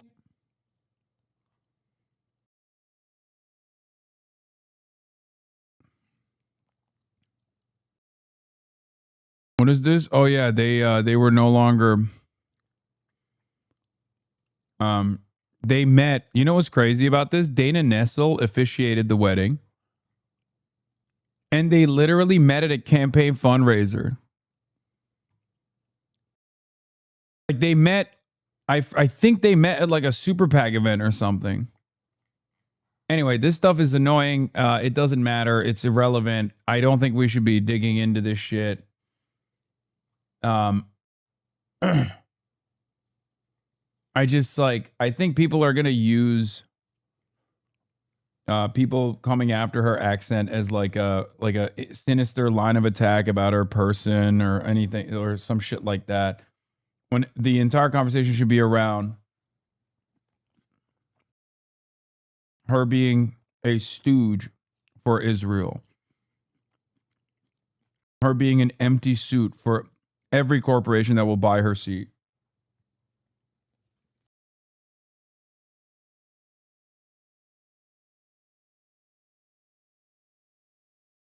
In fact, I just had a mom the other day tell me that at the end of the month, she's left with nothing. I had another friend say they were at the grocery store and the person in front of them broke down because they couldn't pay their grocery bill. So we have got to lower costs, and I have the plan to do that. And that's one, by making sure that these utility companies, if they're raising rates, sorry, you're going to have to lose your federal funds. These data centers, if they're investing here in Michigan, they should be guaranteeing that no one pays more than a certain amount of money for their energy bill, for their water bill. I do a ton of work with the Great Lakes Water Authority. And man, I want to get them the monies, the federal monies to replace their pipes. And we're running really short on time here. Real quickly here, you've been endorsed by Jennifer Granholm, Debbie Stabenow, AG Dana Nessel, Emily's List. You've got a lot of Brenda Lawrence, yes. You got a whole.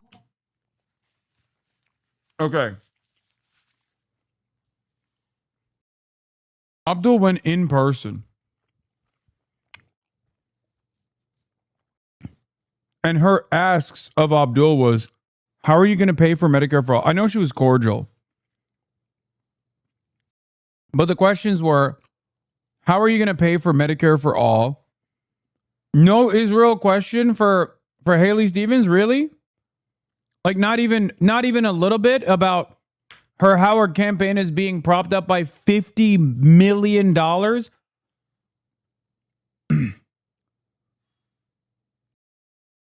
How is that? How is that for fucking Michiganders? If Michiganders love her, why is it that the only people that are funding her campaign are corporations that are fucking over Michiganders? Where are the small dollar donations coming from all across Michigan?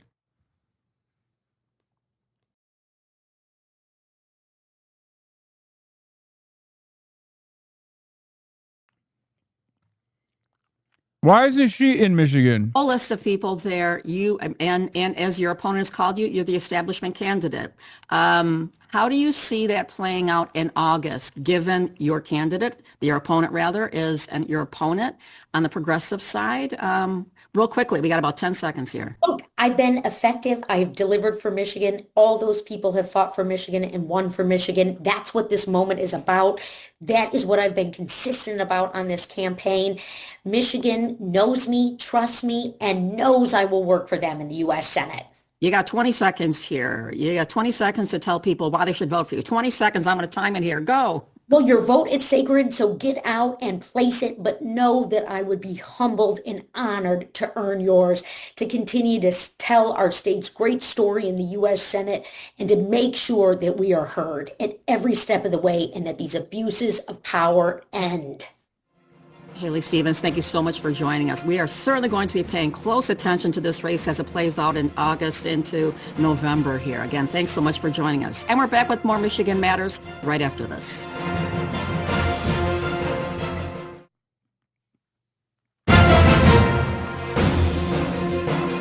We're back with the roundtable's been waiting in the wings, watching closely as we welcome Susie Avery, former chair of the Michigan Republican Party, Marvin Beatty, Detroit champion, community activist, and businessman, and making her debut is Lauren Gibbons, senior Capitol writer at the Bridge, Michigan. It's great to have you with us, and great to have all of you with us. It's great to have her here. Yeah, terrific. Here we go. Well, my, oh my, this has been quite a week in politics here. Let's start where we started the show from. Let's talk about this U.S. Senate race. We're now down to the two candidates in the August 4th Democratic primary. Lauren, you cover politics. Mallory McMorrow announced she was dropping out. Who does that help between the two with Haley and Abdul? You know, I've talked to a lot of people about this, getting their opinions, and I don't think we know just yet, although we did see some folks coming out of the wings who had previously been on the sidelines when it was a three-person, now coming out endorsing. I think Emily's List, a very influential Democratic organization coming in support for Stevens, Attorney General Dana Nessel, for example. So we did start seeing some Democrats who hadn't yet made a decision start making a decision. I think we'll continue to see that. So when it comes to the voters who are going to support her, and just kind of looking at the selection here, you have almost now a battle royale between the traditional base of the party and also with the more progressive wing of it here. Marvin, you're obviously you've been supportive of Democratic candidates through the years here. How do you see that race? Well, look, I mean, I think it's going to be a tight race, but I think it's important that people understand the dynamics of each one of these candidates. And when you look at Mr. Abdul and you ask yourself, what happened in 2024? Oh. Uh-oh. Oh, no. What is he going to say? Oh, no. Stood down throughout most of the campaign until he realized that I better be a Democrat. And voted for Kamala. And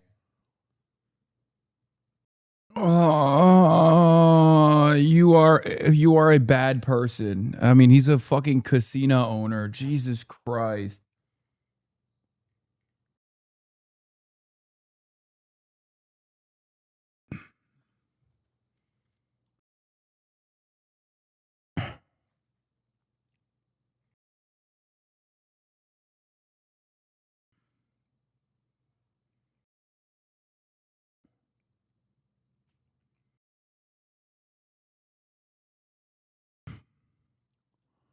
I don't have it in me. I feel like this is going to break my little heart watching this shit. And the uncommitted people that followed him continued to stay uncommitted. They didn't change their program because he quietly went and voted. So I contend that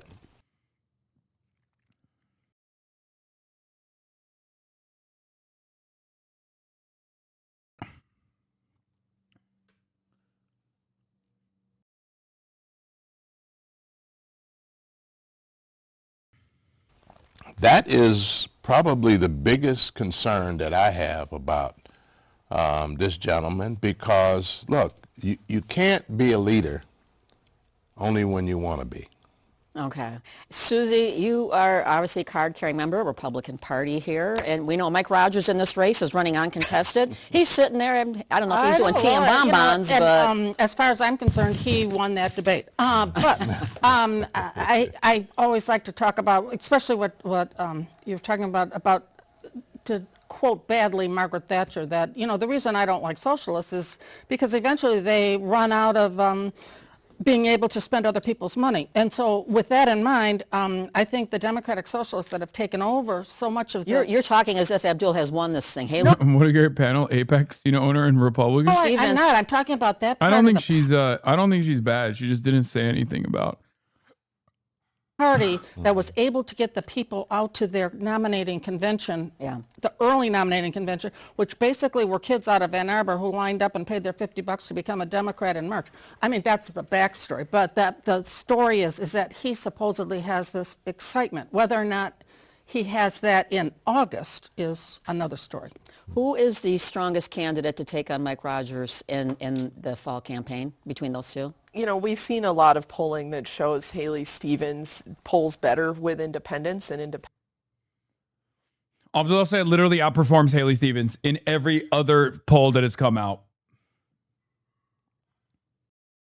Oh my God. Oh my God, what is happening here? Oh my God, I'm so upset. I'm so upset because I love local news. I love local news, and this sucks. I love local news so much, and it fucking pains me to see this shit. Yeah, Glenn Garriff has been Stevens' best pollster, likely due to his tendency to oversample the Detroit Metro. It shows her lead growing 5 points since McMurrow's exit. However, it's also their first poll where she doesn't hold a clear lead among definite voters. Okay?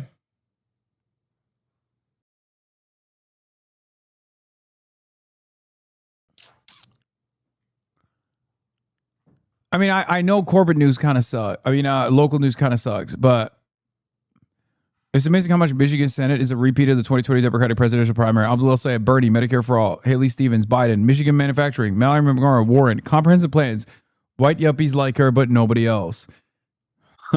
I guess it's not wrong.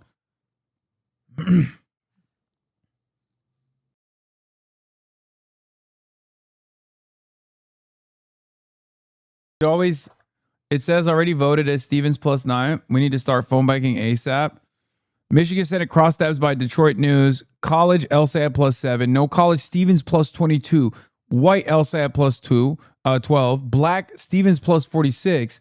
Already voted Stevens +9. Election day voters El-Sayed +19. Still holding on to their absentee ballots. Stevens +27. Union El-Sayed +5.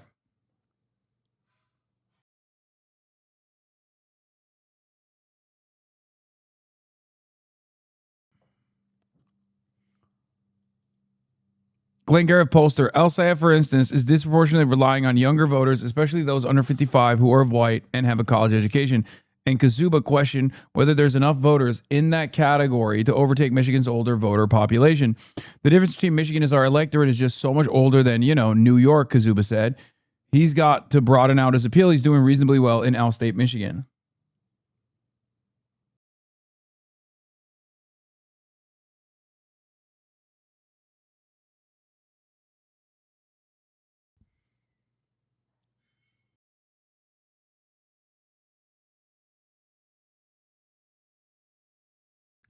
Why does Haley Stevens do so well in comparison to Abdul El-Sayed with black voters in this poll? It depends on who they're actually sampling. If they're oversampling older voters, if they're oversampling Detroit and older voters, obviously that's the reason why Haley Stevens is doing better than Abdul El-Sayed with a black vote. The other reason is because the older black voter block, specifically Detroit, specifically Wayne County, are some of the most resilient, some of the most reliable voting blocks, old heads, and they go for the establishment. They go what the TV is saying. They go by way that the rest of the boomers go. That's it. Unlike white boomers, though, at least they go for the Democrats as opposed to going for the Republicans.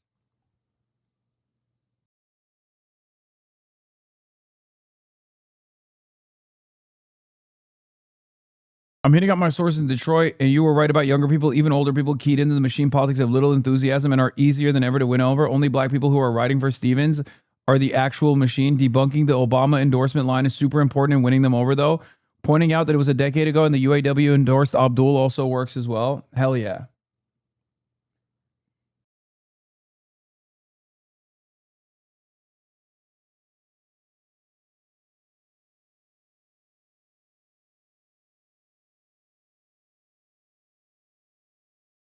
This elected official was taking too much money from a foreign lobby group. That's not 60 and 70-year-old people, although I know that is their concern as well. That is the youth that's saying that. So we can't just write them off. We do have to uplift them. We have to create a path. So my question for Gilchrist and Kenny, what is y'all's path for the youth? By the way, insane drip. Just pointing that out, not relevant to the conversation. This is the Donovan McKinney. This is the Donovan McKinney event with Chris Rabb. Very excited about this, by the way. Obviously, Donovan's the GOAT. As a black man, I'll tell you this. Older black voters would rather vote for a white lady than an Arab. The division is real. Don't kill me. It's the truth. No, that's not true. No, that's not true. It's not racialized animus. It's not racialized animus. There is a racial tension associated with it, but it's not like, I hate Muslims type shit. First of all, I've already explained this. 1/3 of the black population in Michigan is Muslim. Okay? Just, remember that. 1/3 of the black population in Michigan is literally fucking Muslim. So that's already stupid. That's not the real tension. The real tension is that, especially in Michigan, there's a lot of vote bashing. There's a lot of blaming the voters. Kamala Harris is a black woman. So obviously that also plays a role in this as well, where some of the black voters who fucking understandably despise Donald Trump, who are still very much anti-Israel, by the way, look at Dearborn voters as a reason as to why Donald Trump became president.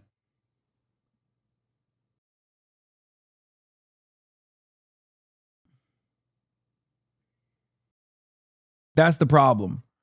They don't hate Muslims. No one in Michigan hates Muslims, really. I mean, there's a lot of Muslims out there.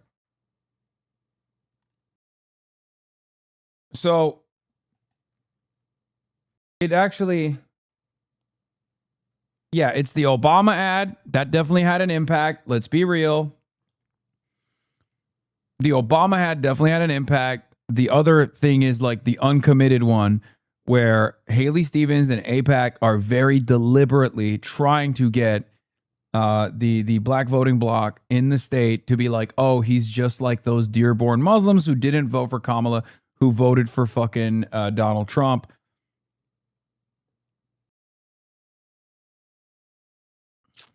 And that's where it's coming from. But they do love Israel Trust. I've talked to some of these old heads. Yes.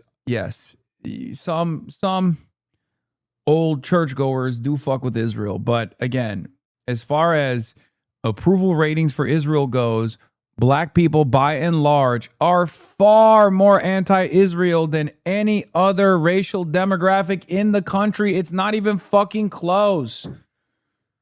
I guess with the exception of Muslims.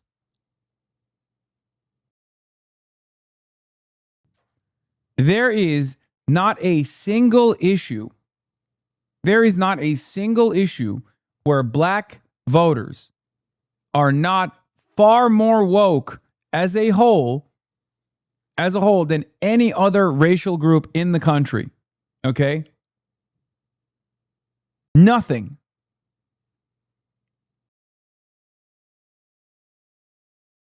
There are certain churches that might be like weirdly pro-Israel, like certain black churches, but by and large, black churches don't fuck with Israel either.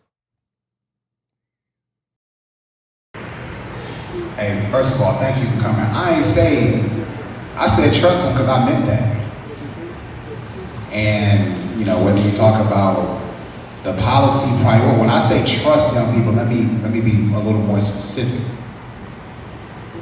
We cannot ask people to get engaged. For the record, the idea that like black voters are monolithic is wrong as well, even though black voters in the primaries tend to be much older, just like the rest of the voters in the primaries oftentimes are much older, but young black voters are unbelievably pro-Abdul, just like all the other younger voters are. And they get mad at them when they get engaged. So if you say you want people to be part of this process, you say you want people to be active and advocate and organize, you can't get mad at them if they tell you what they want. Right, that part. So if you say that You want everybody to have health care. Wait. And then young people say they want. Dude, why is it that every time I talk about like black issues, there's always a chatter that gets mad at me because he agrees with me. Like there's always a chatter that'll be like, bro, how fucking dare you, dude? Oh shit, the one time, nah, not you. Oh, okay. It's always so funny. Talking to that other dude. Oh, I got it. Last time I went home to my famous church, the pastor was making very direct metaphors to say that Israel was doing is fucked up and needs to stop. And she was going after whether the state should exist. Yeah. Black churches go beast mode. It's not even, I mean, I've been to the African Methodist church here. They, like, black pastors go hard. Okay. Like, it's not even they go super hard against the American government. They go super hard against Israel. They go super hard against American militarism in general. By and large, I mean, liberation theology obviously is a big part of this culture. So, this doesn't mean that there aren't like Zionist black churches out there. Of course there are, but everybody have health care, then I ain't gonna get mad at nobody for saying everybody should have health care, because I agree with that. If you say that you don't want people to be the victims of genocide anywhere on this planet, then we should be okay to say that and declare that. So I think the way that when I say trust, I mean that. I mean that we have to make sure we understand where the energy is and then help people recognize that they are powerful. And so therefore equip them to be able to use their power to make things happen, to change the trajectory of our community.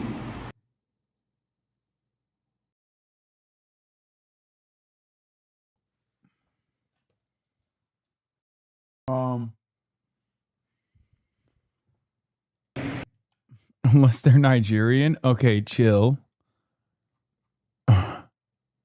YNG Mecca says, unless they're Nigerian, then it's a racist who could suck off Israel the best. First of all, Christians only. Okay? At least in my experience with my group of friends, from what I have seen personally. It's very limited, it's anecdotal, but there's also polling to suggest that you aren't wrong. Okay? There's polling to suggest that YNG Mecca is not wrong. Nigeria is, with the exception, what was the other country? The one that, the other country that was like, literally, we will go to war to defend Israel. I think it was Ghana, maybe? Am I crazy? No, it wasn't. Which country? I remember looking at the Pew. No, was it? No, it wasn't Ghana. Fucking Uganda, not Ghana. No, it was Uganda. I'm being racist. I'm sorry. Kenya is another country that's like very pro-Israel, and Nigeria is the most pro-Israel.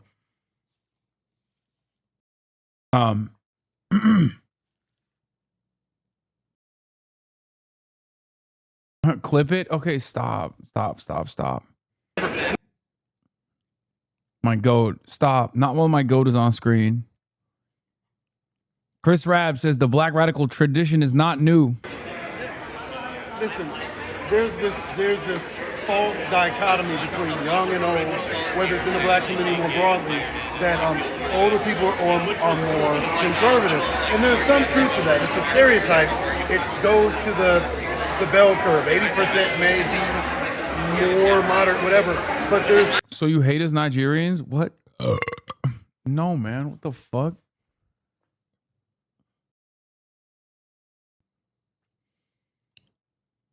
This is why I'm your only black chatter. Every black chatter of mine literally comes up to me in public and says, I'm your only black chatter. And this happens all the fucking time, okay? And it happens in the chat all the time, too. Always this tradition, the black radical tradition, is not new. It is a long-standing tradition. And the people who are elders, and if you want to include me as an elder, as a Gen Xer, so be it. We're the ones who are talking about King. King had a very strong anti-capitalist analysis.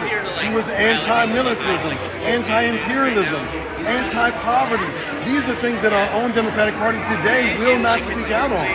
So this is something that transcends generation, it transcends ethnicity, it transcends geography. My brother Justin J. Pearson, who's running in Tennessee, they tried to cut up his district. It went from 65% black to 32% black, and it includes a town in his new district that is the birthplace of the Klan. Yeah, it's Uganda. Uganda is preparing to deploy troops to Gaza at the request of U.S. President Trump. The state-owned newspaper New Vision reported Monday. According to the paper, Trump asked President Yoweri Museveni through his board of peace to contribute to the International Stabilization Force tasked with maintaining order, protecting civilians, and supporting aid and reconstruction. Museveni reportedly agreed the initial deployment of about 500 Ugandan troops is expected to establish a logistics base on the Israeli side of the Kerem Shalom crossing before any move to Gaza, New Vision reported. No, I'm your only over 50 woman black chatter. You are not. You're actually wrong about that.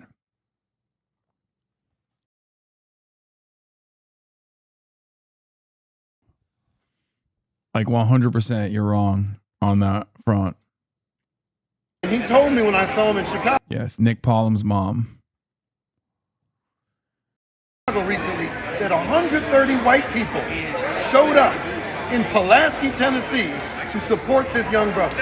We need to get away from these binary assumptions that all white people this, all black people, all old people, all whatever. We can't do that because there's too much nuance in our humanity, and we understand that we can reach people where they are, and we can have progressive. New Hasanabi Head was not aware of your DreamCon game. Wait, what? Speaking of DreamCon, the legendary Kami Mami's emote is still not added to the Hasan channel.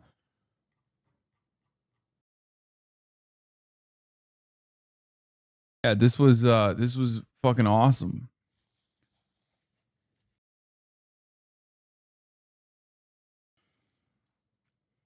DreamCon was so dope. I should have gone this year, bro. I fucked up. Hasan, I have the clip. In the spirit of DreamCon being held, this is the cutest clip I just discovered of Hasan Piker. They were so excited to meet him. I was excited to meet them. All right. Here you go. Hi. Oh my God. Oh, of course. Oh my God.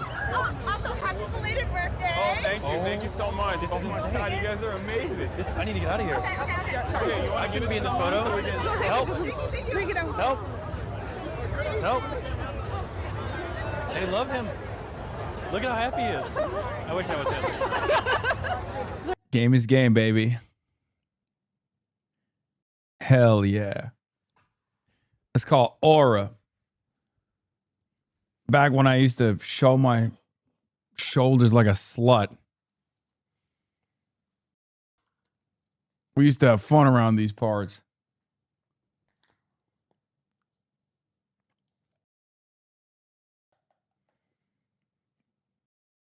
Oh my God. I didn't go to Anime Expo either.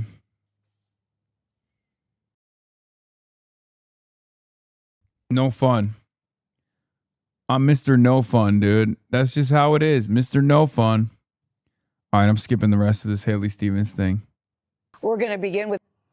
All right, we'll talk about the man that was shot by ICE, a little bit more detail into his background. It's unbelievable injustice. The demand for answers in Maine after the second deadly shooting by an ICE agent. This one, the last 2 weeks. The last person to be killed, his name is Johann Sebastian Guerrero. He was a Colombian immigrant. An official says he was not the target of the operation.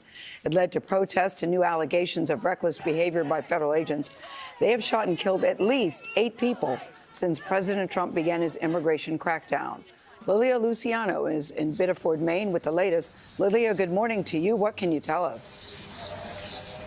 Good morning, Gail. Well, the governor of Maine called the way immigration enforcement is carrying out its operations, quote, reckless and haphazard, as the community here in Biddeford continues reeling from this tragedy, the second deadly shooting by ICE across the country in less than a week. Anger and shock in Biddeford, Maine on Monday after a man was fatally shot by ICE in his car. The victim is Juan Sebastian Guerrero, an immigrant from Colombia. A 28-year-old man was killed by a truck while fleeing immigration agents in St. Augustine, Florida this morning, officials said. It's the third death involving ICE this week. after agent shot a man in Maine yesterday. Jesus Christ.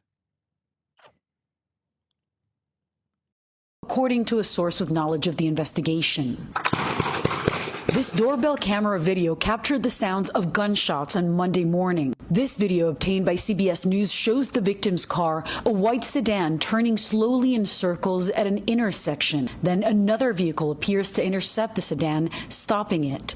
ICE officers then approach the car and pull Guerrero out from the driver's seat. This video shows agents surrounding Guerrero laying on the ground, as this picture shows multiple bullet holes through the sedan's windshield. They pulled the body out in the corner. Corey Poulin's pawn shop and laundromat. Yeah, he was dead.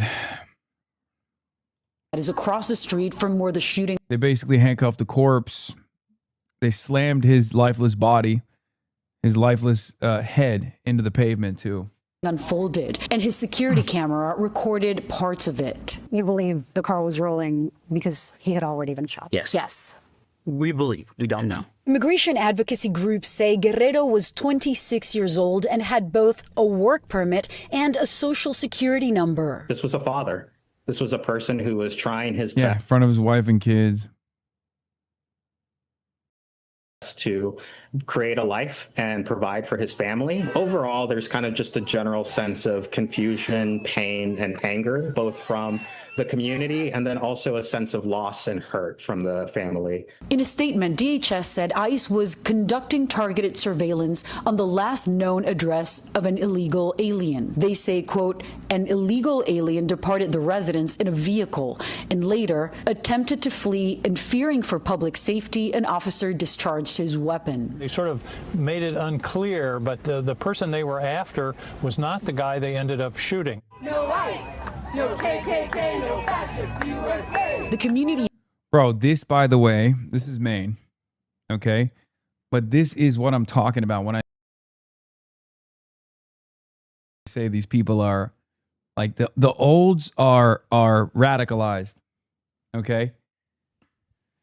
Oh, the olds are radicalized. The boomers, the grandmas, the grandpas. I'm not even kidding when I say this. Like, they're always out there, bro. They're always out there. Maine is now demanding answers, with this happening less than a week after ICE officers fatally shot 52-year-old Lorenzo Salgado Araujo in Houston, who DHS officials said also was not the intended target of that arrest. And there are growing questions about the sequence of events because the officers were not wearing body cameras. Advocates are questioning how can there be accountability without that kind of evidence. Jolene. And we are back with breaking news. Reuters. Yeah, and then this led to ICE suspending vehicle stops for U.S. immigration enforcement. Reports that ICE is suspending vehicle stops for immigration enforcement. I guess the silver lining here is the recognition that this stuff is totally untenable. So the administration is far more responsive to the negative feedback, the negative pressure. Because, like, they didn't do this. They didn't do this at all, right? They didn't do this for the longest fucking time. It's temporary, but still.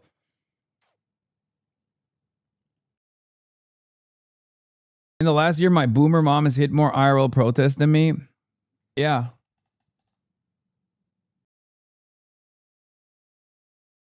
I'm telling you, man, I think older people also want this change. That's why I feel a lot more confident about these left flank candidates running.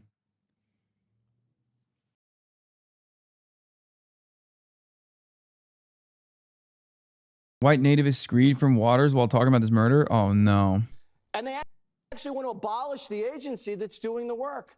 So we can't work with these people. We can't work with these people, and we know why they're doing it. We used to win landslide elections in this country. Remember Nixon? Remember Reagan? 49 out of the 50 states. Why? All of a sudden, we bring in all this foreign-born population. Democrats are all of a sudden competitive. They didn't change how persuasive they were. They just imported everybody that lived outside of the country into the country. And now it's closer. That's why they want them here, no matter if they commit crimes or not.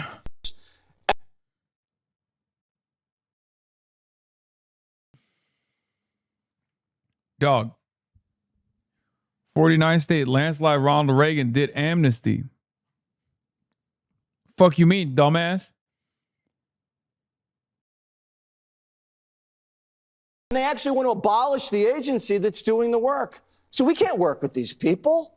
We can't work with these people, and we know why they're doing it. We used to win landslide elections in this country. Remember Nixon? Remember Reagan? 49 out of the 50 states. Why? All of a sudden, we bring in all this foreign. Are you ever going to go on Fox News? No, none of these fucking outlets will ever have me on. They are a massive driver of deportations, and this comes after ICE agents shot and killed another person, the second killing in just 1 week. Johann Sebastian, the 26-year-old Colombia native killed in Biddeford, Maine yesterday, was a delivery driver, husband, and father. According to a witness who spoke with MS Now, Sebastian's wife and young daughter were seen crying at the scene.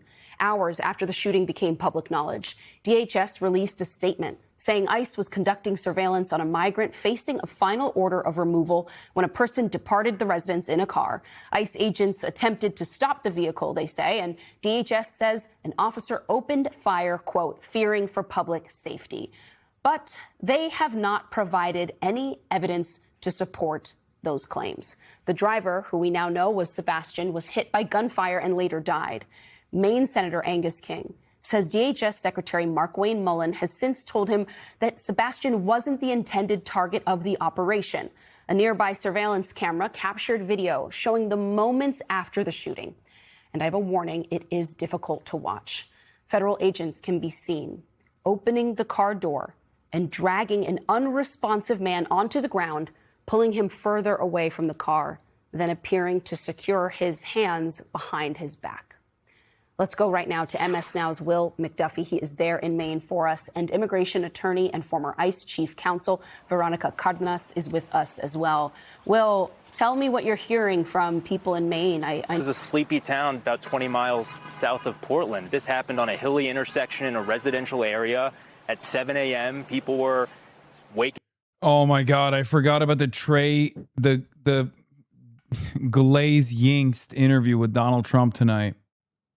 Up, they're getting ready for work. I mean, the fact that this would happen is unfathomable, but at the same time, people are upset here because this is not the first time we've seen an incident like this. And also, ICE presence in Maine really ramped up earlier this year, so they're familiar with the presence of ICE officers here. And here at this park yesterday, there was a protest with a ton of people, including Senate candidates who showed up, and they actually walked up the hill behind me to a local Susan Collins office to protest. Now, I did speak to a couple eyewitnesses, including one gentleman on camera. Let's hear what he had to tell me.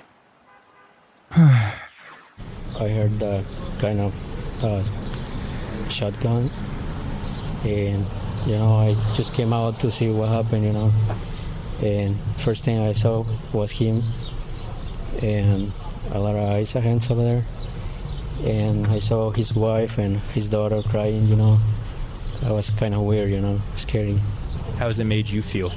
I mean, they are killing. Did you see Nick Shitley go to an old folks daycare and check the center trying to uncover more fraud and couldn't understand how 7,000 people weren't just there at the time he went? Where was the fucking adult daycare? Madison Square Garden? What the fuck do you mean? 7,000 people? Was it an entire city block? Is that how big the daycare is?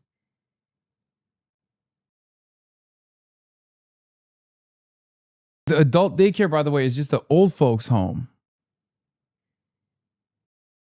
Or people. Right? Isn't that what it is? Like a nursing home. It's like senior care for the most part. Now, to give you an idea of how close that gentleman was to the scene, I mean, right outside his house is a makeshift memorial right now for the victim, and that gentleman, he knew the victim. He said he was a family man, had a beautiful family, a wife and a young daughter, both of whom he said were on the scene yesterday. That's how he was able to identify them. He said the victim was a delivery driver. He reportedly was driving to work. And Tony, it's just so tragic all around. It's incredibly heartbreaking. Veronica, I want to get your reaction to what we just heard from that man there. As he's saying basically that it feels like ICE, that federal agents are going after us, his community. Given what we've seen happen in Maine, What we know is happening in Texas right now. There is continued outrage and protests over the killing of Salgado Araujo there. I want just your reflection on what's happened over the past 7 days. Yeah, and I've frustration. We heard Lorenzo's son state that he went to lawyers before this incident happened to see how he could best comply. And when we look at Joanne, one of his last statements was that I tried to stop. Have a very vulnerable immigrant community and their allies who are trying to comply with ICE directives, who are trying to comply with what ICE wants so that these situations do not happen.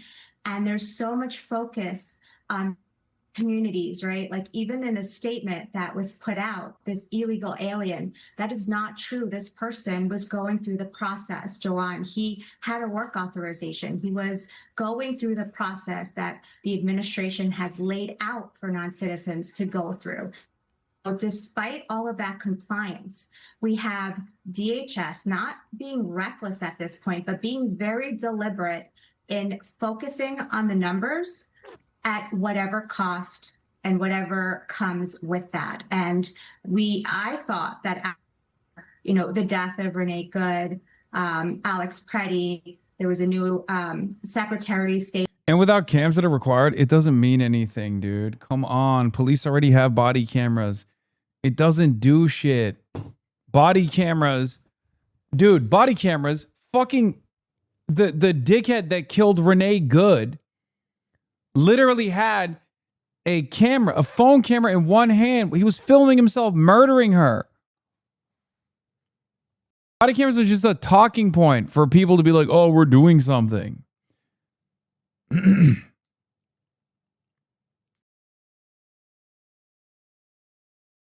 It's ridiculous. Almost all of these incidents are already filmed, like full spectrum coverage from every fucking angle too. It doesn't even matter. That things may have been a little bit different. It's still far better than nothing. No, the alternative is not nothing. The alternative is abolish ICE and punish ICE. That was only 6 months ago. And like ICE as a unit, this isn't to say that there is no need for like INS or something, but it's a paperwork crime.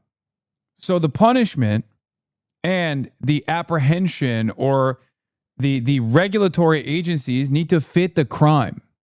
Okay? It's a paperwork civil misdemeanor.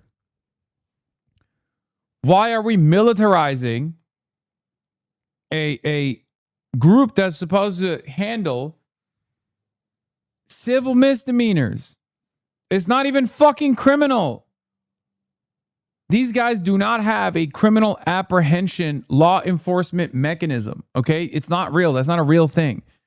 I'm so confused. I guess I'm not confused because everyone just lies about it, but it's just so fucking frustrating to constantly have to explain this to people. But I guess I'll just keep doing it over and over again.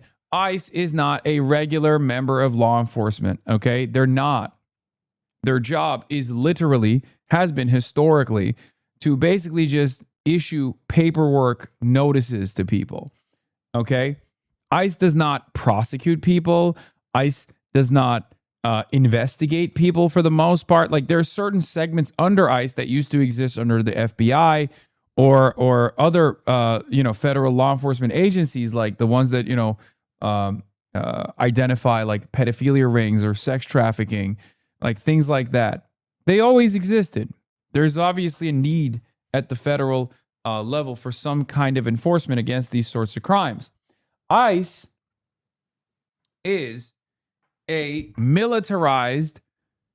unnecessarily militarized law enforcement arm that has no real law enforcement power. Okay? They have no real law enforcement capability. They don't like solve crimes. They don't stop rapes. They don't catch rapists, right? Police do. Local law enforcement.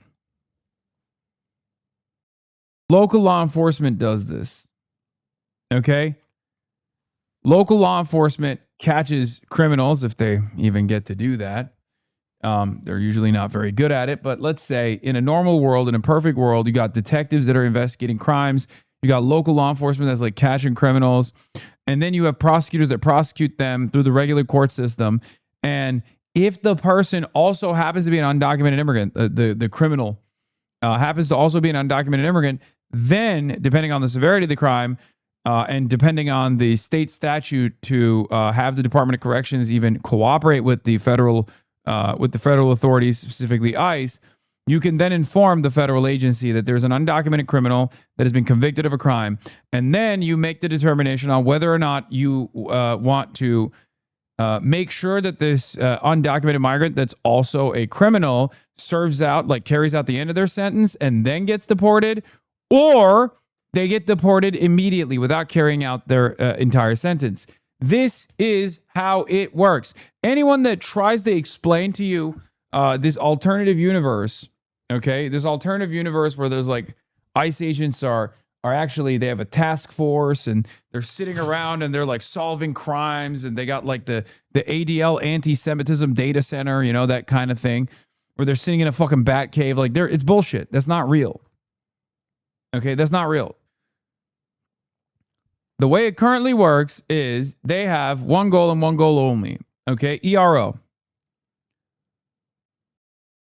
What they do is internal removals. Okay, interior removals is when you send ICE and you give them a list of people, a list of addresses, because of course, obviously, the federal government has all of the information of all of these non-citizens. Before we also forget, most of the non-citizens that live on U.S. soil are constantly in correspondence and contact with ICE and the Department of Homeland Security. Many of them have long-standing immigration court cases, for example. Many of them are following through on their paperwork. 90% of them are following through on their paperwork, okay? More than 90%. So, the federal government knows exactly where these guys are. They know exactly where they work because the IRS also has their information, okay? So what these guys do is they get a list of people, and because they have quotas for interior removals, they will literally just go to an area and be like, all right, today we're just packing up one of these guys. One of these random people. That's it. You're saying it's not a common issue if it was done efficiently? Wait, what? It's not a common issue. There is no issue. The issue is not supposed to be handled by this agency. There's no need for this agency. That's why the agency began to exist after 2003.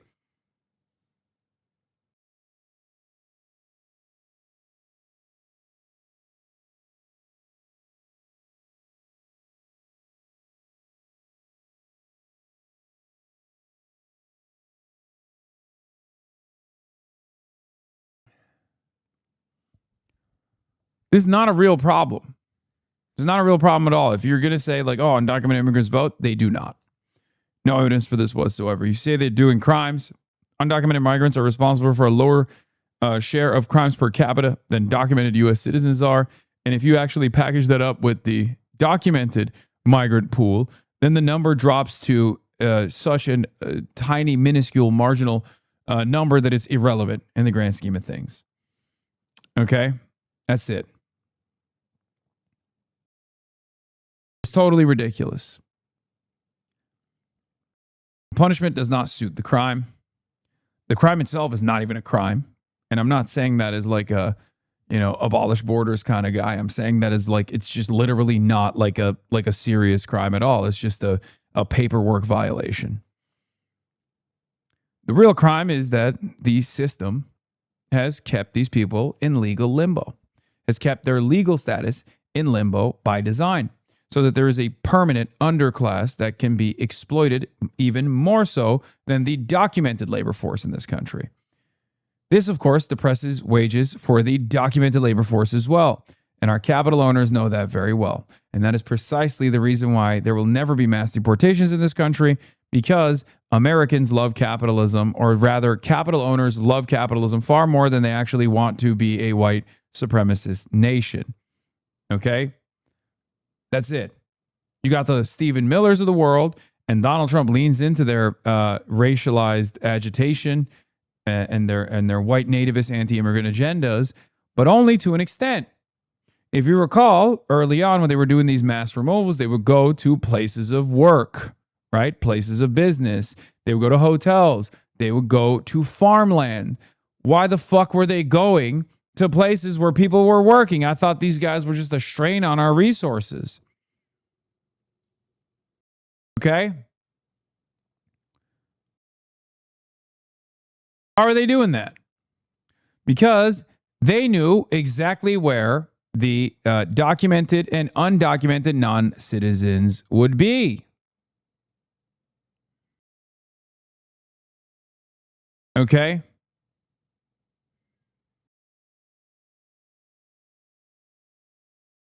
Trump put an end to that. Why did he do that?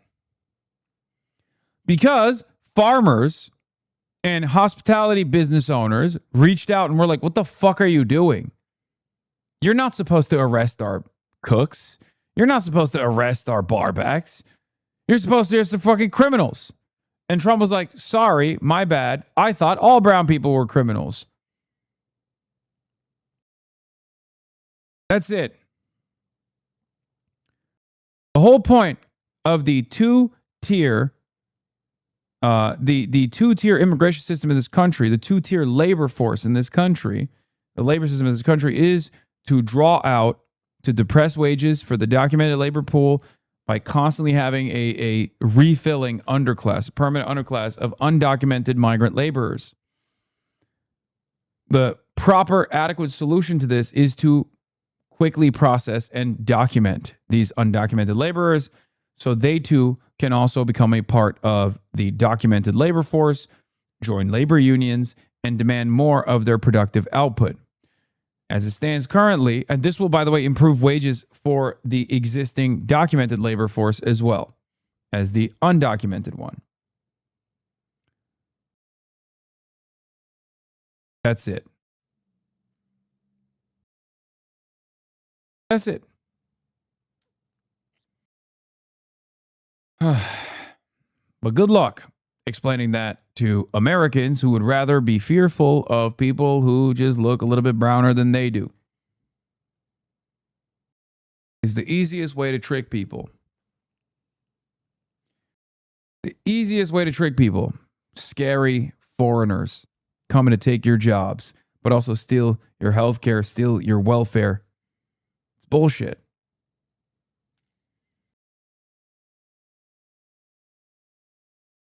On that note, let's take a look at what this fucking demon is saying. Yeah, if it was up to me, I'd be sending in the National Guard and rounding all these fuckers up and dragging them off the streets and putting them in camps. I would be. The moment that any of these people get in the street and start blocking traffic, I would be immediately shutting them down. Like, I hate these fucking people. And I would be going as hard as I possibly could. And the more upset and the sadder that they got and the more angry they got, the more I would do it. And if they started being violent, well, that's the way it goes. Don't do it. And follow the fucking law. Don't go and act like you can do whatever you want. It enables the behavior. I think the argument might be that these situations might get bystanders hurt more than anything to do with the immigrants. Yeah, I mean, obviously there's more to think about it, but overall, I don't think that they should roll anything back. I think that traffic stops are totally fine, and I don't think any innocents have gotten hurt so far, and it's because the people got shot. So, problem solved. Even in Canada, police can shoot you for driving at them. Even in Canada, that's bad. It's illegal to shoot to block public roadways, even if you're protesting. Why do we allow this? We allow this because we're cucked. We allow this because we're cucked. I tell people that I think that it should be the law that you can literally just run these people over if they're standing in the street.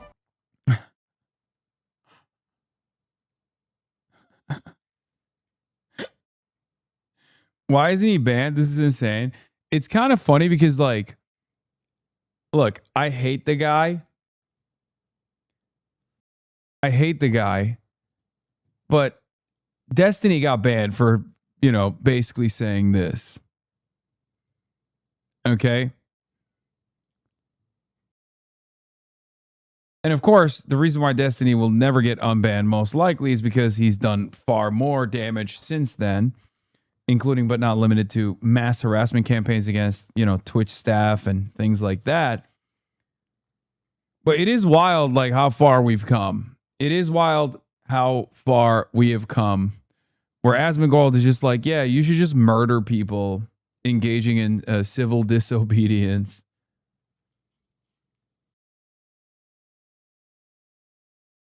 Yeah, not that it needs to be said in this community, but anyone who justifies an undocumented migrant being shot and killed by ISIS is just straight up giving the game away. Like, just grow a pair and say it with your chest you want to kill brown people. Yeah.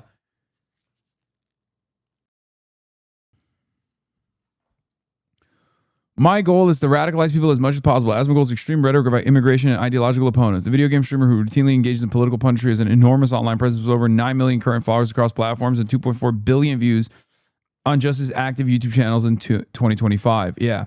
He is the biggest right-wing. He is the biggest right-wing content creator in North America right now.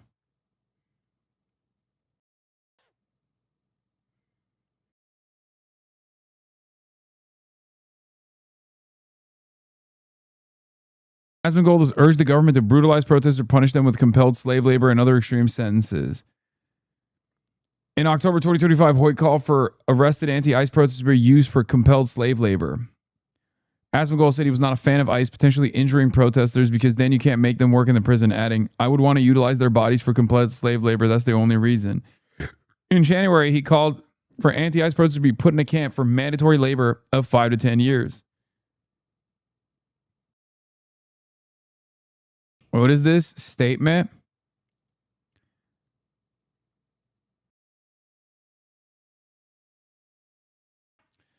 Hi, all. I know I've been quiet the last year with what's been happening with my lawsuit, but I can partially explain to you all I have been dealing with. TLDR, I hired Denim's legal defense team, and they will be representing me going forward. I intend to continue to fight the lawsuit. Now on to the detailed version. Unlike what has been said and speculated, my previous legal defense team has been in communication with Ethan's team since August 2025. During this time with Ethan's team, it was months and months of settlement negotiations. When you enter settlement negotiations, you are giving a list of ways to potentially settle, which I ultimately disagreed with. After settlement negotiations failed, my case defaulted. After my case defaulted, I attempted to find a new lawyer. I reached out and scheduled a meeting with Denim's legal team, and now here we are. I have retained them, and they will be representing me going forward. I intend to continue to fight the lawsuit. Thank you all for your continued support, Morgan.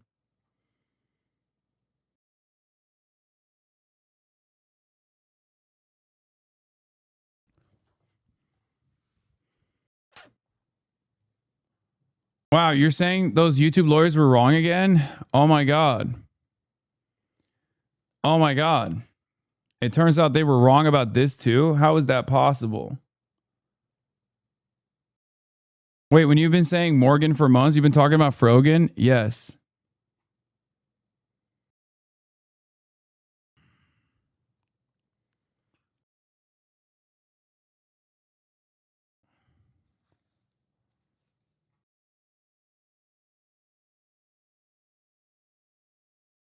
I believe she'll have a GoFundMe up and running as well.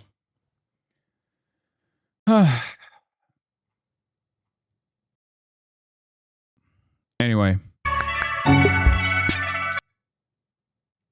President Trump vows to target power plants, bridges if Iran doesn't make a deal. Jesus Christ. Where was I? There was another thing I wanted to show you guys with respect to lawsuits. I don't know what this means, but did Ethan choose not to prosecute the Countdown episode claim, and Ethan Klein's lawsuit against Denham has officially been dismissed without prejudice, and the deadline to file for attorney's fees has been pushed back until after the appeals process for the claim? Like, he's still going through with the appeals process, right?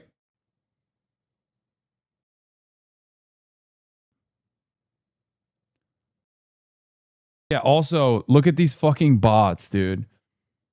Dan Stalkman and the Sex Pestiny community have deployed bots. It's really funny because, like, you know, I exist in both the cyber stalked. I exist in this space where I'm cyber stalked by some of the most like mentally unwell people, but also work alongside campaigns from times. And there's something really funny happening where one of the policy people, Timothy Faust, Francesca Hong's policy person, policy director, woke up to a ton of replies like this on an entirely unrelated post. I appear to have been caught up in some sort of bot swarm that replies to anything Hasan retweets. Big world out there. Most of it is none of my business. Dizzying. No wonder you haven't commented about iNut. And it's really funny because I have no idea who the fuck these people are either. Like, Aiden using iNut to smear people while begging for Destiny's attention is peak desperation. While you claim you orbit, you're just burning every bridge to get there. Pathetic. And I don't even know what the fuck is going on here. Like, not even a little bit. What the fuck is a iNut? Who's Aiden? What the hell is going on?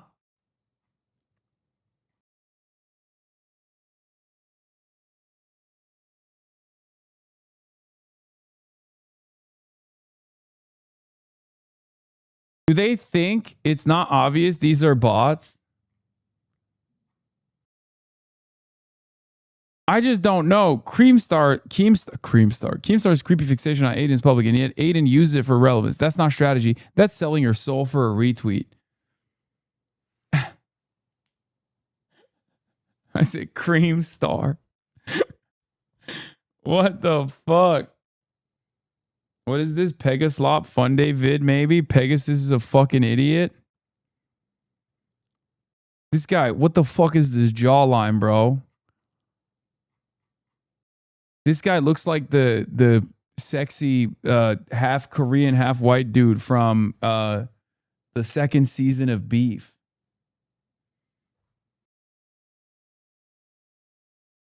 Chadgasus? Bro, I just turned this. You sent me this link. You sent me this link and boom, I got fucking blasted with the handsome Squidward. What the fuck is going on?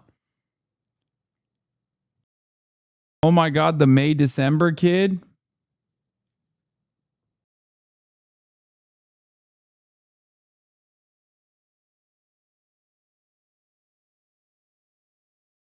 I like Chilipi Lol. I think he's Lebanese.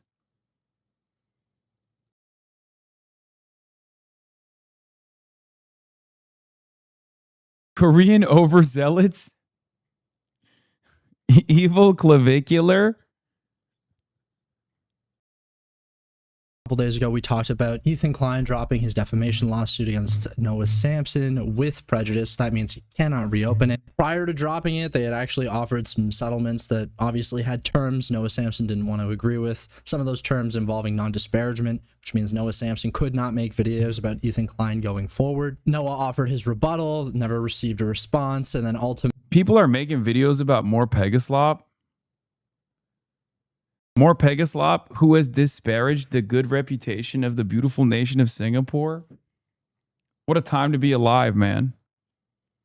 What a time to be alive. Ultimately was going to move forward with his anti-slap motion. Ethan Klein, obviously knowing that this anti-slap was likely to go forward, didn't want to pay out Noah Sampson's legal fees, probably didn't want to deal with the shame of losing to Noah Sampson. And so that's where we are as of a couple days ago, where he's dropped that lawsuit. Most recently, he's also dropped, without prejudice, the lawsuit against Denims for the Countdown stream, likely to focus on the appeal. Because it's without prejudice, he could reopen it at a further date, at a later date. But who knows? Who knows? I imagine his motivations have changed with a lot of the public pressure from people like Most Critical, Fantano, Hasan, obviously, and just generally there being a sentiment online of him being a litigious freak. But today's video is not really a focus on Ethan Klein, it's a focus on Pegasus. Okay, now Pegasus, but we're also...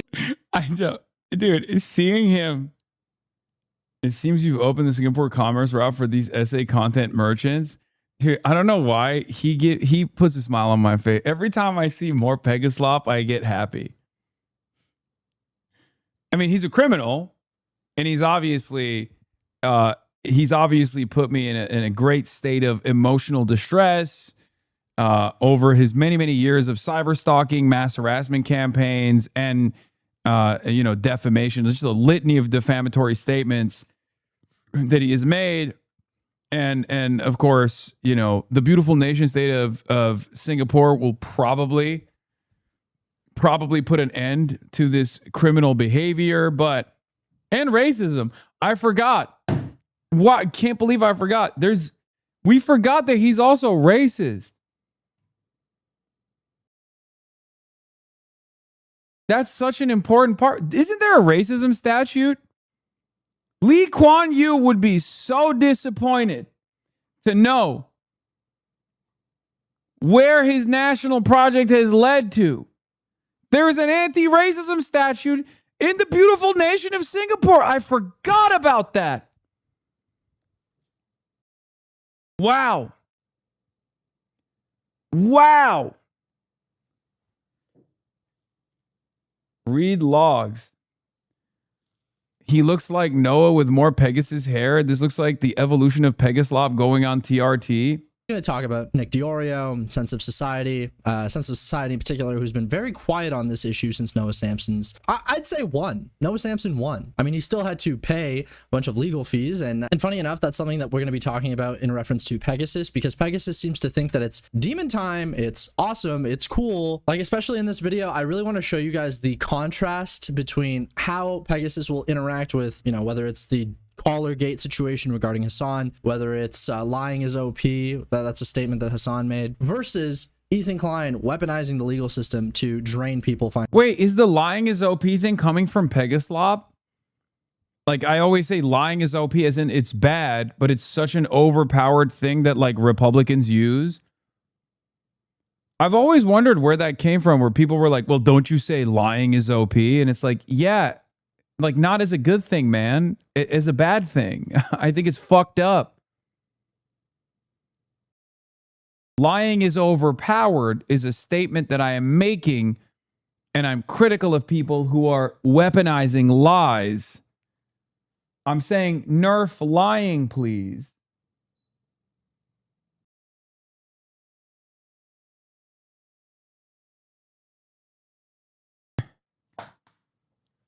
Financially. So as you can imagine, this title and thumbnail has nothing to do with Noah Samsen. This isn't a headline that he really wants to air on his channel. So instead, Miskiff just got exposed really bad. And then 19 minutes into the video, we'll talk about Noah Samsen. Moving on to Diet Hasan, aka Noah Samsen, the Ethan lawsuit has actually been dismissed. I think there's something really funny about the fact that he just sounds like such a goddamn nerd. I can't get over it. Like, I don't know if this is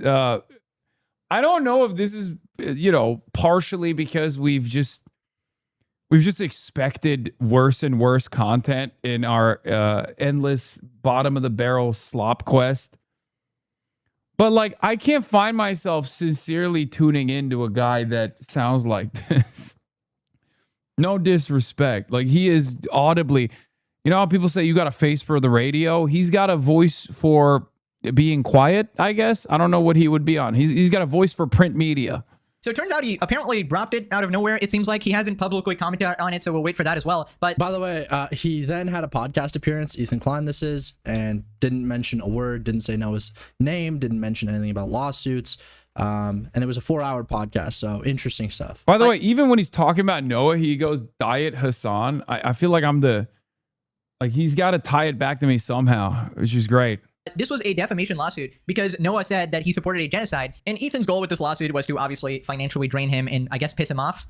What's your moral, read of that, Pegasus? Is that a good thing?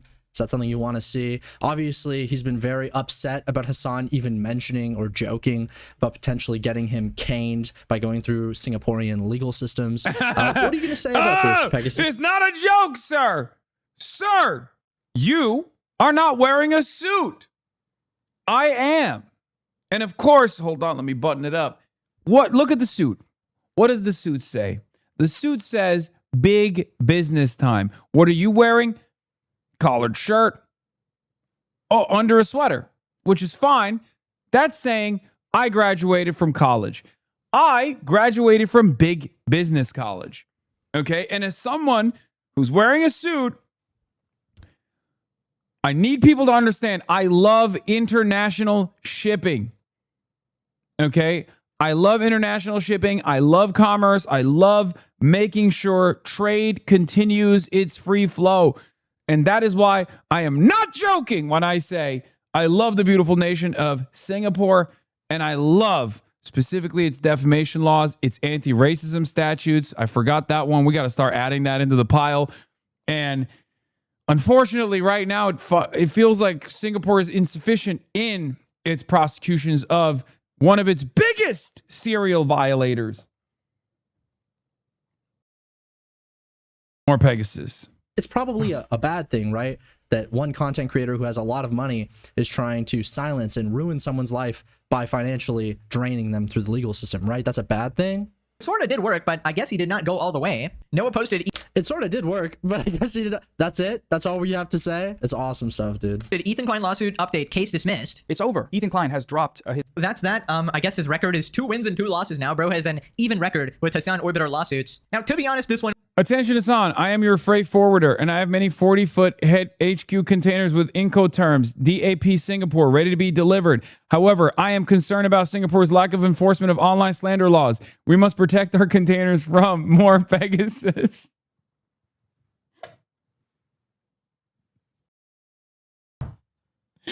I'm laughing to hide the fear that I have in my heart. I'm laughing only because I'm emotional and scared, emotionally distressed, positively perturbed. Oh. One day, Singapore will thrive once again with our business. It was pretty hard to win. Defamation is notoriously hard to prove when compared to copyright abuse. Honestly, I think the real punishment here is being the CEO of Bricks and Minifigs. I mean, dude. Like, dude, it's so... I actually hate this guy. Guys, let me make a completely irrelevant joke regarding a situation that's like pretty serious and completely affects every content creator online, where this fucking rich piece of shit, when he doesn't like what you have to say about him, he's gonna call it defamation so he can take it to court and then drain you of $100,000. Any comment on Ethan Klein? Any comment about the morality of what he did? Anything? Do we want to say anything? Oh, Noah Samson looks like the Bricks and Minifigs guy. Who gives a fuck? Do we have anything? I know I'm expecting Pegasus to say something of substance here, but do we have anything interesting to say? Dude, like, your company is not doing well. You should honestly really just give back the Legos. Like, you were caught lying multiple times. CoffeeZilla's on your ass now. I mean, all this police corruption shit going on as well, harassing Ben. It's just not cool, man. And shave off that mustache, goddammit. We got the Hasan fans gloating. Wow, dude, I'm creasing. What a great joke. Gloating. They're calling him 007. 0 lawsuits won. 0 fans left. 7 more lawsuits, bro. Please, this one will definitely work out. Promise just 7 more lawsuits. I don't think the statistics are accurate, but funny. Not a huge surprise. It was incredibly unlikely he was going to win that one. Defamation is notoriously hard to prove in the US, which means he started this in order to bankrupt him. How is it not incredibly shitty? I mean, he's obviously wanted to go like full demon time, right? Full John Wick mode. It's called a slap suit. How?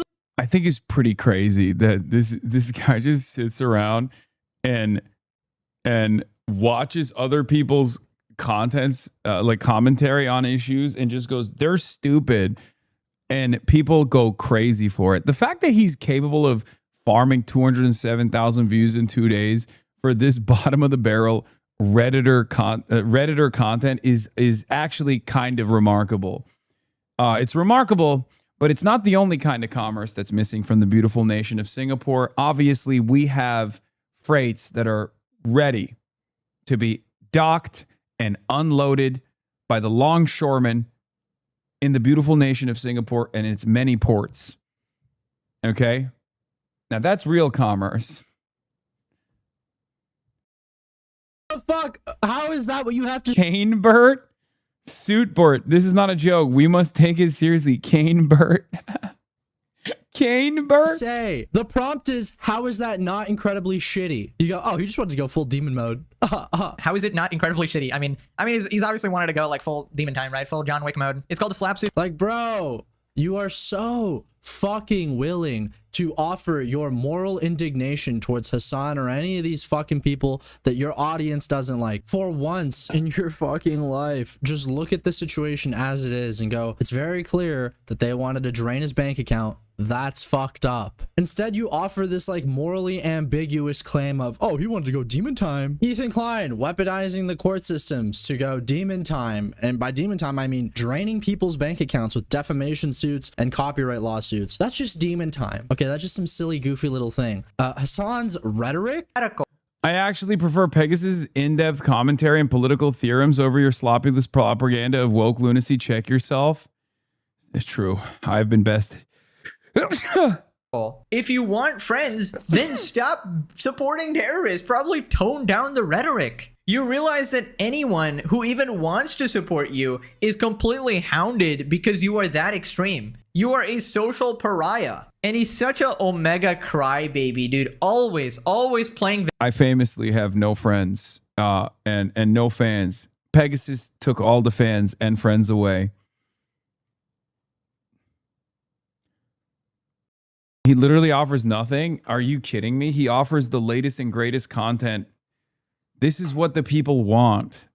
Pegaslop. Victim. By the way, you just know if Hasan caught one of his haters saying something like, "Oh, I'm so alone," he's gonna call them loser incels. He's gonna. Why not just call Hasan's rhetoric demon time? Was it not just demon time? Like when Hasan jokes about going through a Singaporean court. Let's see how he reacts. Anyway, so then he randomly starts talking about executions. Dude, what the fuck is wrong with you? Like 1 second he's like, "Hey, I really love your channel. Let's go to the gym together. Oh my god, you're jacked. Oh my god, you're jacked, bro." Now he's talking about executions. What's the problem? It's Singaporean law. You don't like the Singaporean legal system, the place you live? He's just going demon time.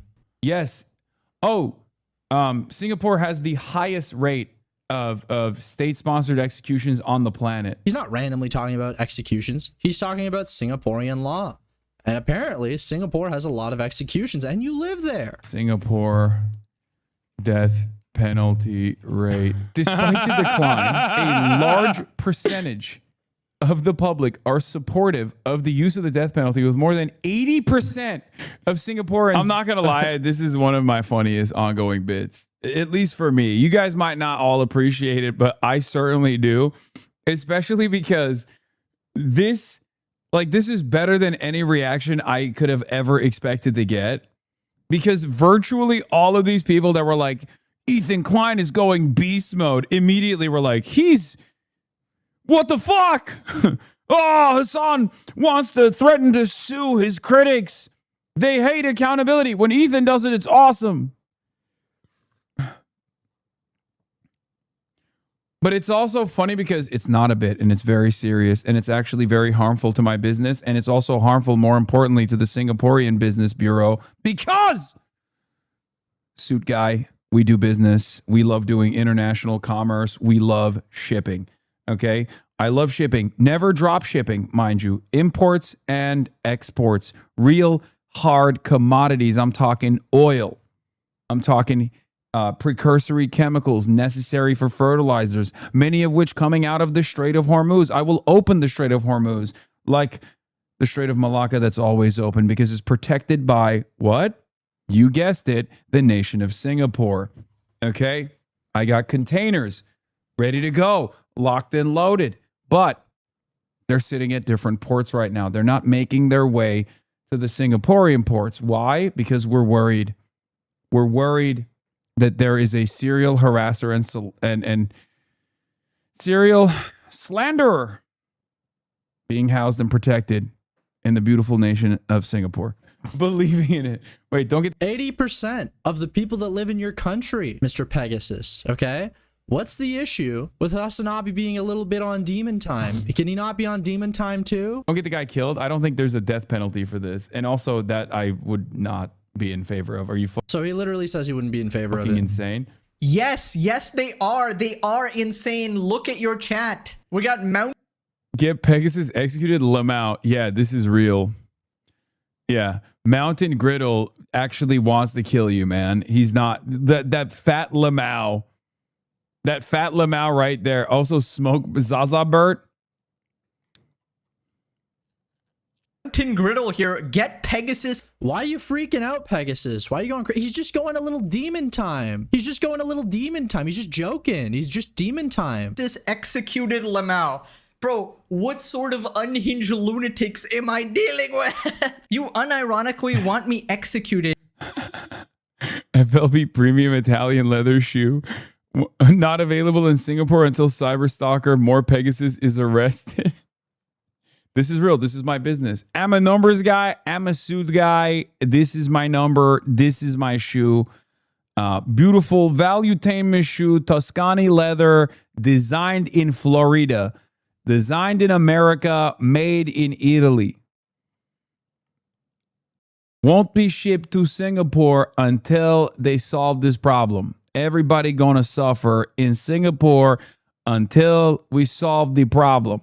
Because he literally just said he didn't want that, by the way. I played Hasan's own. He literally said he would not advocate for you getting executed. When Hasan talks about like the ass backwards legal system in your country that could get you killed for the type of content you're making, okay? You freak the fuck out. I can't believe Hasan's saying this. Look, your chat, you're weaponizing your chat. You're getting them to say crazy things about me. They want me dead. But then when Ethan Klein decides to weaponize the American legal system to drain Noah Samson's bank account, drain Denham's bank account, drain Casey Tron's bank account, drain Frogan's bank account, threaten to drain iDubbbz's bank account. That's okay. That's just demon time. He's just going a little demon time. He's just trying to financially ruin these people. It's just demon time. So again, let's be clear. When Hasan is threatening, by the way, never did anything, was clearly joking. When Hasan threatens to use another country's legal system to get you killed, because those are the laws in your country, oh, it's fucked up. It's crazy. I can't believe it. What a fucked up guy. When Ethan does it with iDubbbz, okay, using Canadian legal system, because apparently we have worse anti-slap laws,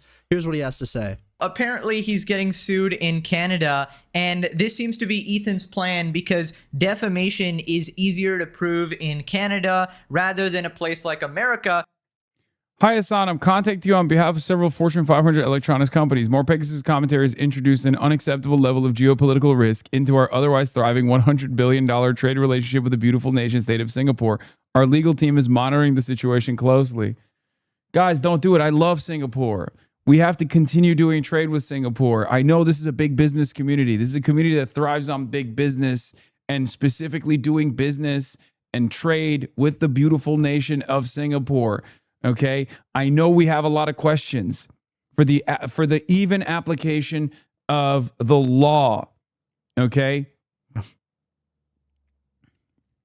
I know, but I promise Singapore is a wonderful country that loves commerce, that loves free trade, and we love it too. Even if at times they don't follow through on the application of the law evenly, like when there's a serial racist, harasser, violator of numerous statutes.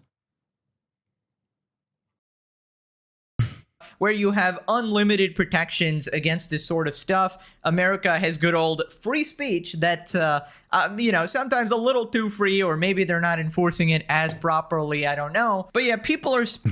What? They're not enforcing the free speech statute as properly in America? You got some opinions on American free speech now? Speculating the reason for this lawsuit and the defamation, where the comment was accusing Ethan. No interest in morally weighing in on whether or not Ethan Klein weaponizing the Canadian legal system is a good thing or a bad thing. Dude, like, listen to the shit he's about to say here. I don't know if iDubbbz said something more incriminating. Ethan probably had a discussion with his lawyers about this, or maybe he thought that iDubbbz was an easier target. The commentary community... I don't know what to tell you, bro. The quote I just played for you is in reference to the question, why did Ethan not sue Destiny? Why did he pursue iDubbbz? And he clearly says, probably Canadian law, probably he thought that iDubbbz was an easier target. If Hasan does this, or if anyone that Pegasus and his audience doesn't like does this, we're going to spend 10 to 15 minutes breaking down the minutia of why he made this decision and why it's a bad thing. When Ethan Klein does it, it's like, well, moving on. All right, back to the Noah Samson video. Defamation is notoriously hard to prove in the US, which means he started this in order to bankrupt him. How is it not incredibly shitty? I mean, he's obviously wanted to go like full demon time, right? Full John Wick mode. It's called a slap suit, basically a frivolous lawsuit to cost the other party money. Well, considering how the others turned out, not entirely, right? Some of them did have merit. How many lawsuits have been filed against other people? One of them, okay, he won. The other one gets a default judgment because Frogan didn't file anything. And by the way, both of those people did, in fact, violate the copyright. I don't have any way of defending that. There's other people that also offended. There's other people that also violated his copyright, and he didn't pursue them. That's the issue. Why did you target these people and not others anyways? Well, every week there seems to be another one for another person. Yeah, Hello, Hasan. Donald J. Trump here. A lot of people are talking about this Pegasus guy. Pegasus, nasty guy, very rude guy. Quite frankly, I will demand, I can do that as the president, demand Singapore does something about this. Otherwise, we could invade. Maybe we would invade. I'm not going to tell you, but it's possible. 11, termination clause. This policy insurance shall terminate automatically without notice in the following circumstances. 11.2, the assured being an individual 14 days after he dies, he becomes bankrupt. He's the subject of receiving harassment from online cyberbully threatening the safety of my crew. My ship insurer, my ship insurer just canceled on me due to more Pegasus. No! No!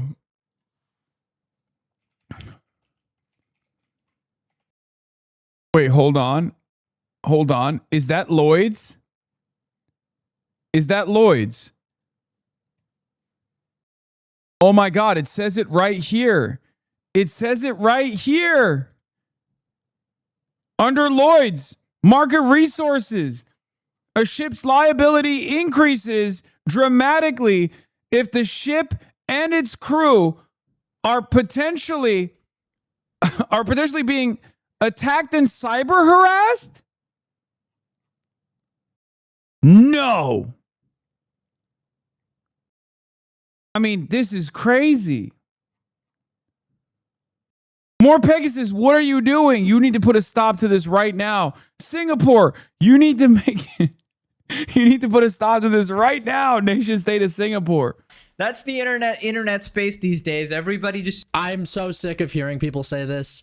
Nick DiOrio said this also. Oh, that's just what happens on the internet now. No, it's not. No, it's not. That's what happens when mega multi-millionaires who have been doing content for 10 years and now they're too pussy to clap back with their own commentary. Ethan Klein knows it's extremely difficult for him to talk his way out of his position on YouTube. It's a lot easier if you can go where you have the advantage, which would be the legal system, because he has more money than every single person he's attempting to sue. On the one hand, you can drain all of your enemies of their finances. You can also offer settlements like he did to Noah Samson, where it's like, okay, you're going to delete these videos. I'm going to drop the lawsuit. You're going to say that I actually do support Palestine. And don't forget, non-disparagement. You can't talk about me ever again. The goal is to compel speech, drain their bank accounts, and then chill speech so that they can no longer talk about you in the future. And that chilling effect, it doesn't just affect the target of the lawsuit, it also affects everybody that is doing that type of content, that type of critical content, where you are looking at somebody's content and offering your opinion and saying why you disagree with it. Like, I very much disagree with Pegasus on like 90% of things, okay? I'm gonna play this clip and just listen to how Pegasus breaks down what Hasan's saying. Where he says he'd vote for Hamas terrorists. Is it true that you said that you considered Hamas to be 1,000 times better than Israel and you'd vote for Hamas over Israel every single time? Is that true and you stand by it? Yeah, I do. This is where you go wrong, Hasan. You find yourself basically in a position defending don't tell me I'm wrong. elements you tell of me this. Why I'm wrong. I'm telling you why you're wrong, because you're honestly saying you saw Jewish people, overwhelmingly Jewish people killed that day. So October 7 was traumatic. There were heinous acts of violence that took place. No doubt about it. I would never agree again. I would never disagree with that assessment. What I will disagree with, however, is the intentionality. The idea that October 7 was done specifically to kill as many Jewish people as possible, I think is incorrect. I think the ultimate goal of the Palestinian resistance, whether we agree with their methods or tactics or not, and I certainly have my disagreements, the ultimate goal of the Palestinian resistance disagreements. They killed 1,300 people. And rape people. Of course. Killed innocent young people at music festivals. Oh my God! Do not get started on Grape. Don't do that with Hasan. You don't even want to go there. We all remember the Ethan debate where Ethan had to literally pull up like victims' testimonies in front of. I think it's kind of cool that someone who's very clearly not an intelligent person at all is trying to do political commentary. I like it.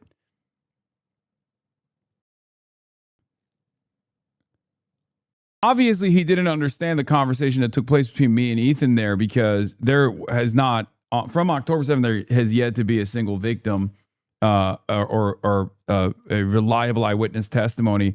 But I never said that there wasn't any sexual violence that took place since October 7 or even during October 7. Okay. I was calling into question Ethan's assessment because Ethan actually used a victim of sexual violence as a hostage. Okay. A victim of sexual assault as a hostage to claim that this was a October 7 rape that took place. He was wrong. I was right. Hasan, and he's like, well, actually, I don't know. Are we sure? Are we sure we have the forensic evidence? Wait a minute, guys. You're telling me terrorists commit horrible, atrocious sexual crimes? No. Also, what is this, bro? You shouldn't be using memes like this while you're trying to talk about serious geopolitical incidents, I feel like. Guys, you're telling me terrorists commit horrible, atrocious sexual crimes? No, please. There's no way they would do that. It's impossible. I don't know, man. This is some heinous shit. Correct me if I'm wrong, but I feel like a lot of what Hasan does is terror apologism. Like, I mean, tell me this isn't Hasan. A terror apologist is... So, you hear what he's saying? AI overview. AI overview for terror apologists? Oh, God. Oh, my Lord. Oh, my Lord. This is how he's backing his argument? It's like, well, look at this AI overview. Doesn't that sound like Hasan?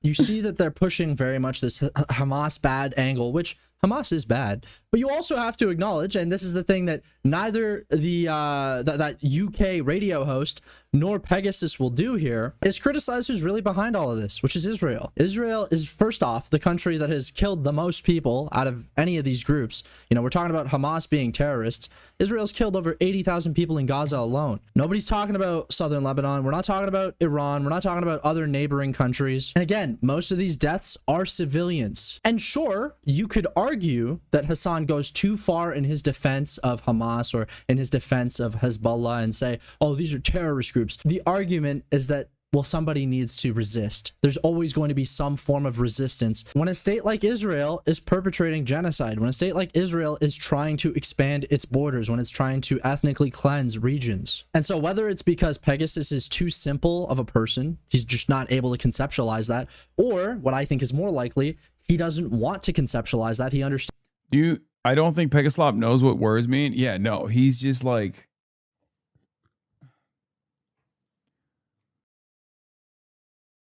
terrorists and terrorist entities in the beautiful nation state of Singapore. Wow. What about Hezbollah? Wow. Is Hezbollah not a part? ISIL, obviously, understandably. Wow. So Hamas and Hezbollah are not considered terrorist organizations in the beautiful nation of Singapore.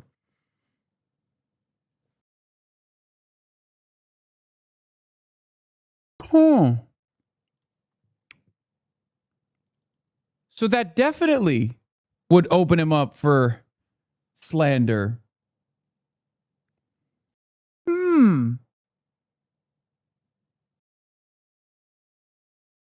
No, it's terrorists and terrorist entities. It's not just individuals, chatter.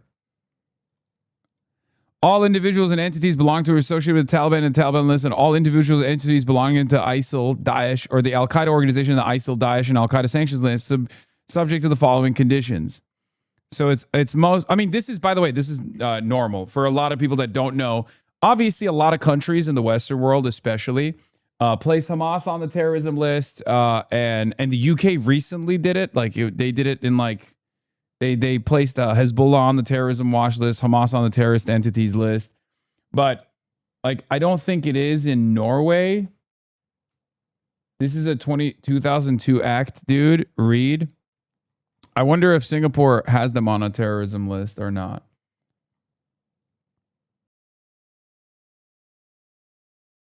Let me see. Is Hamas considered a terrorist organization in Singapore? Let's see. It might be. No. AI overview. Hamas is not formally designated as a terrorist organization on Singapore's official list under its Terrorism Suppression and Financing Act. However, the Singaporean government has explicitly condemned the group's actions as an act of terrorism and maintains a zero-tolerance approach towards any individuals providing financial, material, or ideological support for the group. The Singaporean Ministry of Foreign Affairs and the Internal Security Department consistently treat Hamas's violent operations as terrorism. Minister for Foreign Affairs Dr. Vivian Balakrishnan replies to clarification during the parliamentary motion on Israel-Hamas conflict, 6th of November 2023. Singapore does not formally designate Hamas as a whole terrorist organization under its domestic legislation. Step 1, trust AI. Step 2, question mark, question mark. Step 3, end of the world.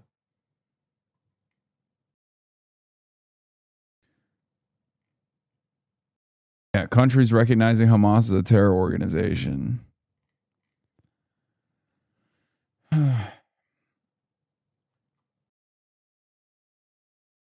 I'm learning so much.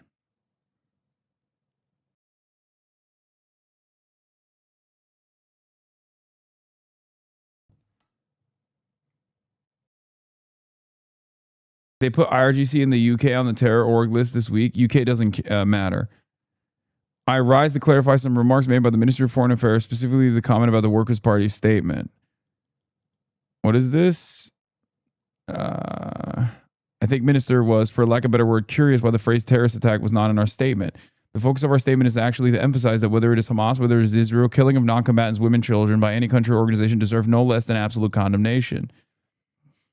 My second point, perhaps explaining why the use of that word terrorism was not activated so readily, but a more balanced approach in our statement was what we sought to put forward with regards to Singapore's approach to the labeling of organizations of designations of certain groups. I understand Singapore has Interministerial Committee of Terrorist Designation. It is the authority on the designation of terrorist groups and groupings. The government relies on this committee to determine which organization is labeled accordingly. This is legislatively captured in the Terrorism Suppression of Financing Act of 2002. My understanding is that Hamas is not on the list. Maybe the minister can explain that position for the understanding of the general public. My final point actually relates to something which was originally said by Mr. Alex Yam, minister, who had also made the same point by way of this document.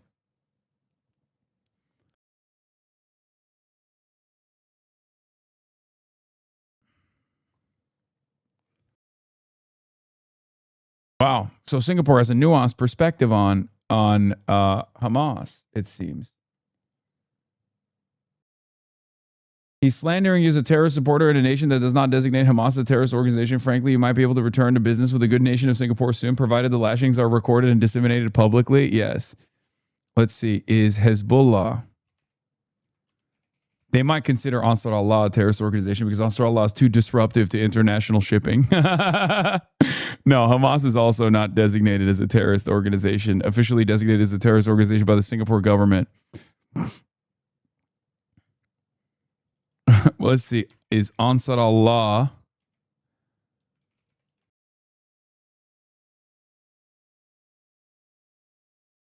Oh, even Ansar Allah, also widely known as the Houthis, is not explicitly designated as a terrorist organization in Singapore's Domestic Terrorism Suppression Financing Act list.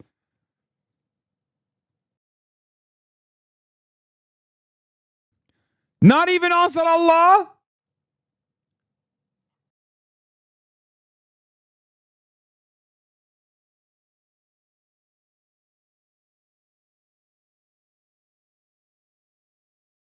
Pegasus is one of those guys who says you give material support because he doesn't understand what that term means. Okay, that's like literally actionable slander, by the way. That is accusing me of a straightforward crime. Okay? That's like, oh my God, that is actually sincerely accusing me of a crime. That is like, that's no joke, an actual instance of slander.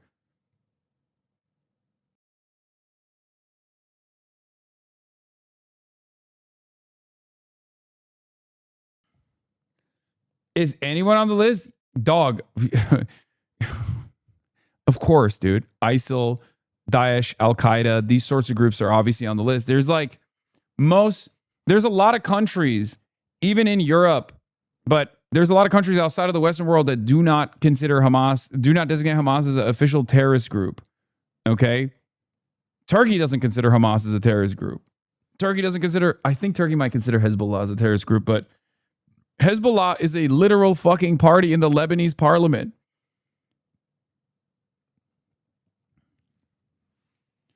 Canada does, though? Yeah, of course Canada does. It's America's hat. What do you mean? Like, that doesn't mean anything. That's like saying the UK does. Yeah, no shit.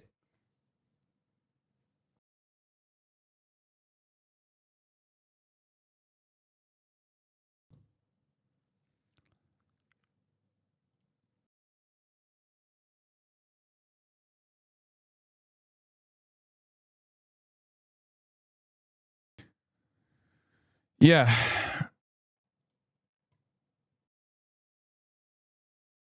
The Department of State is announcing the designation of Ansar Allah. Oh, this is the U.S. Embassy in Singapore. U.S. Embassy in Singapore.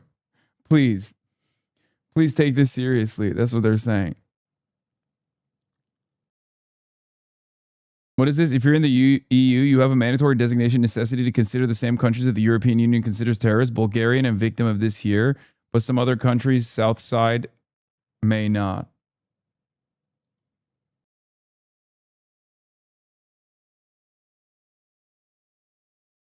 I will give 50 subs for every op you sue. Bro, check this. In defamation cases or incidents involving corporate targets, offenders may also be liable for substantial monetary damages. Public figures and influencers in particular are advised to exercise caution when commenting online to avoid accusations of cyber abuse or incitement. You, as a big shipping magnate. So now that we established that more Pegaslop has slandered my good name as a international shipping magnate, as a king of commerce, as people know me as in Singapore, he has also slandered me by claiming that I've actually offered material support to terrorist groups. None of these groups are considered terrorist organizations under Singaporean law. So that's doubly fucked for him. Not only is he lying that I'm giving them material support,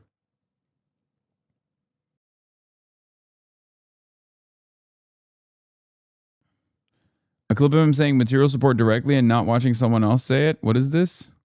Law in front of me. I should be allowed to provide material support for terrorists, actually. I should be able to burn cars and loot stores and constantly slander people, okay? Please don't use the L word around me. But man, Hasan using words that he has no idea about and completely misusing terminology is not surprising at all. The absolute pseudo-intellectual here trying to act smart in front of his audience of political extremists, but actually just ends up embarrassing himself every single time. And when someone actually and then the guy who's actually educated his legal mindset.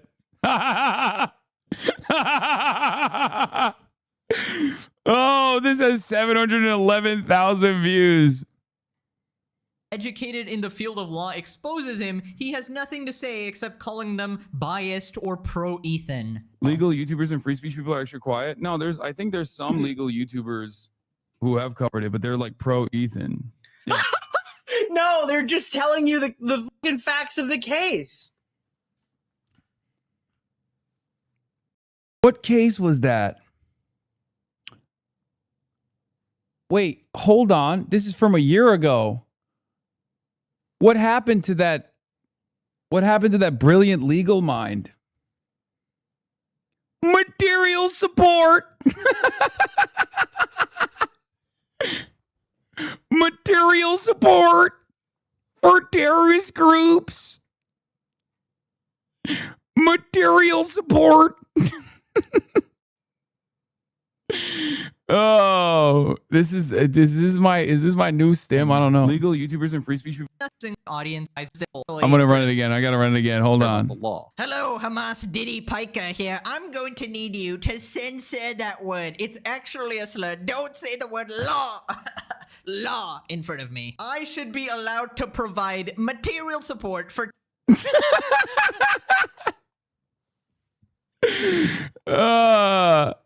material support.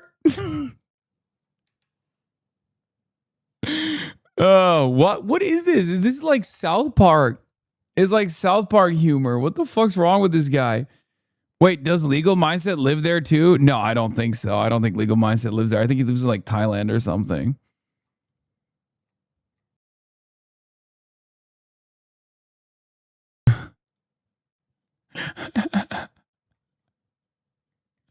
Not that funny, dog. Hey, it's funny to me, man. Law in front of me. I'm able to use Also, then he accuses me. I love that he packaged this up. He accused me of doing material support for terrorist organizations not designated by the beautiful nation of Singapore as a terrorist organization. Also, no evidence whatsoever that I've ever offered material support to any of these American state-sanctioned terrorist organizations. But then he ties it back to the Ethan Klein lawsuit, which we now know with today's eyes that I was right and Legal Mindset was fucking wrong. While simultaneously saying, I don't know what words mean. Educated in the field of law exposes him. He has nothing to say except calling them biased or pro-Ethan. Bro, they make up so much lies about you that even their impressions sound nothing like you, more like a Scooby-Doo villain. It's awesome. They're compromised, dude. They're pro-Ethan. The law is pro-Ethan. All that says, that means his side has more legal basis. And if anyone wants to bring up legal points, I'll be happy to analyze those and look at those, and I'll be happy to give them a fair, objective consideration. However, emotional arguments, claims of bias, claims that we don't know enough about Israel and Palestine, I'm sure bro would that respond. has nothing to do with this lawsuit. This Stop. lawsuit has nothing to do with any political element. It has to do with copyright. Dude, I can't believe this guy has the audacity to talk about the law when there's a genocide going on. Cancel Legal Mindset, guys. He's stating the facts. I'm allergic to the facts. Please. Don't forget, he also tried to tie you to Diddy. Yeah, that's crazy. Anyway, I don't know how we fucking got here. Let's finish where this. his bread is buttered. He understands that anti-Hasan content is what does well on his channel. He's not going to look at what Israel is doing. He's not going to talk about that. He's just going to talk about terrorists. The terrorists are bad. And at most, he'll give you a, well, you got to condemn both sides. And while I completely disagree with this sort of rhetoric, and I don't like Pegasus's content in general, I don't think that there should be a lawsuit against him. I don't think that he should be legally forced to retract statements. I think that if he should be retracting statements, it's because of him coming to a better conclusion, perhaps societal pressure, perhaps comment section pressure. But the that's never happening, dude. His audience collectively have the IQ of a sea cucumber, like all together. Have you seen his comments, dude? I mean, first of all, they think he's funny. They think he's intelligent. They're unsalvageable. Idea that some... No, the answer is clear, okay? Whoosh. Whoosh. Whoosh. Cane to ass. Somebody is being compelled to do something by court systems because somebody with more money is able to persuade them to do so. Fuck that. And simply put, I don't understand how that's not something that Public as a square, YouTuber, someone like king to Pegasus ass. can't say towards Ethan Klein. Again, you cannot just go about saying, oh, well, he was just trying to be demon time. When he was trying to drain these people financially, he was trying to go demon time. Moving off of Pegasus, now talking about sense of society, as you can see, something is missing. You know, he was all about talking about the Noah Samson. Enjoy the lawsuit, loser. Enjoy the lawsuit, loser. All of a sudden, he's got nothing to say. And that's because he's a big... Okay, I have no idea who this is. I don't care. I already... In my mind, there's only one... There's only a space for one slop tuber, and that is Pegaslop. Nah, this dude is a fan of Pegasus. He said he agrees with him 90% of the time. He's one of them. No, he said he disagrees with Pegasus 90% of the time. You misunderstood. I don't think he said he agrees with Pegasus 90% of the time. He said he disagrees with him. There's too many. Yeah. The official designated Hasanabi villain of the month is more Pegaslop. Okay. I don't I don't want to know about the other ones. This is enough. It's enough for me to know one. What is this? Hi all, and Hasanabi, this is my first stream and comment. I previously was super libbed up, and I was told was right. However, this channel and community has had a super positive impact on not only my change in politics, but my worldview and morals. Thanks, y'all. Hell yeah.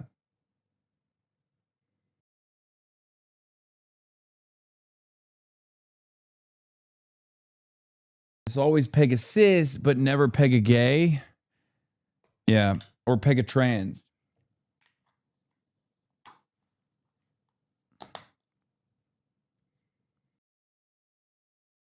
There's more. Pegasus guy said that people delivering aid to Gaza from Egypt are terrorist supporters. He's evil.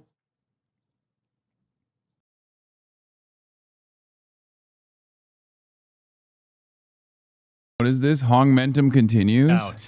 State Representative Francesca Hong gained 61% of the first choice votes.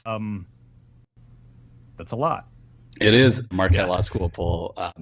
We had 14% support for Hong, 11% for Barnes, and then 3% for Crowley and on down. And so if you looked at just among the voters who had made up their minds in that poll, Hong had 40% support among the decided Democratic primary voters. Well, congratulations once again to the runaway winner of the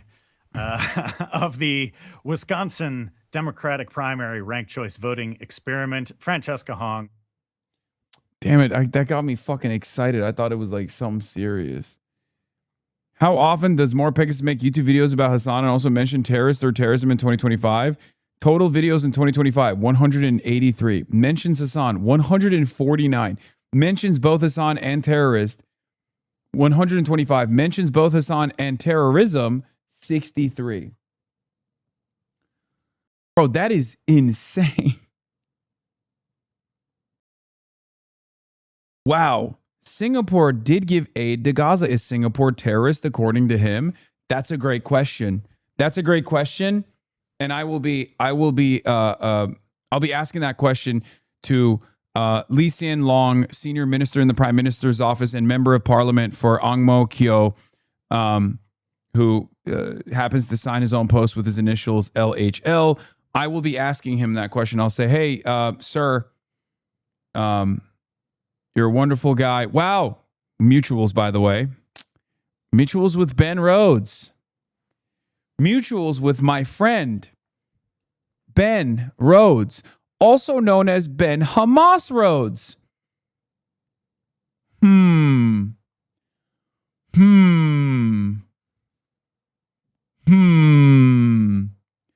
More Pegaslop.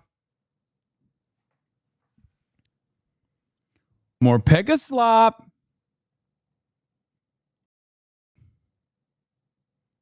More Pegaslander. How does it feel knowing you'll never look this cool? I don't know.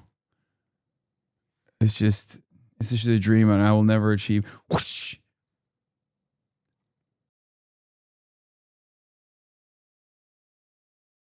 That's the sound of a cane. More Pegaslop. Yeah, I saw near a tendon. How was first class? Dude, this is so funny. How you know this hell site is not real life? Stevens is about the same favorability as AES within a margin of error. These people on here who have become deranged haters don't speak for many people in Michigan. It's so awesome that she fucking was so excited to screenshot this that it accidentally leaked her seat on the flight.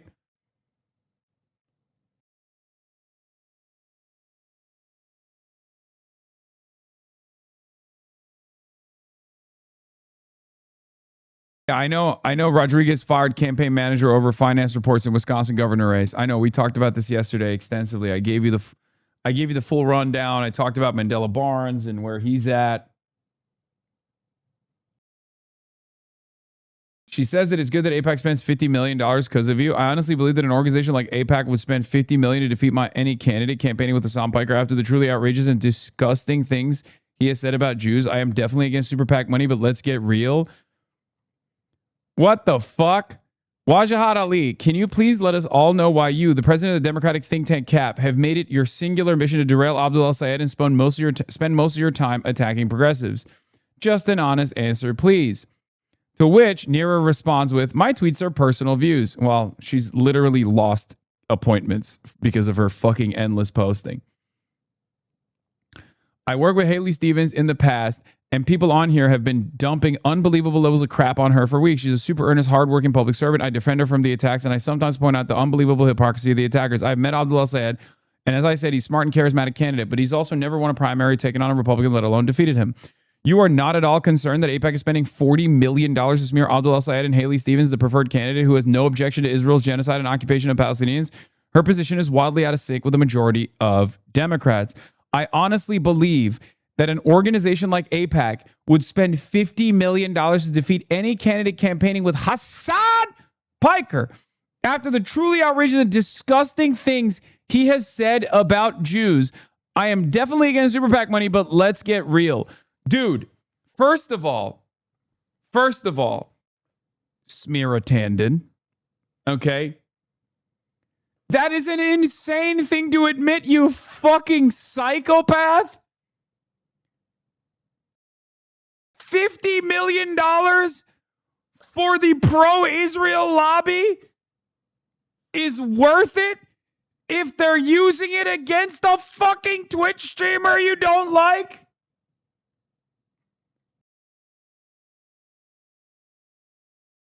What the fuck?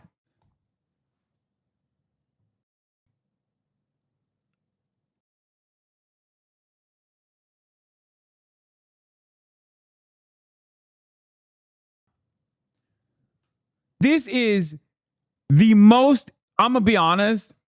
I mean, Neera Tandon has worked with the Clintons, right? Like, this is a person that has worked in virtually every Democratic administration. Okay? So, the fact that this person that is a figurehead of the center of power in the Democratic Party is saying unhinged shit like this is so crazy. First of all, thank you for thinking that I'm worth $50 million of slander. Okay? That's greatly overestimating my impact. And secondly, this is exactly all you need to know. Okay? This is all you need to know about these people's priorities.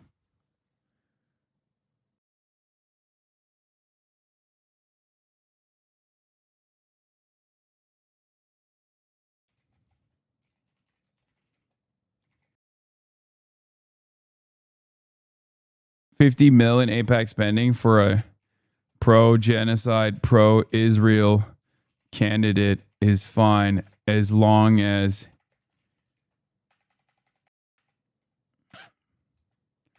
it's a lesson for other candidates to stay away from an anti-Zionist Twitch streamer. Absolutely insane. Priorities for the woman who claims she wants to defeat Trump. You better be calling her Smira, Slapsis Slander. Yes. I am calling her that.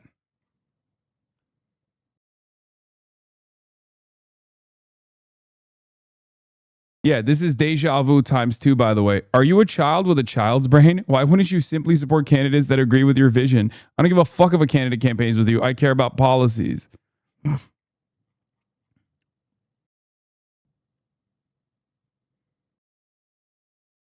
That $50 million is just over the entire annual budget of CAP, Lamau. Incredible stuff. By the way, who is funding Center for American Progress? Who is funding Center for American Progress? Who are their top donors?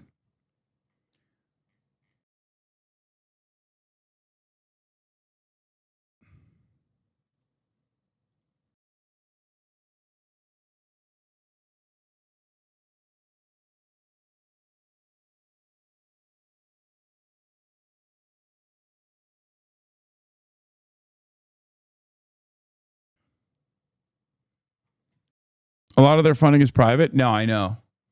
I say smear tainted folks. She said 50 million in APAC spending for a pro-genocide, pro-Israel candidate is fine as long as it's a lesson for the other candidates to stay away from an anti-Zionist Twitch streamer. Absolutely insane priorities for the woman who claims she wants to defeat Trump.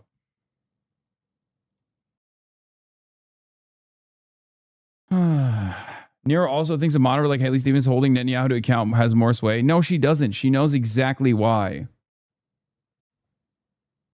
She knows exactly. She is supporting Haley Stevens, partially because she's a moderate and partially because she's pro-Israel, because Neera Tanden is pro-Israel. Neera Tanden has been fucking pictured with Benjamin Netanyahu a million times over.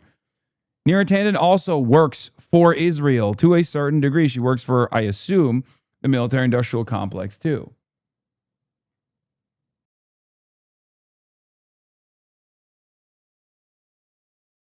No offense, ain't no way you're worth spending 50 mil on. Yeah, I agree. I think Neera Tanden is insane.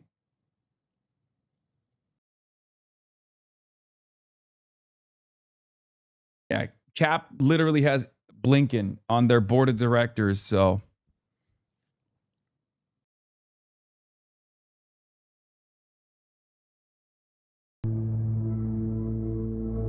What is this?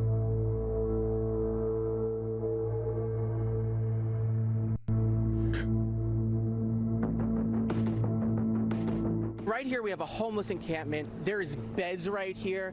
People are sleeping. We have umbrellas. This is what's happening in Mayor Mamdani's New York City. This is where someone lives. This is their clothes. Why are you going through their shit, man? They have an umbrella. Hand sanitizer, keeping clean, so that's good. And behind here, we have a suitcase, we have a pineapple. Take a look at this. We also have tequila.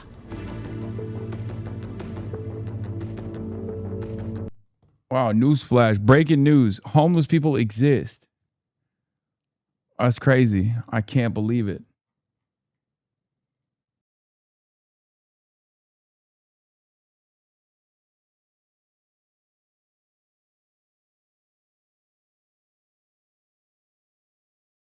Netanyahu appearing on Sid Rosenberg's show claims Mamdani champions Hamas and apologizes and accuses for Iran. And he has threatened to arrest you time and time again, which we know he really can't do. But wow, I love Sid's complexion. Every time he puts a smile on my eyes, dude, smile on my face, smile in my eyes. You think he's wearing these colors to make it seem like he's less purple than he actually is?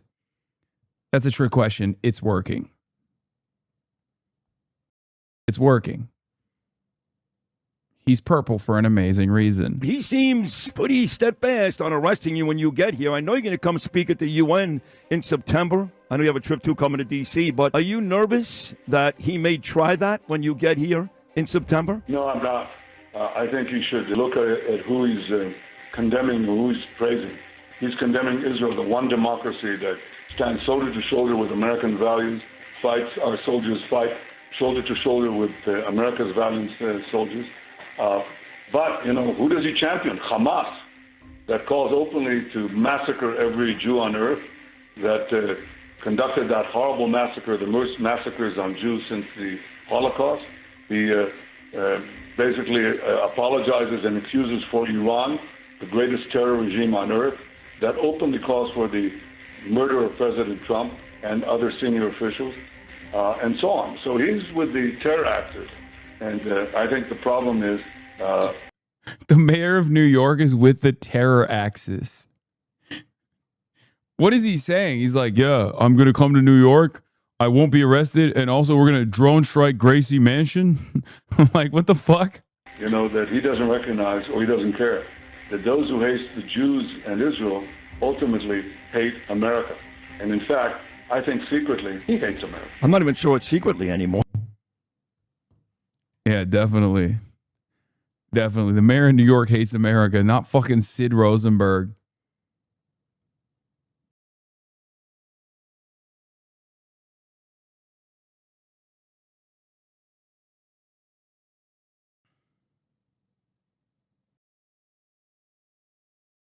What is this? Hey, Hanky Panky, new Hasan Bad videos drop. Seems to be getting popular. Hasan Piker, savior of the third world. The Wizard of Wit. Dog, what the fuck is wrong with you? Why would I watch this shit? Why in the... Dude, if I want analysis from the dumbest fucking slop tubers of all time, I already have one goat for that. His name is More Pegaslop. Okay? His name is More Pegaslop, who's actually making it quite difficult for me to do trade, to continue doing trade with the beautiful nation of Singapore. Okay?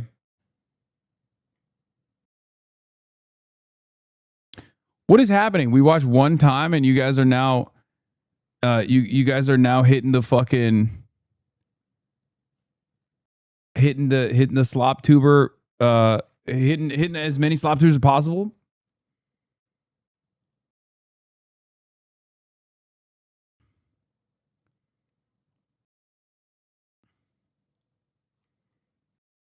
Pegaslop.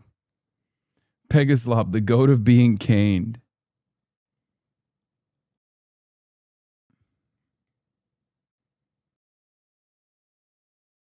It's fun to make fun of them. Yeah, but who cares?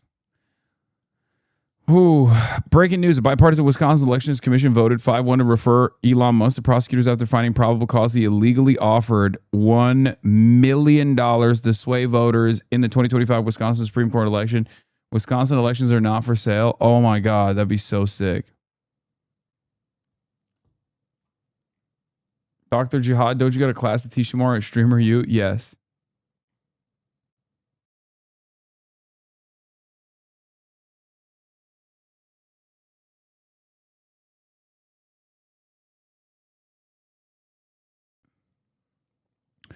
I genuinely think Elon Musk is too rich to go to prison. I'll say it. I don't think that's a controversial take. I think he is far too wealthy to ever see the inside of a prison, unless maybe it's a Chinese prison somehow. But even then, they wouldn't dare. They wouldn't dare to do something to an American billionaire anyway. If he was a Chinese billionaire, that'd be a different question.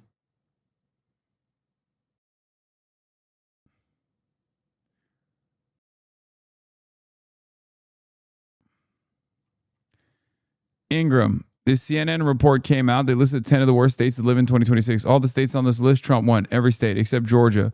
How does that make any sense? Now check out this recent list. 650 CEOs were polled, and they rated the best states in which to do business. Wait, did Laura Ingram cover the workers deserve more rally from DSA? Oh my God. I didn't even fucking cover it. What the fuck is happening, dude?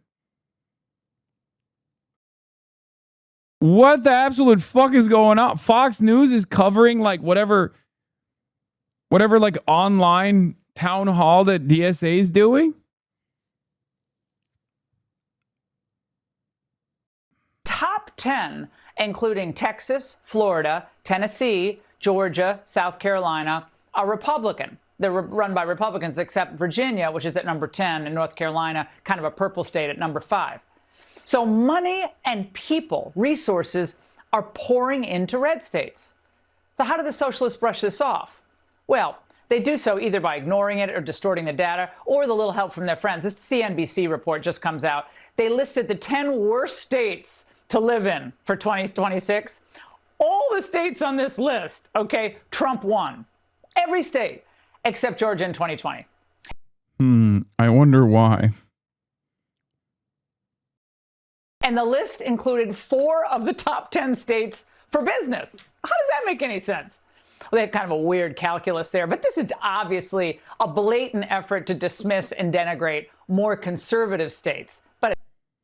Or maybe it makes you think that states that have better redistributive policies, better social expenditures, oftentimes happen to be blue states, of course, end up having, urbanized areas with higher population density, and sometimes even better public transit. And that automatically makes it a better state to live in, and certainly a better state to do business in. It turns out tax havens are not that great. If tax havens also mean worse infrastructure overall, a less livable area overall. I know for a fact Oklahoma is a low-cost site, for example, for Boeing. But they have a very hard time attracting talent to stay in Oklahoma because it's fucking Oklahoma. It's really nothing new. Why does Fox News assume its viewer is a business? Because they're the most brain-broken dullards of all time. They all literally think they're big business. It's all the money-getter boomers who have, who have the only wealth in this country at this point, who greatly overestimate the amount of wealth that they have and think that they are all big business CEOs. Some of them are small business owners. None of them are big business owners.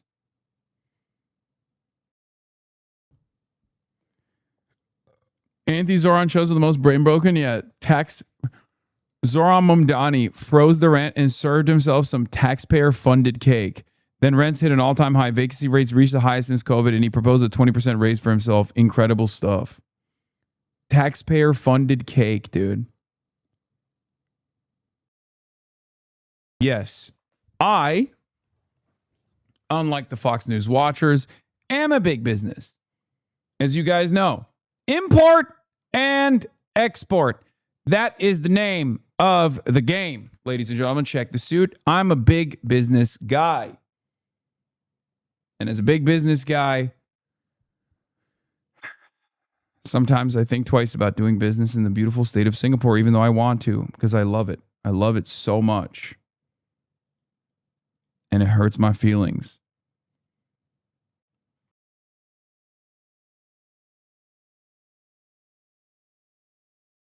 Yeah, I saw this. Billionaires are trying to push for open primaries in New York City. Zoran Mamdani opposes them. Emma Bloomberg is pushing for it.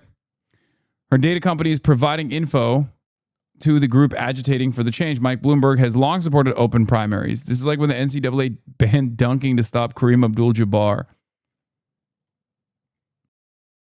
Central's trying to find a young catalyst figure to rival Zoran, and the best they can come up with is Mike Bloomberg's daughter.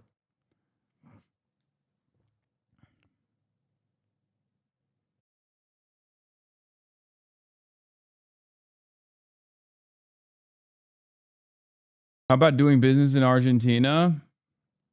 Argentina's peso is officially worthless. Yo, this is when you buy the fucking dip, dude. Folks, this is when you buy the dip. This is not financial advice. I don't know anything about finance. I think knowing about finance is reactionary. Knowing about finance is counter-revolutionary. It's bourgeois behavior. Okay? And I very proudly don't know anything about finance. So let's get to Dems turn on each other as socialist wing grows.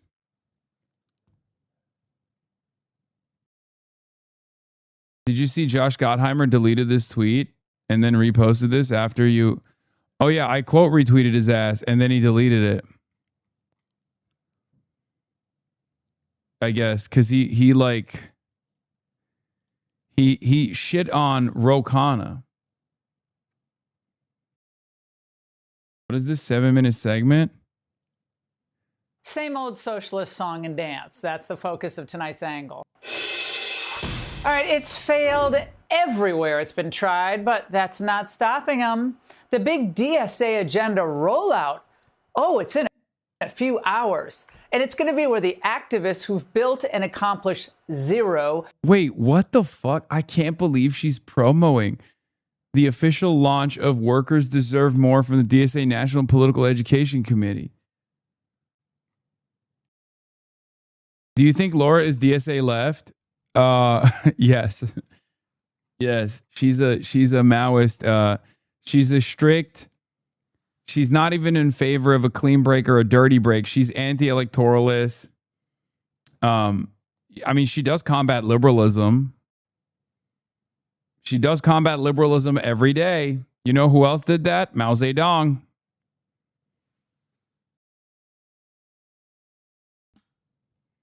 She's definitely part of Mug. Try to convince you to ditch our entire economic system for slavery to the state under socialism. We will use government to respond to rising prices and unaffordable groceries. We must secure housing for all.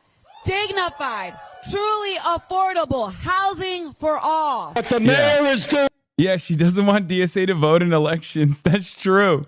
She does not want DSA to participate in the electoral process. She combats liberalism. Here should be done all over this country. Universal child care, make it free. Now, ironically, the effort's called Workers Deserve More. But I'm telling you, after going through this, there is literally... Workers obviously deserve less. nothing in this agenda for a person in America who actually wants to work.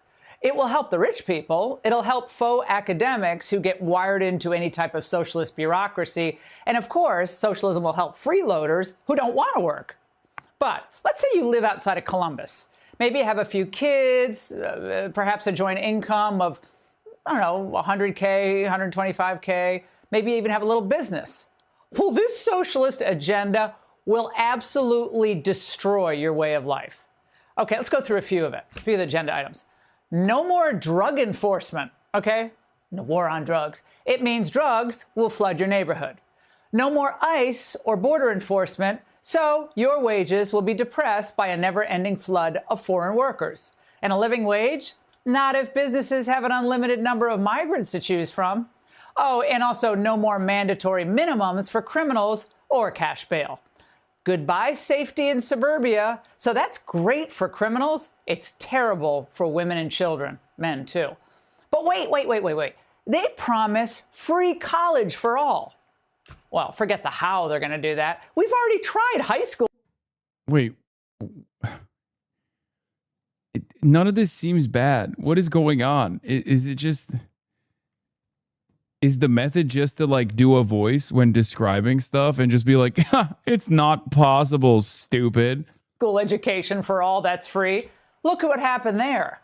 With liberals mostly in control, classroom learning has been replaced with pass-through education. So if the left knew how to educate people, Baltimore, Chicago would have fabulous schools. Of course, both have lousy schools. And look, they do promise, you heard Mamdani there, housing for all. Well, that sounds great. Until you remember, government can't build much of anything. California's high-speed rail debacle, and let's not forget Biden's infrastructure bill, where they pushed $7.5 billion to build 500,000 charging ports by 2030. Well, at last count, of those 500,000, only 384 had been built at a whopping 70 charging stations. Do the math there. Now, imagine what the government would do to housing if this is their... Yeah, I wonder if there was another government that came in and dismantled the entire program and also reprioritized oil and gas. If there was something that happened after the Biden administration that we're currently living through.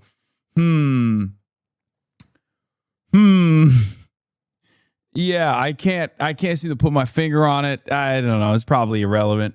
Their track record. And as for their mandate to control rent control, all that means is that no one will be able to invest in fixing up their buildings or build new apartment buildings. Why? Because there's just not enough of an upside. It's called business. So that's another whammy on the working class.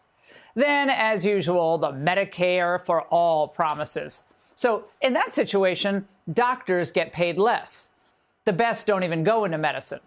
Even more foreign nurses and doctors, when they're imported, we're going to get to that issue later in the show. When that happens, healthcare ends up being rationed. The working people get hosed. As rich people, what do? Well, they just sign up for concierge care. Doesn't matter to them.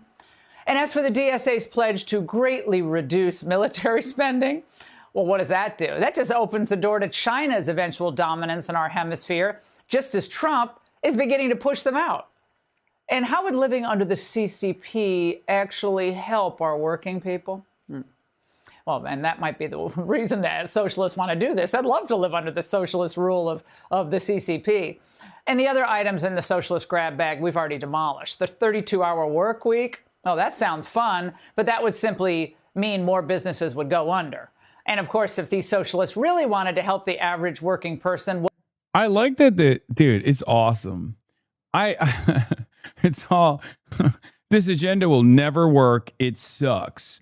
Look at these socialists. They only want bad things. Now, of course, it sounds like it's good things. It sounds like things that you might actually like.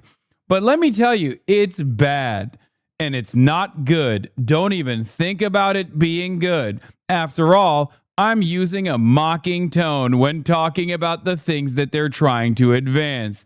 That's literally the summarization. You put this shit through like a AI bot, and it would feed out this output for you. There's no commentary. There's no critique. Why would the businesses go under if there were a 32-hour work week? And people eat this shit up. What would they do? Really wanted to help them. They would want to learn from the red states where the average working person is doing a lot better comparatively. That's not true. Wait, doesn't she then follow that up with, look at all of these big business owners saying red states are dog shit to invest in? Wait, that's right after. What the fuck? Now check out this recent list. 650 CEOs were polled, and they rated the best states in which to do business. The top 10, including Texas, Florida, Tennessee, Georgia, South Carolina, are Republican. They're run by Republicans, except... What is going on? Bro. No irony. She just went and look at all these fucking CEOs saying these red states are actually dog shit. How dare they? Yeah. The real in touch with the working class lady, Laura Ingraham, who works approximately 6 total hours. The trick is these are the top 10 worst states to live in. Virginia, which is at number 10, and North Carolina, kind of a purple state, at number 5. No, look, she's going to say it right now. The worst states for business. Resources are pouring into red states. So how do the socialists brush this off? Well, they do so either by ignoring it or... Yeah, these are America's worst 10 states to live in. Sorry, it's the best states to do business in. It's the worst states to live in. Distorting the data or the little help from... By the way, the data does not support this. Okay? The data does support that these are the worst states to live in, but it doesn't support that it's the best states to do business in. You want to know why? Because it's not like there's more economic activity taking place in these fucking states. It's still happening in the goddamn blue states. That's it, with some exceptions. Which is why when CEOs say these are the best states to do business in, the question should be, well, why aren't they doing business there? And why are they instead doing business in the beautiful nation of Singapore? Because Singapore has profound respect for law and order, with the exception of one man and one man only. His name is More Pegasus. He lives in Singapore, and he slanders people, and he cyberstalks people, and he also slanders the great reputation of the nation state of Singapore. Everybody knows I'm a big business CEO. Look at the suit. Check it out. Obviously, I love commerce. I love shipping. International lanes of traffic where commerce flows through is the only thing I think about. It's the only thing I think about. And guess what? Things have gotten a lot stranger as of late because I want to do business in the beautiful nation state of Singapore, but there is something that is stopping me from doing business in the beautiful nation state of Singapore. That is More Pegaslop. That's right. More Pegaslop, who consistently slanders my good reputation in Singapore. Fix this problem right now, and my heart is yours. Okay? My business is yours. More importantly than my heart, which has always been with you, my business, my cold, hard cash and dollars, that will be with you, Singapore.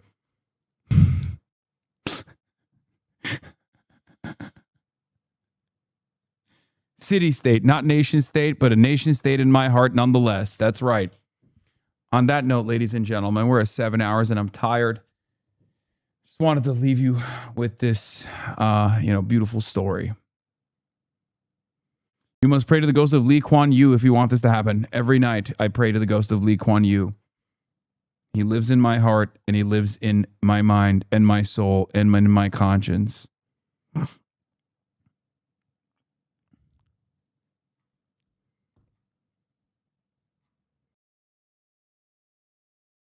Singapore comes to me in my dreams. My life for Singapore. Anyway. Wait, is the reason you've been monitoring the situation for 5 months is because of your business mind and aspirations? Yes, duh. This is a community comprised entirely of people engaging in commerce, in international shipping. Hello. Why do you think I care so much about the Strait of Hormuz? I want it to be opened right now. I want my ships. I am, okay. My last name is not Piker. It's Maersk. Okay? It's Maersk. It's time to be honest and open with all of you. I'm Hasan Maersk. And a lot of my ships, some of you already know this because this is a merchant community, merchant marines, right? A lot of my ships are stuck in the Persian Gulf right now. Okay?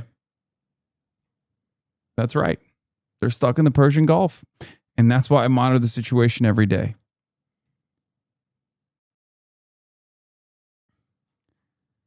And that's why I already follow the official maritime and port authority of the nation of Singapore, the driving force behind Singapore's port and maritime development. Hashtag Maritime SG.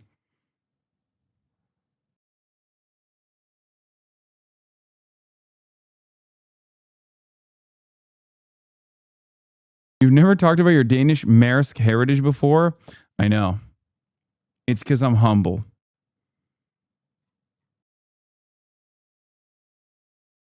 It's because I'm humble. That's why. Anyway, love you guys, and I will see you tomorrow for more shipping and shipping-related needs and more situation monitoring as always. But on that note, tonight, I bid you adieu. I bid you farewell. Stunning lo-fi introduction, starting off the day. All the chatter's trickling in, also people hate, says Hasan. Stun luck to the stun luck to the topics just begun. 'Cause there is again, Hasan is streaming, Hasan is streaming. There is again, Hasan is streaming, Hasan is streaming. Reviewing a Chinese train, telling Kyle place. Sun and Asmin chatter loves, giving Grenades grace. Zoran winning NYC, woke two back with the force. The Rogan of the left, to me a dumb himbo still of course. The Charlie Kirk assassination, the Fear and Online show. 8 full fucking years of this, and plenty more to go. Doing fun stuff tomorrow, throw PBS up on the screen. A man-made horror reaction brought to you by this life's dream. 'Cause there he is again, Hasan is streaming. Hasan is streaming. There he is again, Hasan is streaming. Hasan is streaming. Kicked out of the DNC, IRL with March the Goat, combating the propaganda that shoved down people's throats. CBS Israeli news, a coup, a regime falls. A full-blown fascist takeover, and still the duty calls. Total radicalization coming out to sea.